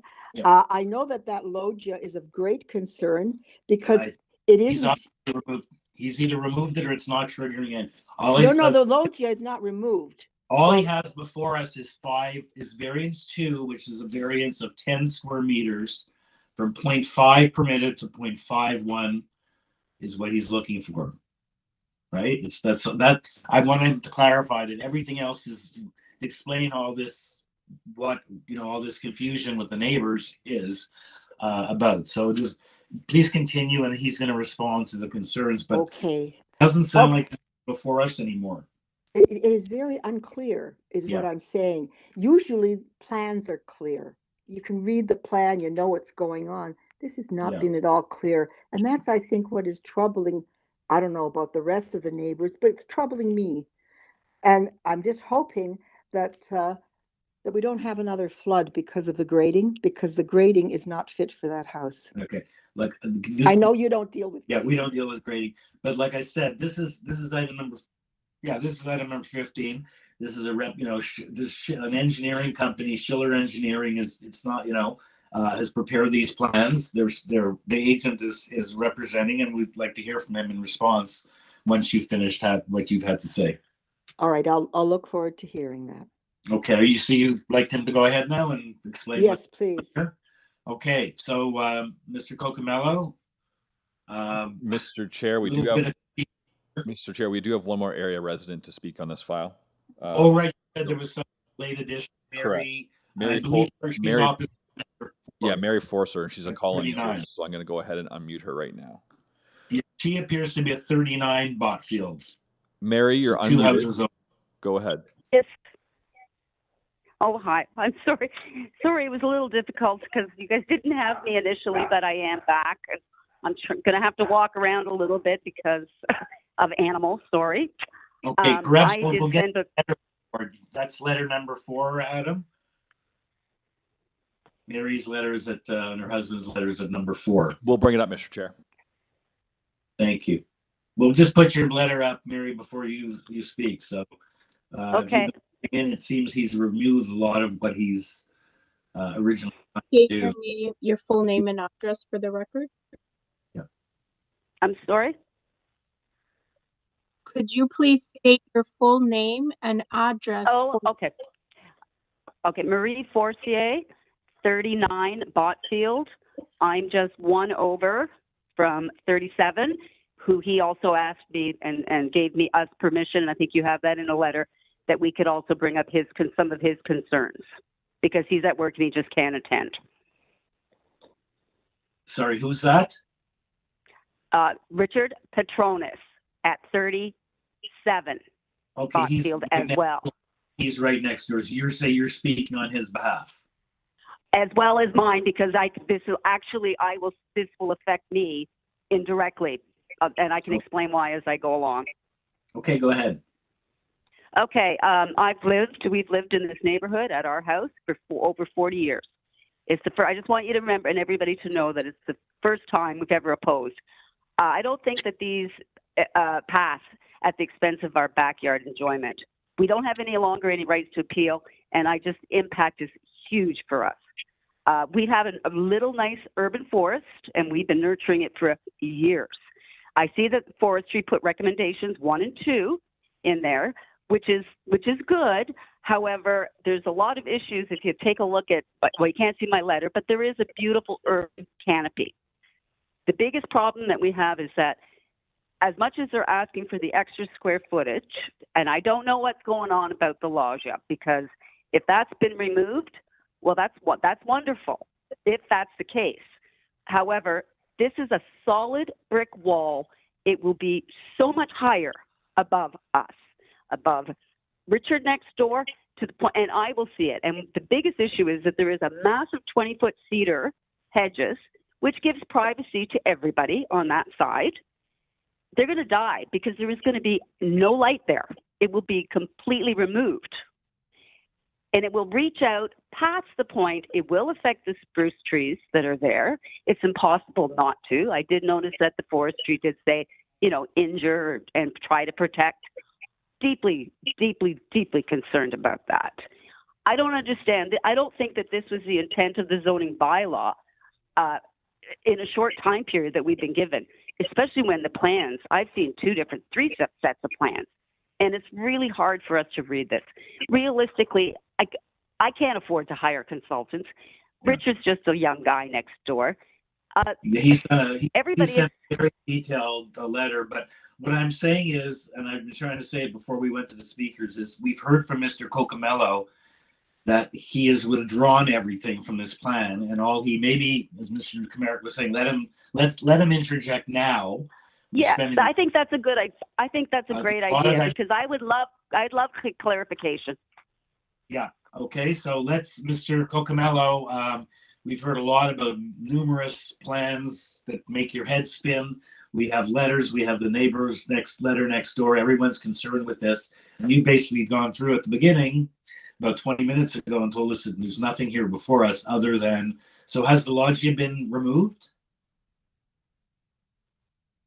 Looking to you for some, to respond to these concerns based on what you told us, that all we have is a 10 square meter variance before us and everything else complies with the bylaw. Sir? Can you hear me now? Very faintly. How about now? Do you hear me better? Yes, sir. Perfect. So the platform of the rear loggia itself, originally we had it set up where you step down 1 step onto the platform itself. Taking into consideration what the neighbors have said, we have removed the platform that was raised completely from the drawings. The way you get down from the rear of the house onto the rear grade, you step onto a side landing, walk down 5 steps due to the grading conditions, and then you go down to the lower patio area that is covered by the loggia itself. The loggia roof is still there. We lowered it as much as possible in terms of construction, in terms of building it for construction purposes. So the upper platform is gone. It has been removed. It has been lowered, and we've implemented a small deck coming off to the side, going onto the lower patio. In terms of the tree canopy in the area, we do require a tree injury and removal permit for this project. We have zero intention of removing or injuring the neighboring trees on this project. The one tree that, yes, we are removing is a 10-centimeter multi-stem birch that is in the current access of the proposed driveway. The existing driveway right now encroaches into 37 BOTFIELD. We will be removing the driveway and resodding 37 BOTFIELD so they have a full grass area. We are removing one tree. I want to make that absolutely clear because there's a misconception that we're going to be, I guess, doing more than taking down the one tree in this case. With regards to the actual building length that the owner of 33 BOTFIELD had mentioned, building length is taken from the front main wall to the rear main wall of the house. We have reduced it and removed it, and withdrawn it from this minor variance application. So it is not being asked for anymore. The loggia, there is an allowable exception within the zoning bylaw that allows us to extend that to its current position. That is in terms of the area now for that loggia. Because it's going down 5 steps, it is not included into total GFA. I hope the answers I have given provides further clarification on this matter. Okay, so what I'm seeing, so basically if you look at your revised notice sheet, all you're applying for, you've withdrawn variances 4 and 5. Previously, at today's meeting, you've advised you're withdrawing items 1 and 3. Do you have revised plans showing that iteration? I.e. no variance for coverage, no variance for length? So I had spoken to the application technician that's on this project. And the only reason why we didn't upload them was due to the fact that we didn't want to create further confusion on this project. We wanted to just maintain the March 2nd submission for this project. Yes, there is a reduced version of all this and it has been put together. And I had hand delivered a revised set of drawings to the owner of 33 BOTFIELD Avenue. So she is aware. So you're telling me we have all these letters, some in great detail, very anxious neighbors, very, and you're telling me now that all we have before us, you're going to build a new detached dwelling with an attached garage with one variance of 10 square meters over 2 floors. And that's all that's before us, and not everything else complies. And that this committee has no jurisdiction, neighbors have no issues with anything other than that. Yes, you are correct. And the purpose of us only asking for variance 2 was to go and work with the community as much as possible. We do recognize that planning had recommended approval of this project because they didn't issue any comments or concerns with the project.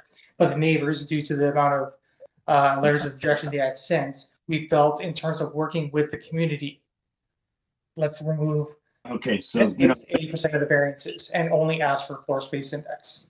Okay, so again, I can understand the neighbors, what's going on. There's this plan, there's that plan, they're taking off this variance in terms of their suspicion, but you're basically, I wanted them to rest assured that at this point, what's coming to committee and what's before us this afternoon is one variance, being variance number 2, which is by anyone's measure, minor. Correct. Okay, so, any members, anyone have any questions for Mr. Cocomello or any of the speakers this afternoon, or some ready for a motion?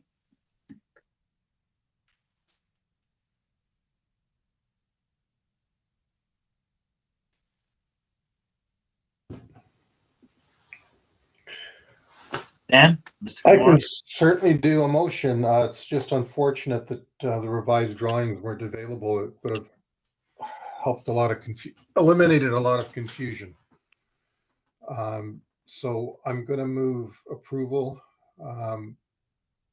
as revised at this meeting, i.e. approval of only variance 2, subject to forestry conditions 1 and 2. Thank you. Seconder for that motion. Ms. McCluskey, thank you. All in favor? Okay, you got unanimous approval. First time it's taken a half an hour to approve one variance of 10 square meters in FSI, but there's always a first. Even goalies score goals sometimes. Okay, our next application is 168 5th Street. It's item number 16. It's a new detached dwelling with 3 variances, and we have nothing before us whatsoever, other than urban forestry condition number 1. The speaker on this application is Rob Bailey, as well as we have the neighbor at 166 5th Street right next door. Mr. Bailey, welcome. Mr. Chair, members, before we go to Mr. Bailey, I just want to confirm the area resident was on the call earlier, but has since dropped off. Okay, I guess he got tired of waiting. Okay, Mr. Bailey. Seems like a very straightforward application. We have nothing from any city departments, and now not from any. Now we don't have a neighbor on the line either. So can you just introduce yourself and let us know if you want committee to know anything about this application? Through you, Mr. Chair, my name is Rob Bailey, representing the owners of 168 5th Street. I have no further comments. Try and get this through for you quickly. Okay, you only have a modest floor space index. The other 2 variants related to eave projections. Is this a small, tight site? Correct. Why do you have eave projections on a small site like this? And that's all you have, so that's probably pretty good. Yes. And no one seems to have any objection. Yeah, they're tight houses on tight lots. Anyone have any questions for Mr. Bailey, or someone ready for a motion? Or, do you know what the neighbor's concern was, if any? Mr. Bailey? I haven't heard anything from the neighbor, so I don't know what their concerns will be. Okay, well, they've dropped off the call, so we will never know. Members, any questions for Mr. Bailey, or someone ready for a motion?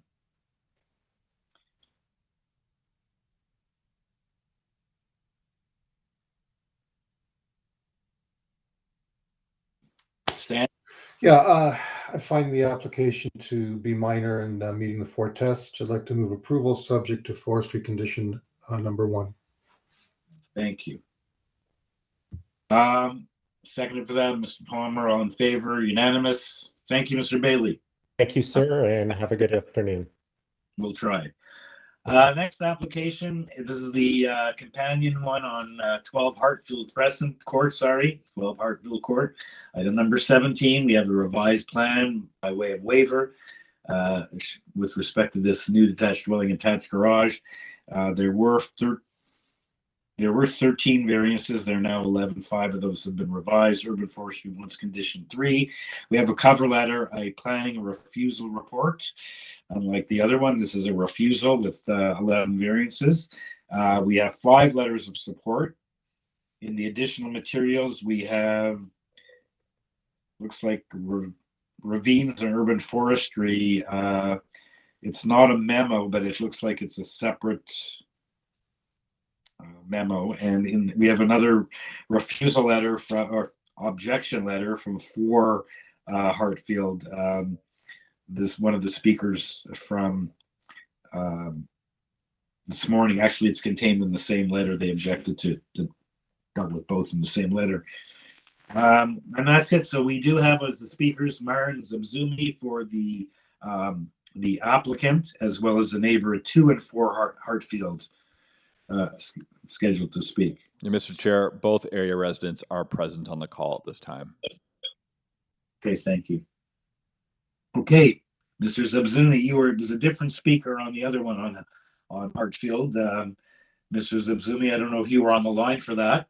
Yes. In this case, you have a negative planning report, and I don't believe, and if you can advise if it was before or after, what occasion these few small changes you did make. It's a big reduction in the coverage, and you've reduced the gross floor area as well as the front lot line and the flat roof height. So you've changed 5 of your variances. So if you can walk through that as well, and why this is why your proposal should be approved.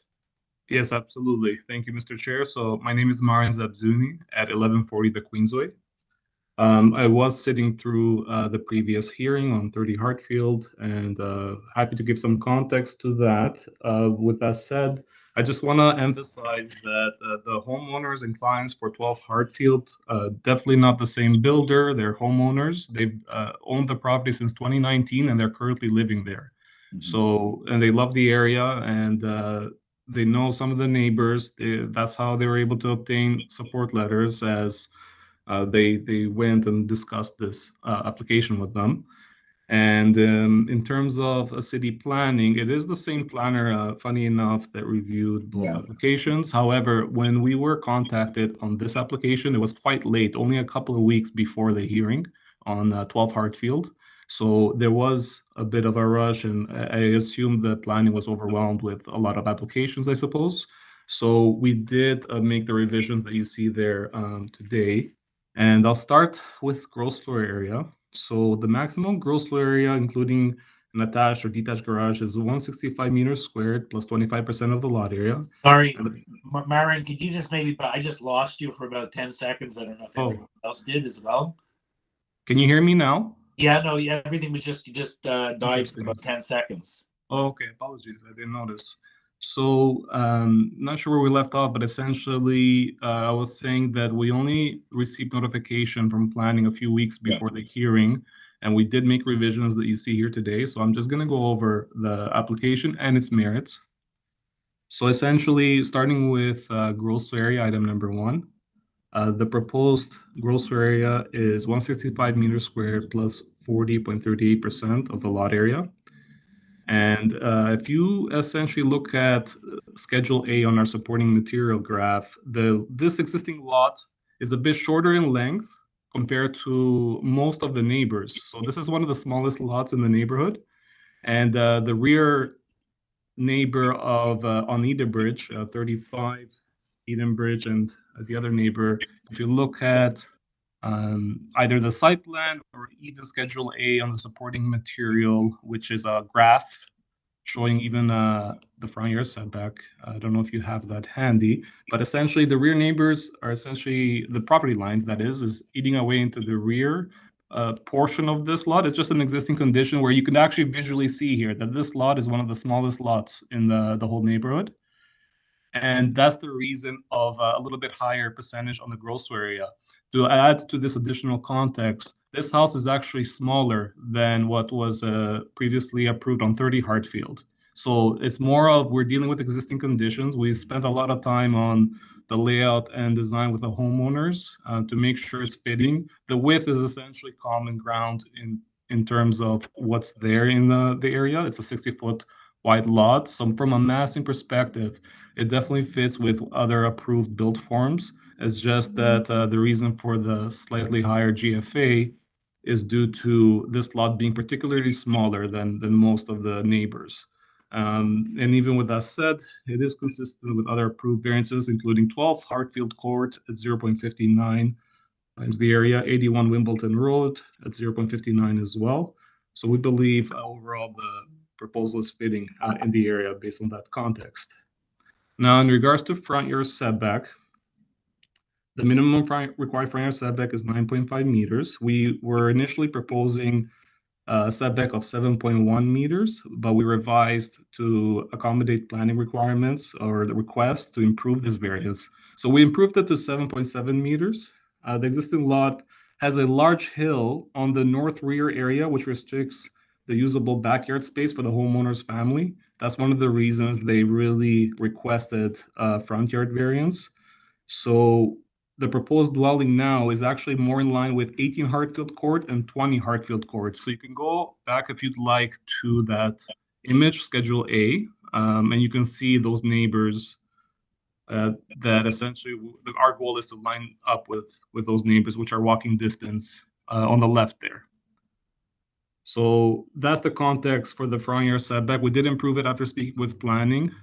Not sure if they still want us to improve it further, but we do have context that the backyard space is affected from the hill and from the lot being a bit shorter. And that's the reason. We don't necessarily want an even tighter front yard setback from those neighbors. We're just trying to kind of deal with an existing condition and kind of make everybody happy and come to a compromise from front and back. So that's the reason for that request. In terms of side yard setback, the minimum side yard setback is 1.5 meters with an aggregate side yard setback on both sides at 3.7 meters. So we do have 1.5 meters on both sides. And towards the rear of the property, on one side, it even improves further. So there is a condition that the aggregate is 3.7 meters, but what we're requesting is very, very common in terms of side yard setback. And that's the reason we have this variance is because of the aggregate essentially required. So I feel it's more technical, but 1.5 meters on both sides is quite minor. Lot coverage will improve significantly. It's proposed. Yeah, Aaron, if you can please try to wrap up. You're over 5 minutes. Okay, absolutely. Thanks. So Wrap up. the other thing is the house for building length and depth overall complies. It's a shorter house. The only reason we have a variance there is due to the rear excavated deck, essentially, and that's the merit of this application. The homeowners have been there for a while. They spoke to other neighbors. We did get several support letters, and based on its context and merits, we believe that it does meet the 4 tests. Thank you. Okay, Mr. Zabzumi, I've got just a question for you. You mentioned a few times, you know, the lot is shorter. So if I look at both your Schedule A and I look at the location map, the city map that they give it doesn't look like it's a lot shorter. It looks like maybe as it goes from top of the street down, it's very slight. So your explanation is that's why we have a higher number. Is because our lot is smaller, and I agree. If the frontage is the same and it's shorter, sometimes we see where it's where it really is shorter. The other property either wraps around it or something, but it doesn't look to me that that's the explanation. Can you explain? Like, it doesn't look to me like this lot is any smaller based on what's up on the board. To explain the higher FSI, I understand that's normally can be it's not in the width. It's not in the lot widths are the same, correct? You're saying for the most part they're the same. Some are larger, but for the most part the width is within those bounds. For example, across they're larger and deeper, the lots.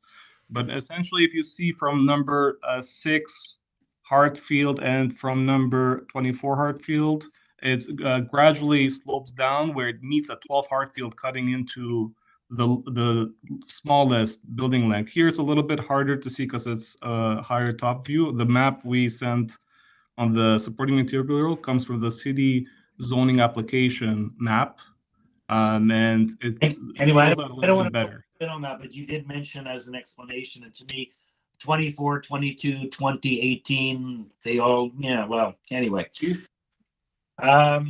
Okay, so does anyone else have any questions for Mr. Zabzumi before we move on to the the 2 neighbors here with making submissions? Okay, the first speaker is Mr. Donald Johnson or Claire Veenstra, 2 Hartfield Court. Mr. Chair and members, it'll be Donald Johnson speaking. Donald, go ahead. Okay. Good afternoon, Mr. Chairman and committee. It's Donald Johnston speaking from 2 Hartfield Court. And we support the city planning staff's recommendation that minor variance application for 12 Hartfield Court be refused. First off, we would suggest that these are not minor variances in aggregate. It seems to me it is possible to design a beautiful, elegant, and appropriate house that meets all the client's needs, fits in with the rest of the homes in the neighborhood, and meets the city's requirements without having to go to the Committee of Adjustment. The request so many variances perhaps suggests the whole project should be rethought. We are particularly concerned by the requests relating to front yard setback, height, and overall size. This is not an appropriate lot for what is being proposed. Thank you. Okay, thank you, sir. Any questions for the speaker? If not, we'll go to the next speaker from 4 Hartfield, who I believe we heard from this morning as well. Mr. Chair and members, it'll be Bruce Mack speaking. Bruce, go ahead. Okay. Oh, hello. There should be slides with this one too. So I can start while the slides are being found. Anyways, you understand I oppose it. We fully agree with the city planning recommendation. We believe it reflects our view. Just so the committee's aware, we have not objected to three other recent rebuilds within 2 houses of our place, as they were done within the zoning bylaws and they only asked for minor variance. In this case, we object as we view this as a major impact on the street neighborhood, so it's not a minor variance, it's a major variance. With respect to your potential perception that there might be minimal opposition on the street, I don't believe anyone has explained the impact of the structure on the physical character of our street. Normally, neighbors have not been concerned with building on our section of the street, as all the prior builders have respected the physical character. My time was personally spent trying to understand this process, as I've never had to go through it before. My wife has been ill out of town, so she could not also assist. With respect to the committee's time, and due to my earlier presentation on 30 Hartfield Court, I'd just like to briefly elaborate on 3 impacts to the related to the variance request. And I don't see my slides there. That's not the... Mr. Chair and members, there were no slides submitted for 12 Hartfield, only a letter. Okay, maybe since they're not there, if you could turn on the camera. And I have a picture, and perhaps Bruce, you can I'm sorry, see. you cannot show additional materials that weren't submitted originally in the form of showing something on the computer, on the camera. Additionally, you didn't sign up to be on camera in advance of the meeting. Okay, so I can't even show you the view out of my window then. Okay, I'll try and explain it visually. Okay, do we have his objection letter though in the additional materials, or is it? Well, this objection letter that is correct, Mr. Chair. It was the same letter. You were the one who wrote the same letter for the 2 applications, I believe, right? That is correct, Mr. Chair. Yes. Okay, I'm okay, right? So, yep. So the first slide was basically a reiteration of what I was talking about with 30 Hartfield Court. Basically just pleading the importance to the committee of trying to maintain the pattern of building alignment, tree canopy, and landscaping on our street. With respect, well, you understand that the front variance request is being asked. The other slide was trying to give you an idea of the impact of the variance request from just my house. It was taken from the street, so every walker coming up the street would see it. There's actually a curve right near there. So there's a straight section which is going to look at the side of this house. It is a 9.5 meter, in our view, flat roof structure, 19 meters long. The garage that's existing there will actually be part of the structure. And the reduced front setback actually makes this a wall to us. So if you're walking down the street or driving down the street, what you see is a wall. You don't see the front of the house or the beautiful features. You see a wall, and it dominates the view. It basically cuts off the street and just does not work. So we really believe the setback needs to be respected.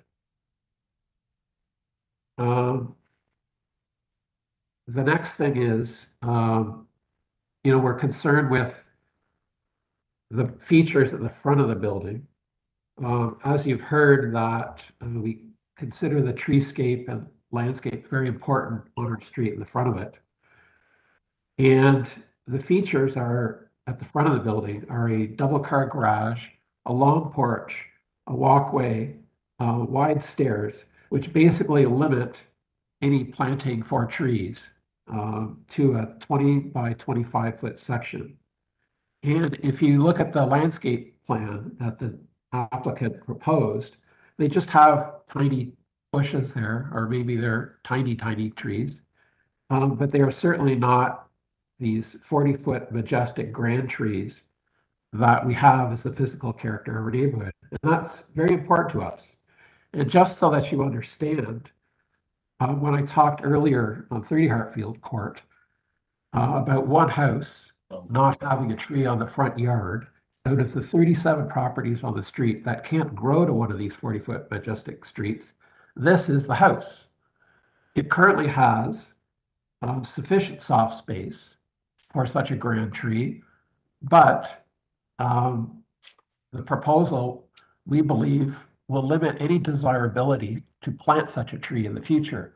So when these homeowners move out, this will be a gap in our canopy forever. And this canopy has existed for decades, and we would like it to continue on for decades. So we don't understand why, you know, you could say the builder is not trying to respect it, and it should be done in our view. So those are, you know, just example of 3 illustrations quickly, you know, why we're supporting strongly the planner's recommendation. Okay, thank you, sir. You're at your 5 minutes. So yes, that's fine. I'm done.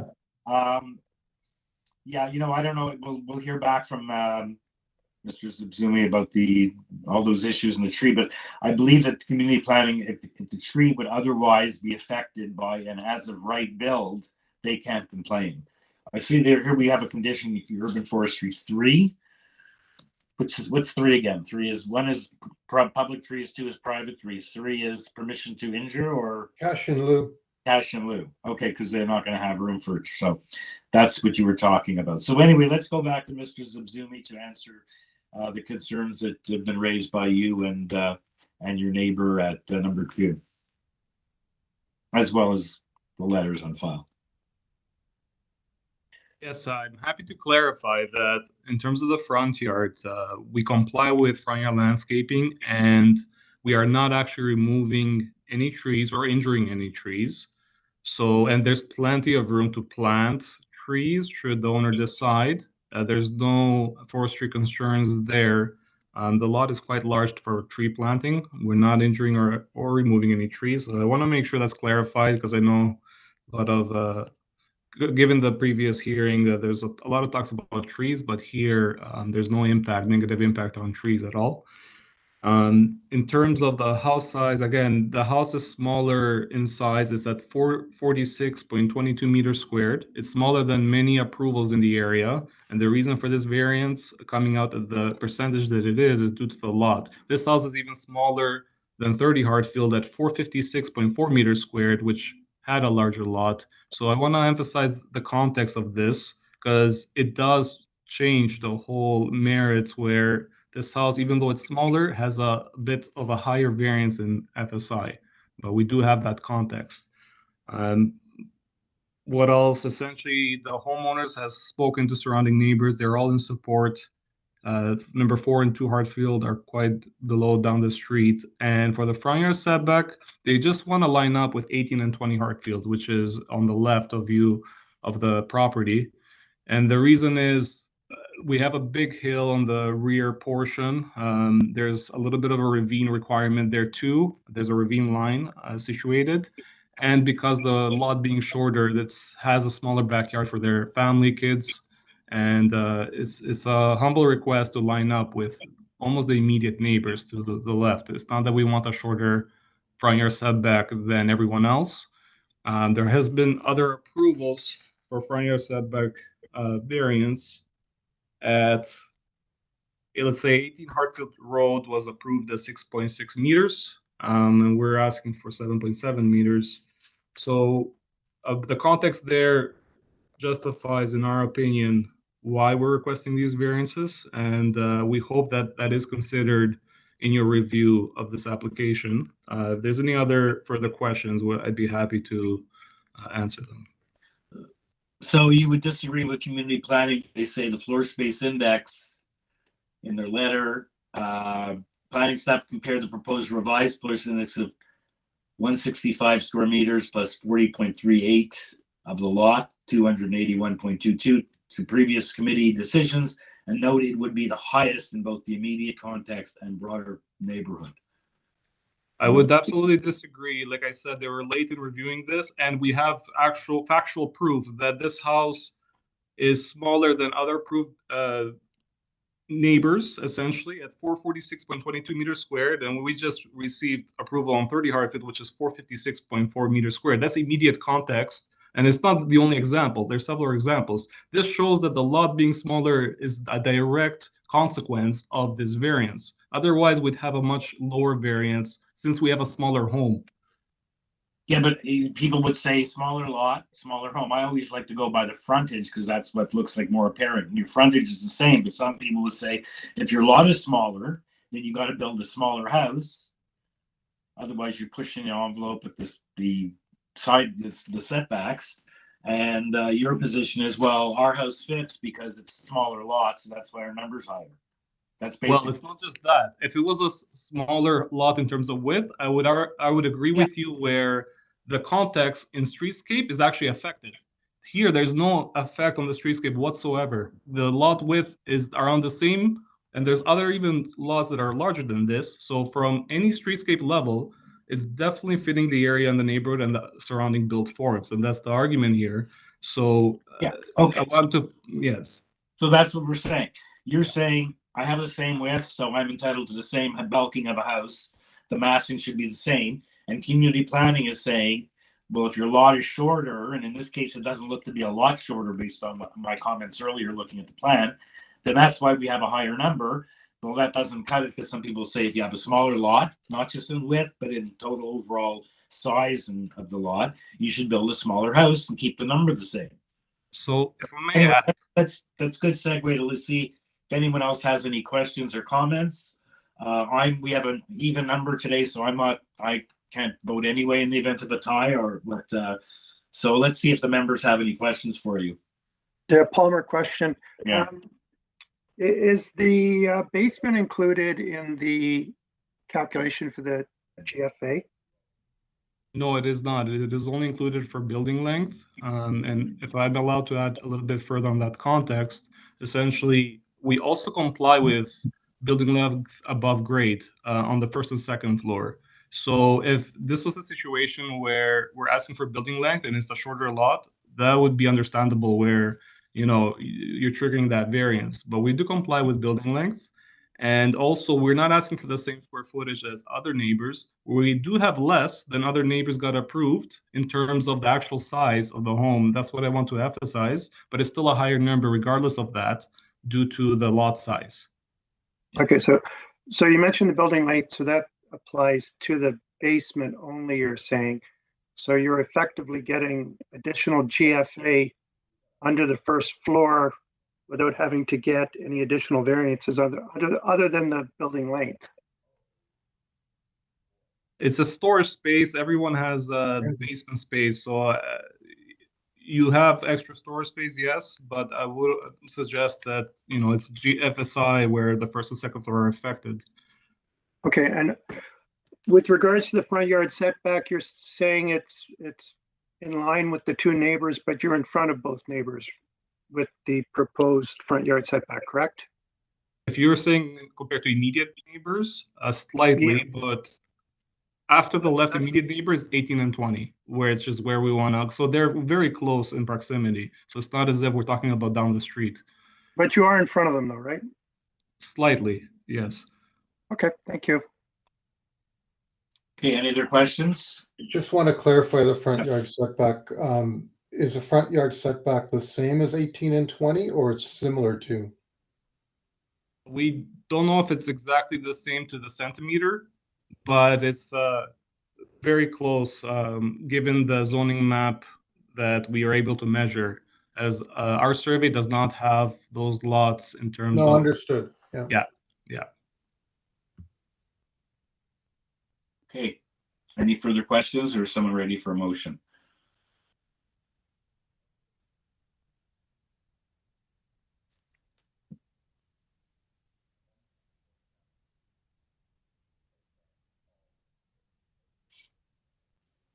I'm ready for a motion.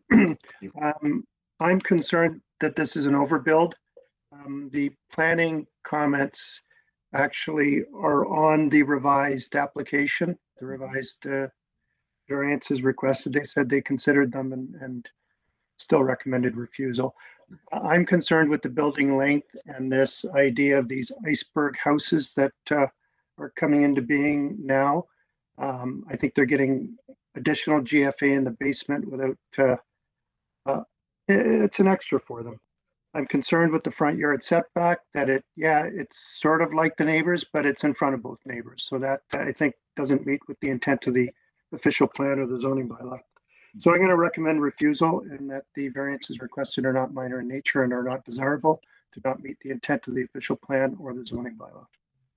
Thank you, Mr. Palmer. Go to seconder for Mr. Palmer's motion. Mr. Komorak, thank you. And I see Ms. McCloskey's hand go up as well. So all in favor? The application is unanimously refused. Thank you, Mr. Zuzumi, and to the neighbors at 2 and 4.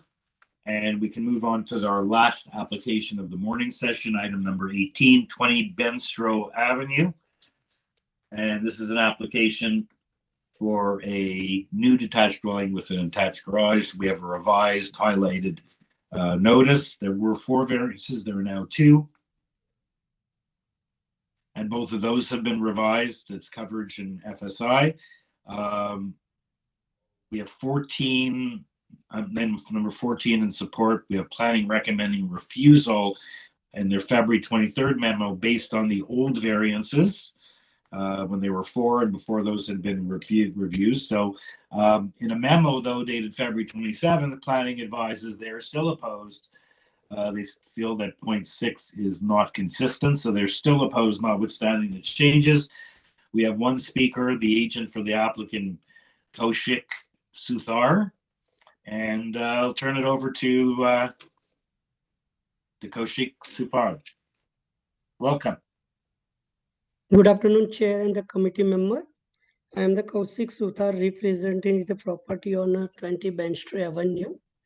Okay. I spoke with the planning community planner on the last week of the February, and we discussed with the everything. So he's concerned about the lot coverage and the gross floor area, and I told him I can reduce that once I can submit the revised drawing with the joining waiver, but he told me he can write down the memo with the refusal. You can submit the plan, everything. The committee will decide that first. I cannot say anything about this point.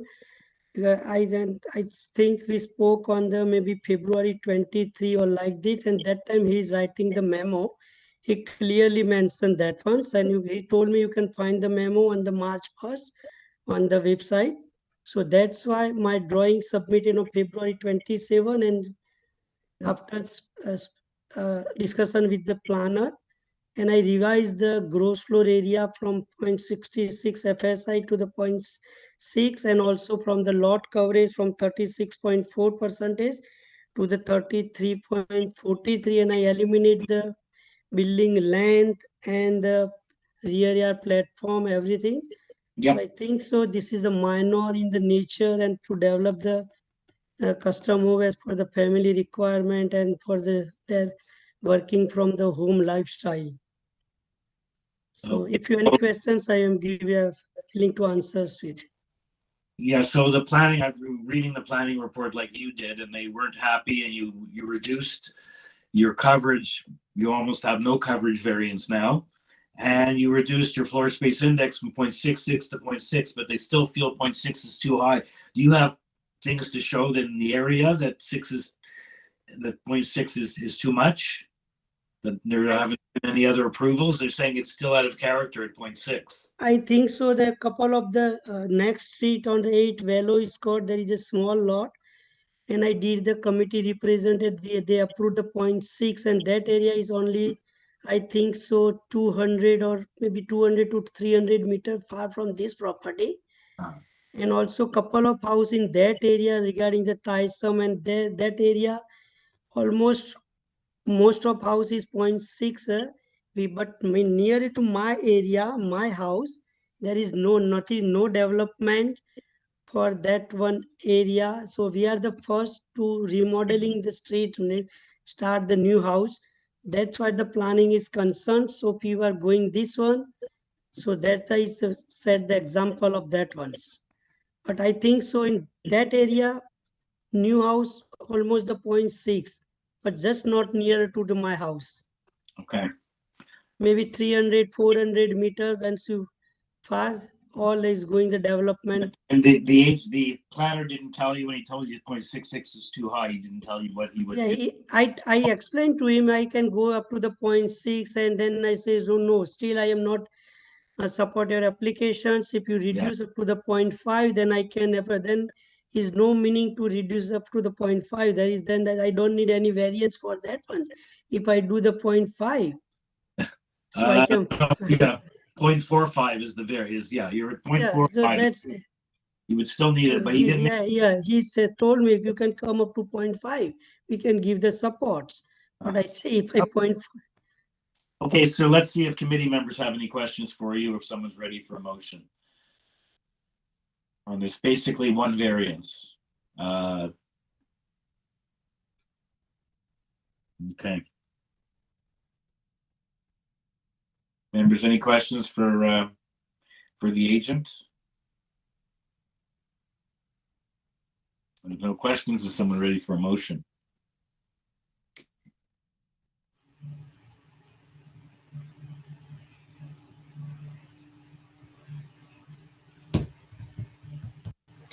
It's hard to make a decision on this one without the context of what's been approved in that area. And to that regard, I can only go by what planning is saying. And for that reason, I move a motion to refuse. Okay, thank you. Yeah, we didn't get any information from the applicant. I asked him to show me. He said it's not in the immediate area. He was honest enough. He was also honest when I asked him, what would community planning be willing to accept? He said 0.5, which is not much of a variance from 0.45, but if that's the context, that's the context. So, okay, so we have a motion to refuse. Do I have a seconder for that motion? Mr. Palmer? And all in favor? Opposed? Okay, motion carries 2-1. I cannot vote to break a tie, so the motion carries 2-1. The application is refused. Thank you, Mr. Suthar. And we are now finished the morning session. It is now 2:08. Do we want to return, Madam Secretary Treasurer, at 2:30? Would that give enough time for the sound check? Oh, sorry, 3:30, or I'm in your hands. 3:30 is fine, thank you. Okay, and your sound check will start at 3. Okay. Thank you. Everyone have a good break. Thank you.